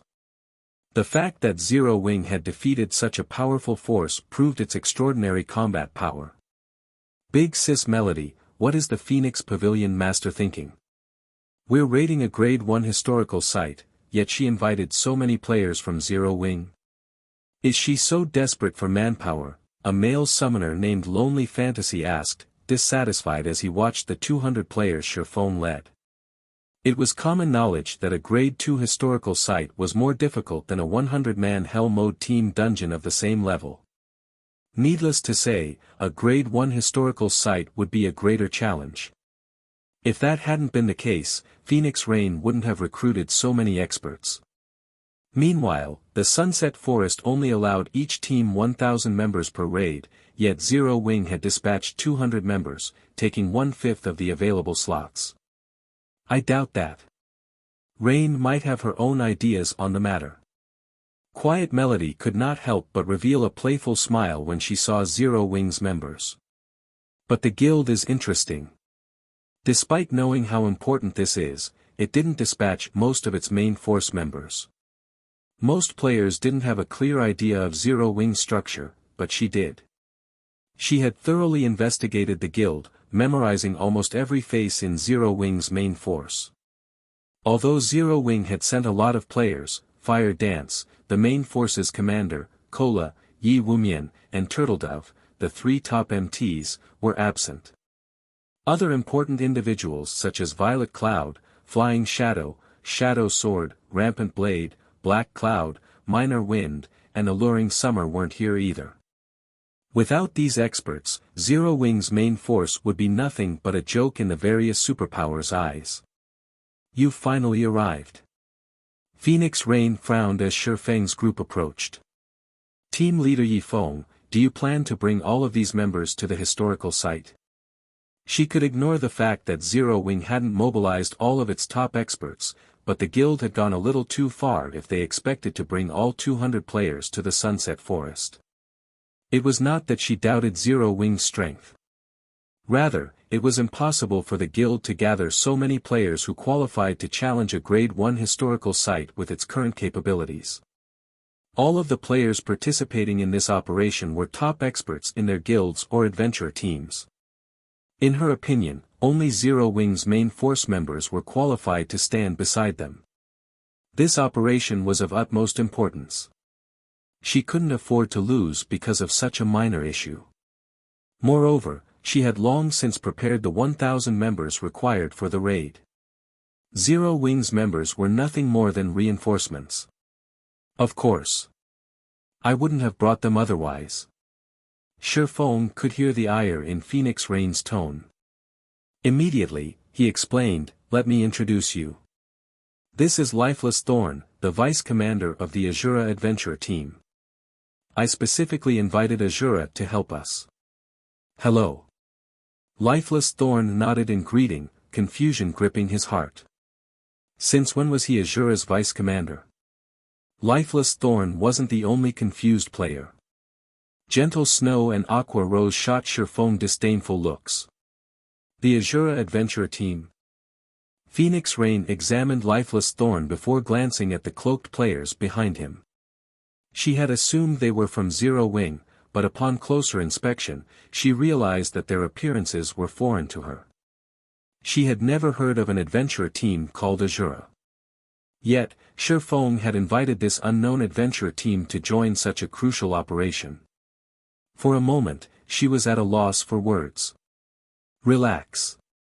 I can vouch for their strength. Shifeng was fully aware of the questions plaguing Phoenix Rain's mind. He chuckled and said, moreover, Asura will be absolutely necessary if we want to raid Sunset Forest. When he had established the Asura adventure team, his goal had been to recruit the various independent experts that detested guild restrictions. Since he didn't want others to realize how closely tied the team was to Zero Wing, he had named it Asura. After all, any adventure team that had a guild behind it would struggle to recruit members. In addition, Zero Wing's enemies might target Asura, which would be a detriment to the adventure team's development. He intended to develop Asura separate from Zero Wing. The Dragon Phoenix Pavilion's operation was a good opportunity for Asura to make a name for itself in God's domain, creating a foundation for the adventure team to grow. With this, he could save himself the trouble of trying to promote the team secretly. Since they had Shifeng's vote of confidence, Phoenix Rain sized up the berserker before her. Although the black cloak hid Lifeless Thorn's name and level, it did nothing to conceal his killing intent. Even she felt slightly threatened when subjected to this stranger's aura. As for the purple spear on Lifeless Thorn's back, although he had hidden the weapon's glow effect, she guessed that it was at least dark gold rank based on the design on the shaft and the small arcs of electricity dancing around it. It was very likely that the spear was, in fact, an epic weapon. The black cloak hid most of the berserker's equipment as well, but after a close look, she noticed that every piece had a unified theme. In addition, a distinct pattern flowed from one piece to the next. Its glow proved that it was dark gold rank, proving that Lifeless Thorn wore a dark gold set equipment. Moreover, it was an 8-piece set. The level 40, 8-piece barbarian set. Phoenix Rain guessed. No. The barbarian set is silver. This one is crimson. Could it be a level 45 dark gold set equipment? When Phoenix Rain considered the possibility of this man wearing an 8-piece, level 45, dark gold set equipment, the gaze she gave the berserker changed. Although the Dragon Phoenix Pavilion had level 45, dark gold set equipment as well, the guild had only collected a dozen or so 6-piece sets. Naturally, they weren't as strong as an 8-piece set. The fact that an adventurer team had obtained such a set, in addition to an epic weapon, proved Asura's prowess. Fine, have it your way. We'll enter the Sunset Forest together. Phoenix Rain still questioned Shifeng's claim, but when she thought about her agreement with the man, she gave in. However, we need to finish the raid as soon as possible. Nine Dragons Emperor has invited Bloody Paradise. I've heard that they helped the Nine Heavens Pavilion raid a Grade 2 historical site, they should know what they're doing. Bloody Paradise? Hearing this, Shifeng could not help but turn towards Nine Dragons Emperor's group. He quickly spotted Undead, Bloody Paradise's commander. Bloody Paradise had been a top adventurer team in his previous life. Although it hadn't achieved as much as the Midnight Tea Party had, the adventurer team had been absurdly powerful. This was especially true for the adventurer team's commander, Undead. He had been a madman who had dared to kill a super guild's leader and countless players from the Midnight Tea Party. Eventually, however, the various super guilds and Midnight Tea Party had hunted the man down, removing him from God's domain entirely. In any case, we need to raid the Sunset Forest as fast as possible.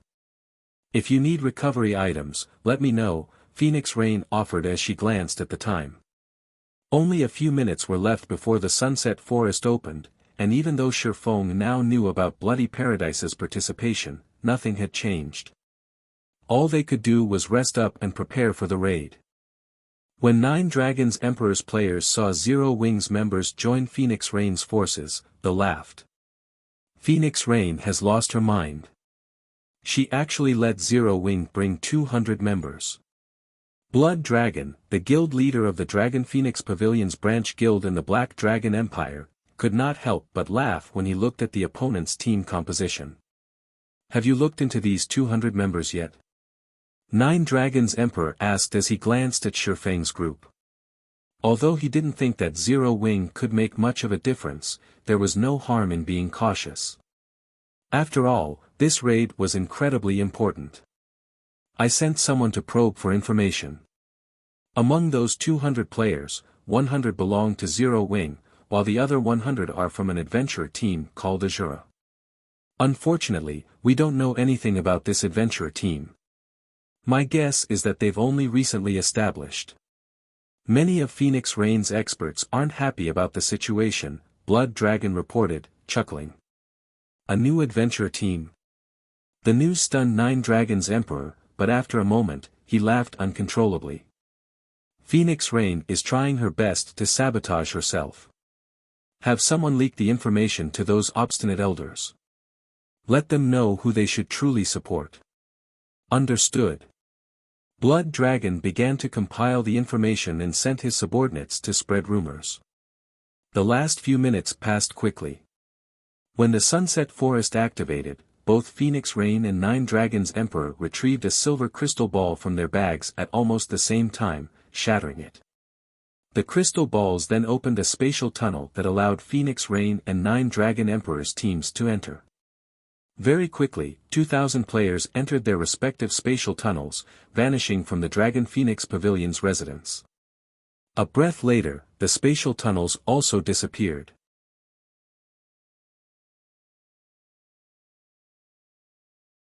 Chapter 1478, Asura's Edge. Chapter 1478, Asura's Edge. When Shifeng entered the spatial tunnel, a glaring light blinded him for a moment.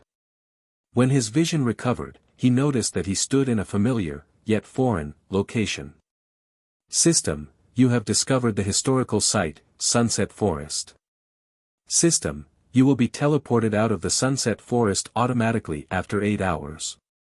It seems we've gotten pretty lucky. We were actually teleported to the werewolf zone. After taking a quick look around him, Shifeng had a general grasp of their location. A historical site was like a special secret land. It only opened at certain times. Players had to complete the key quest each time they wanted to enter a particular historical site. In addition, players would be teleported to different locations every time they entered. The Sunset Forest was massive, no smaller than a leveling map. The map was divided into 8 zones, and each time players entered the historical site, they'd be teleported to one of the areas randomly. Naturally, each area's danger would also differ.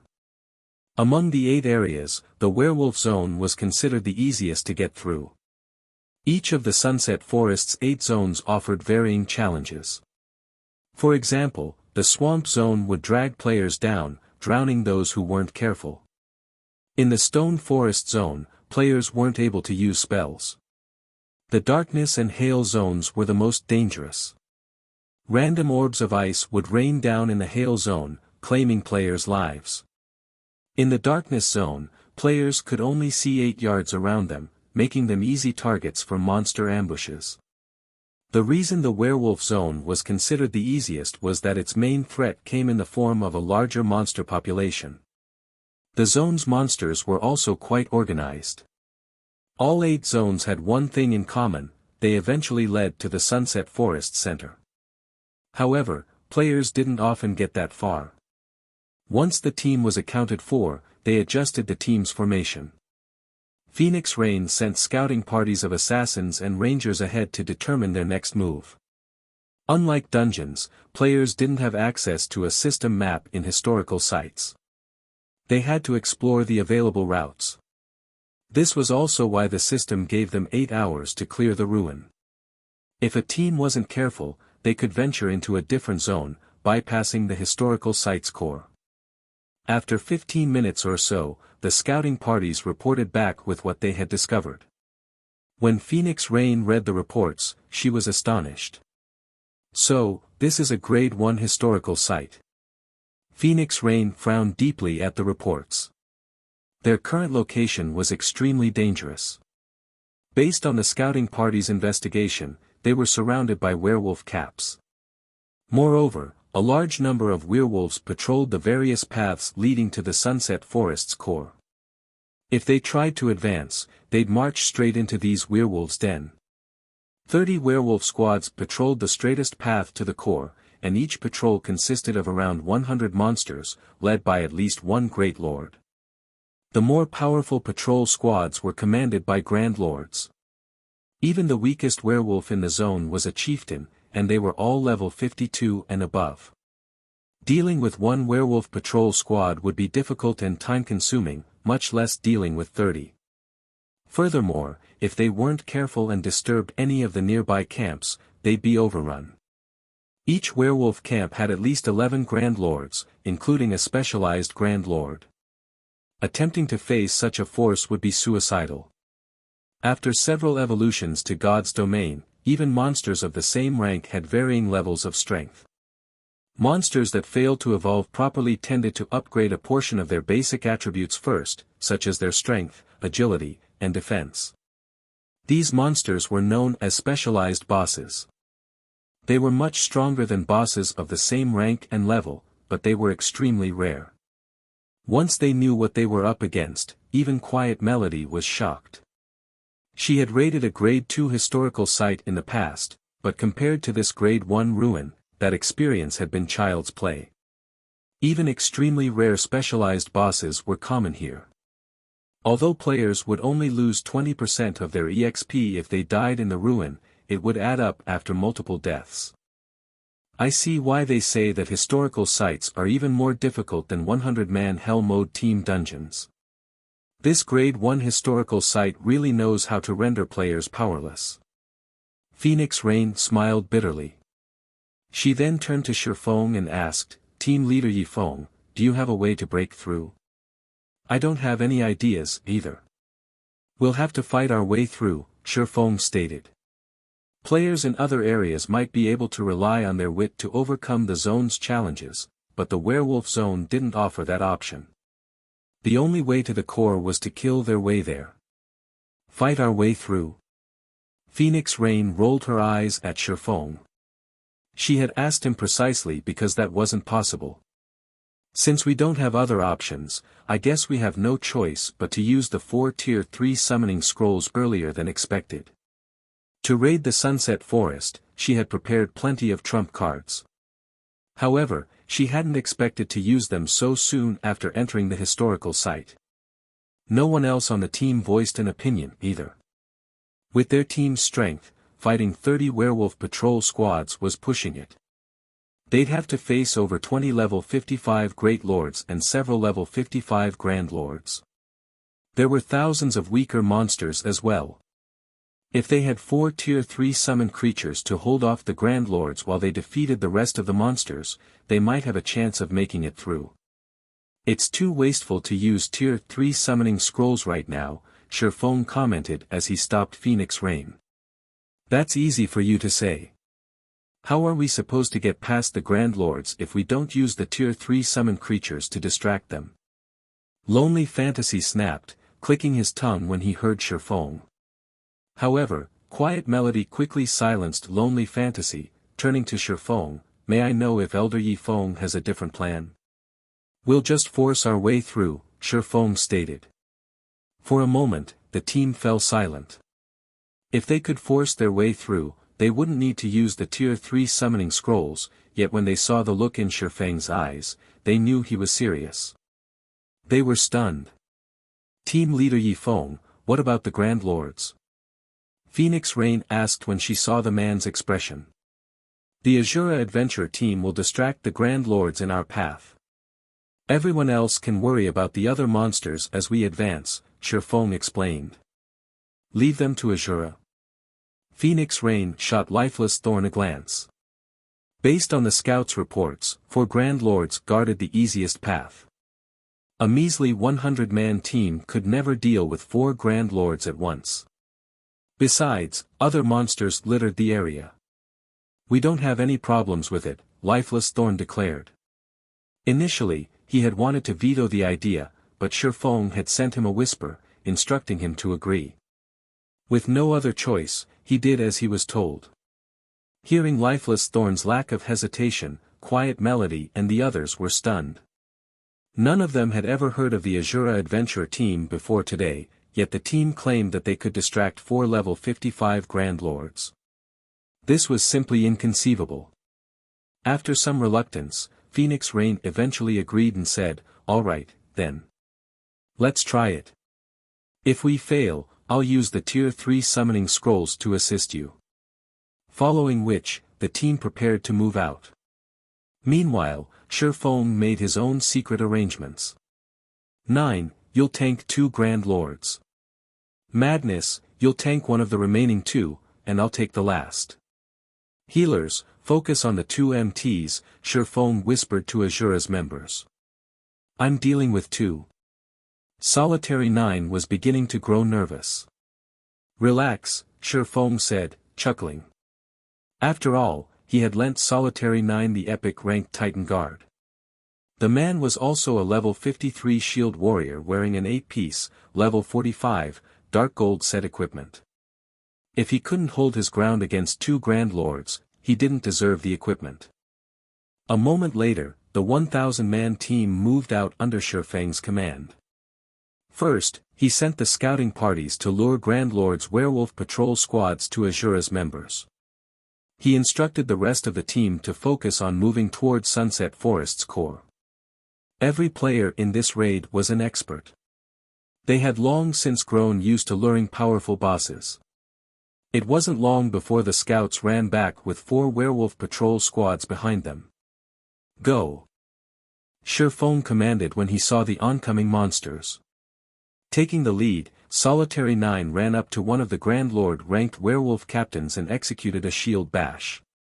He then activated charge on another werewolf captain.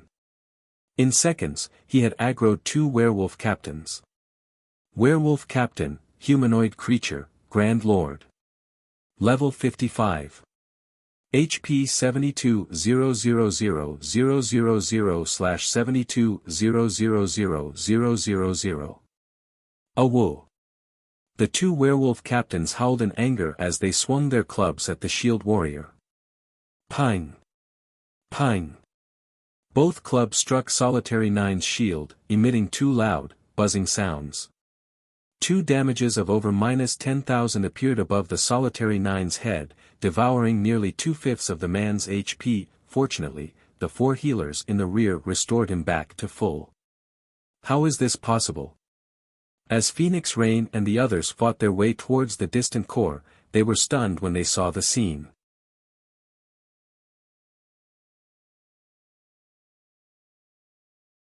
Chapter 1479, Brutish Team. Chapter 1479, Brutish Team. How did he do that? Did he activate a life-saving skill? Lonely Castle gaped at the recovered Solitary 9. Everyone who had underestimated the Asura adventure team was stupefied. Normally, the strength of a team's MT was synonymous to the team's overall strength. Solitary 9's performance proved that Asura's claim of being a powerful adventure team was clearly more than just arrogance. Even the game's current top-tier MTs would lose more than 15,000 HP against a casual attack from a level 55 Grand Lord. It was the equivalent of 1/3 of most MT's HP, yet Solitary 9 had only sustained a little over -10,000 HP from each werewolf captain's attack, which totaled less than 2/5 of his total HP. However, their shock after seeing the damage Solitary 9 had received was nothing compared to what they felt after watching the man block both attacks with his shield. While their respective guilds' top-ranking MTs could block a level 55 Grand Lord's attacks as well, it normally took several MTs working together. If they sent a single MT to tank the Grand Lord, they'd send the player to his death. Even when a peak MT blocked an attack from a Grand Lord of the same level, they'd stiffen momentarily from the impact. The outcome was the same when the MT used a defensive technique. If MTs didn't deal with the momentary stiffness properly, the Grand Lord could use its high attack speed to break through their defenses, landing a direct hit. Even with a group of dedicated healers, most MTs wouldn't survive the hit. Hence, teams usually sent in multiple MTs to manage the boss's attacks and dampen the resulting impacts. Yet, Solitary 9 had blocked attacks from 2 werewolf captains, and by the looks of it, he had energy to spare. It was inconceivable. However, Solitary 9 was more surprised than anyone. Isn't this shield a little too powerful? Solitary 9 could not help but glance at the crescent shield on his arm. He couldn't believe that he had just blocked 2 Great Lords' attacks without slowing in the least. Elsewhere, Dark Madness had secured his own werewolf captain. Although he had a harder time than Solitary 9, with his 8-piece, dark gold set equipment, he held his ground as he focused on his defense. Naturally, Shifeng had little trouble with his boss. Although he wasn't an MT, his attributes rivaled a Grand Lord's of the same level. At level 60, distracting a Grand Lord that was 5 levels lower than him was a piece of cake. With the 4 werewolf captains distracted, the rest of the team had an easier time dealing with the remaining werewolves. Every player that Phoenix Rain had recruited for the operation was a top-tier expert. The MTs were more than capable of holding their ground against a level 55 Great Lord, let alone High Lord-ranked monsters and below. With the MTs forming a wall around the team, the various DPS classes launched frenzied attacks at the werewolves in their way. Hundreds of spells and arrows rained down on the werewolves, killing a few chieftain-ranked werewolves instantly. As the patrol squads thinned, the team slowly advanced. Melee players, assist the MTs. Ranged players, prioritize the werewolves directly in front of us. Don't waste your attacks. Healers, coordinate and make sure there aren't any long breaks between heals on the MTs. Phoenix Rain commanded hurriedly as more werewolves converged on their location. Don't prioritize the werewolf captains and ignore the mobs. Surefong interjected. The mobs are increasing by the minute. If we don't clear them out soon, we won't be able to move forward, Quiet Melody snapped as she glanced at the approaching werewolf squads. She strongly disapproved of Surefeng's plan. It would take too long to kill the Grand Lords. They simply had too much HP. Rather than targeting the Grand Lords, they should focus on killing the weaker monsters. That way, they could break through the blockade sooner than later. I have a plan to deal with the mobs. For now, prioritize the werewolf captains, Surefong said, chuckling. Even the weakest of these werewolves have several million HP. If they swarm us, the MTs won't be able to hold them back, Quiet Melody growled when she saw the swordsman's calm expression. His plan wouldn't be an issue if they were fighting common or elite monsters, but the werewolves coming at them were chieftain rank and above. Even if they bombarded those monsters with one AoE spell after another, it would do little to thin their numbers. Only large-scale destruction spells would be useful. Even then, the spells would be of limited help. If they didn't get rid of these monsters soon, the werewolves would overwhelm the team. But before Quiet Melody could respond, Phoenix Rain got ahead of her and said, "All right. You have command of the team now, Yifeng." "Rain. This is too risky." Quiet Melody spun towards her friend in confusion and shock. "I know. But I want to see what tricks he's got up his sleeve. If things go south, I have a backup plan," the Phoenix Pavilion Master softly explained. While Quiet Melody had been correct about needing to deal with the weaker monsters first, there was an issue with her plan.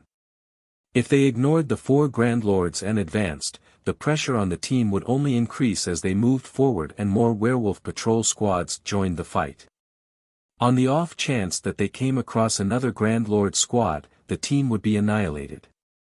Hence, prioritizing the werewolf captains was a sound idea. In addition, she could use the opportunity to gauge Zero Wing strength. Once Phoenix Rain handed Surefong the leadership rights, he instructed the team to focus their fire on the werewolf captain in front of him. Although the werewolf captain had 72 million HP, its HP steadily decreased as hundreds of players bombarded the monster. Most of the team members dealt around -5,000 damage, occasionally dealing double that due to critical hits. Gentle Snow, Aqua Rose, Zhao Yueru, and Lifeless Thorn, however, dealt over -10,000 damage on average. They even dealt several times that every now and again. Aqua Rose's damage was particularly frightening. She was already a Tier 2 player, and after she gained the Sea Dragon Staff, her Tier 2 spells had gained the power of Tier 3, each capable of dealing several 100,000 damage. Zhao Yueru had a similar benefit with her staff. Despite only being a Tier 1 player, her spells were on par with Tier 2 spells. With Surefong distracting the werewolf captain, both women could attack freely, dominating the team's damage output ranking and leaving the rest of the players in their dust. Crap, this is insane. Their combined damage is more than the next 7 players combined. So, this is Zero Wing. Aqua Rose and Zhao Yueru's damage stupefied many of the team's experts. Even Lifeless Thorn and his companions from Asura were surprised. They had never dreamed that Zero Wing was this powerful. It wasn't long before one werewolf captain after another fell. However, a tremendous number of werewolves had converged on the team's location. The monsters had already blocked the path ahead, making advancement impossible. Good. Aqua, Yueru, you two can begin. Shifeng shouted as he glanced at the clogged path ahead. He then switched the aura of wind for the aura of fire. Aqua Rose and Zhao Yueru exchanged smiles as they cast the Tier 2 spells, Rising Flow and Frost Flame Hell simultaneously. Meanwhile, Shifeng activated Flame Domain. Suddenly, the werewolves blocking the path screamed in pain as their HPs plummeted. In seconds, they turned to dust. When the spells dissipated, only a small portion of the werewolves remained. Every chieftain-ranked werewolf had been eliminated, and the lord-ranked werewolves had less than half of their HPs remaining. For a moment, both players and werewolves had fallen silent.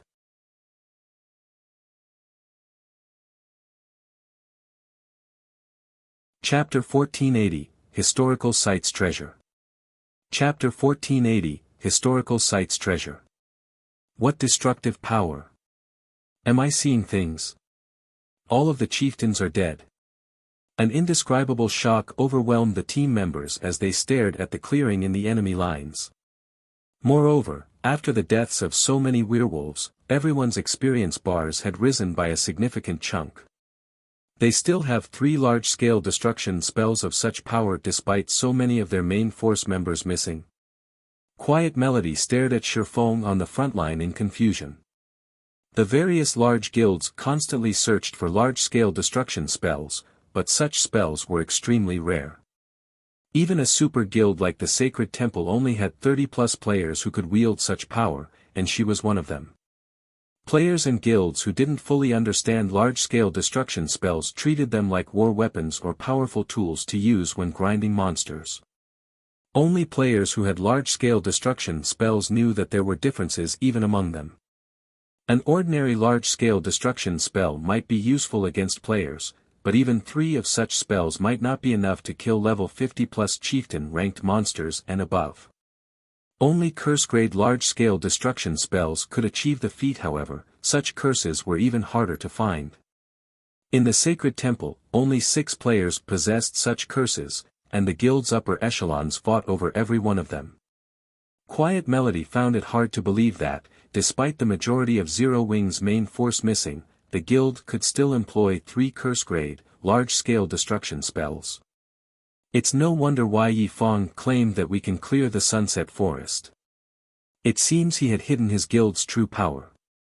Phoenix Rain shook her head and smiled bitterly at the empty plot of land before her. Curse-grade large-scale destruction spells were extremely useful when raiding a dungeon. It was especially true as players took on the dungeon bosses. Although she had prepared her own curse, that was it. None of her subordinates wielded such a spell. She had never expected to see 3 players from Zero Wing use one. The path ahead is clear. Everyone, charge. Ranged players, use your control skills on the monsters. Don't let them fill the gap. Shifeng shouted in the team chat. If Tier 1 players tried to grind all of the Werewolf Zone's monsters until they reached the Sunset Forest's core, they'd never reach it. The only way through this zone was to run, avoid as many battles as possible, and only stop when they came across a Grand Lord. The Werewolf Patrol Squad respawned very quickly. Moreover, their hunting range extended throughout the zone. If they discovered players, the werewolves would chase them to the ends of the earth. Fortunately, Shifeng's command snapped everyone out of their daze, and the team began to advance. With the team's MTs on the front lines, and everyone following closely behind, the team soon broke through the werewolves' blockade. Although the team had encountered plenty of werewolves as they moved, they hadn't run into any Grand Lords. Hence, the MTs had remained within their block limits. Including their mobile turrets, such as Zhao Yueru and Aqua Rose, the team knocked aside the Grand Lord-ranked werewolves that had stood in their path. This allowed everyone to approach the ruins core relatively easily. After a little over 4 hours, Phoenix Rain's team reached the isolated area separating the werewolf zone in the center of the Sunset Forest. Some players had even leveled up during the past 4 hours. Those who hadn't had seen a 30% rise in their experience bars. These players were a little reluctant to leave the werewolf zone after realizing their leveling speed. Big Sis Melody, the Dragon Phoenix Pavilion has pretty good luck. Although the Sunset Forest is a Grade 1 historical site, it's much easier than the Grade 2 historical site we previously rated. Even after gathering so many experts, the Sacred Temple had only reached the core after using all of our allotted time, Lonely Fantasy enviously commented as he gazed at the dense forest before them, which was currently protected by a magic barrier. Unfortunately, despite all of the EXP they had obtained, the historical site's monsters hadn't dropped any loot. To secure a historical site's treasure, they had to search its core. With over 3 hours remaining, they could recover some of the Sunset Forest's items, even if they failed to clear it. In contrast, when the Sacred Temple had raided the Grade 2 historical site, they hadn't returned with anything. To top it off, they had team-wiped twice. Easy. Quiet Melody glanced at the werewolf army standing near the edge of the isolation area before turning toward Shifeng, who had sat down to rest. It seems I'll need to report to the guild leader. Their journey might have seemed easy, so much so that Phoenix Rain hadn't had to use a single trump card she had prepared for this trip, but they had only come this far due to Shifeng's efficient command and Zero Wing's incredible DPS. If the Sacred Temple hired Zero Wing to raid historical sites in the future, their chances of success would increase tremendously. After the team rested for a bit, they marched towards the protected forest ahead of them. The moment they pushed through the magic barrier, they felt as if a great weight had dropped on their shoulders. They also struggled to concentrate.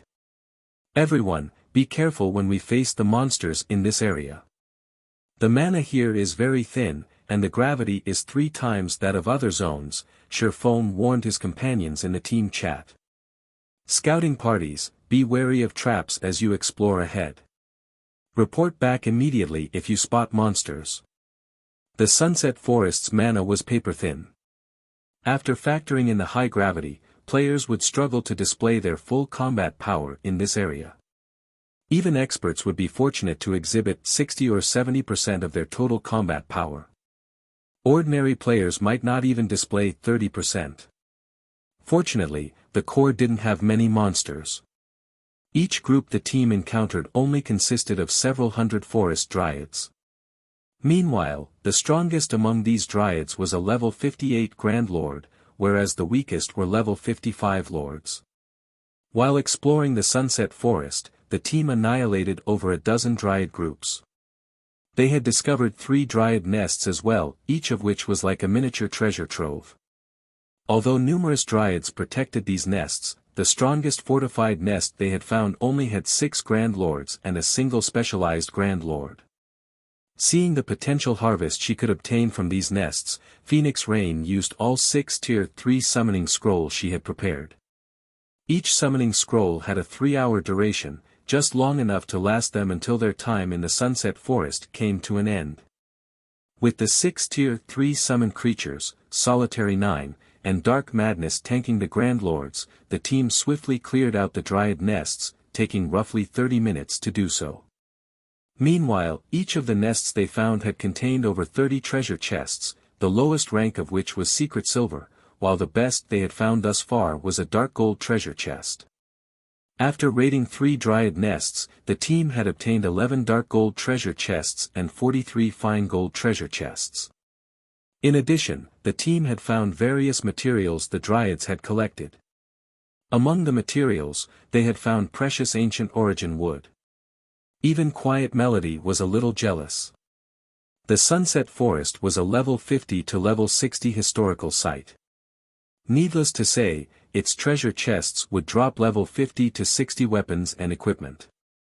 At this stage of the game, level 50 plus, fine gold equipment was still incredibly rare, much less dark gold rank.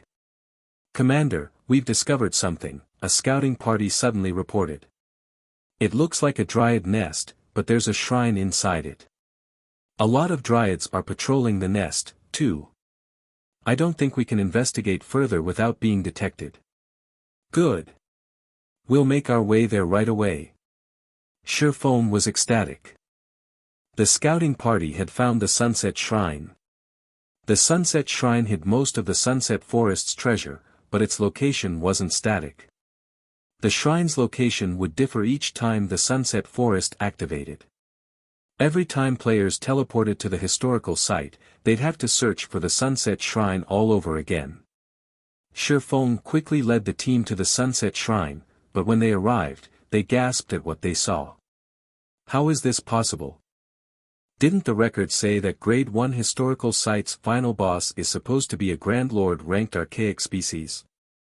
Phoenix Rain unconsciously balled her fists when she saw at the gigantic, living tree blocking the distant shrine.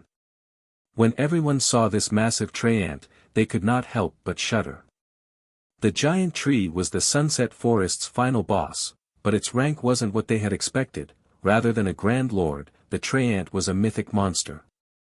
The King of Trees. You're tuning into the Han Lee's Wuxia Chronicles YouTube channel. We're so grateful for your support, and don't forget to subscribe to join us on this incredible journey through captivating stories. Your generosity through donations truly makes a world of difference, as it's the primary source of revenue that allows me to expand and enhance this channel for you. Thank you from the bottom of my heart for being a part of this adventure.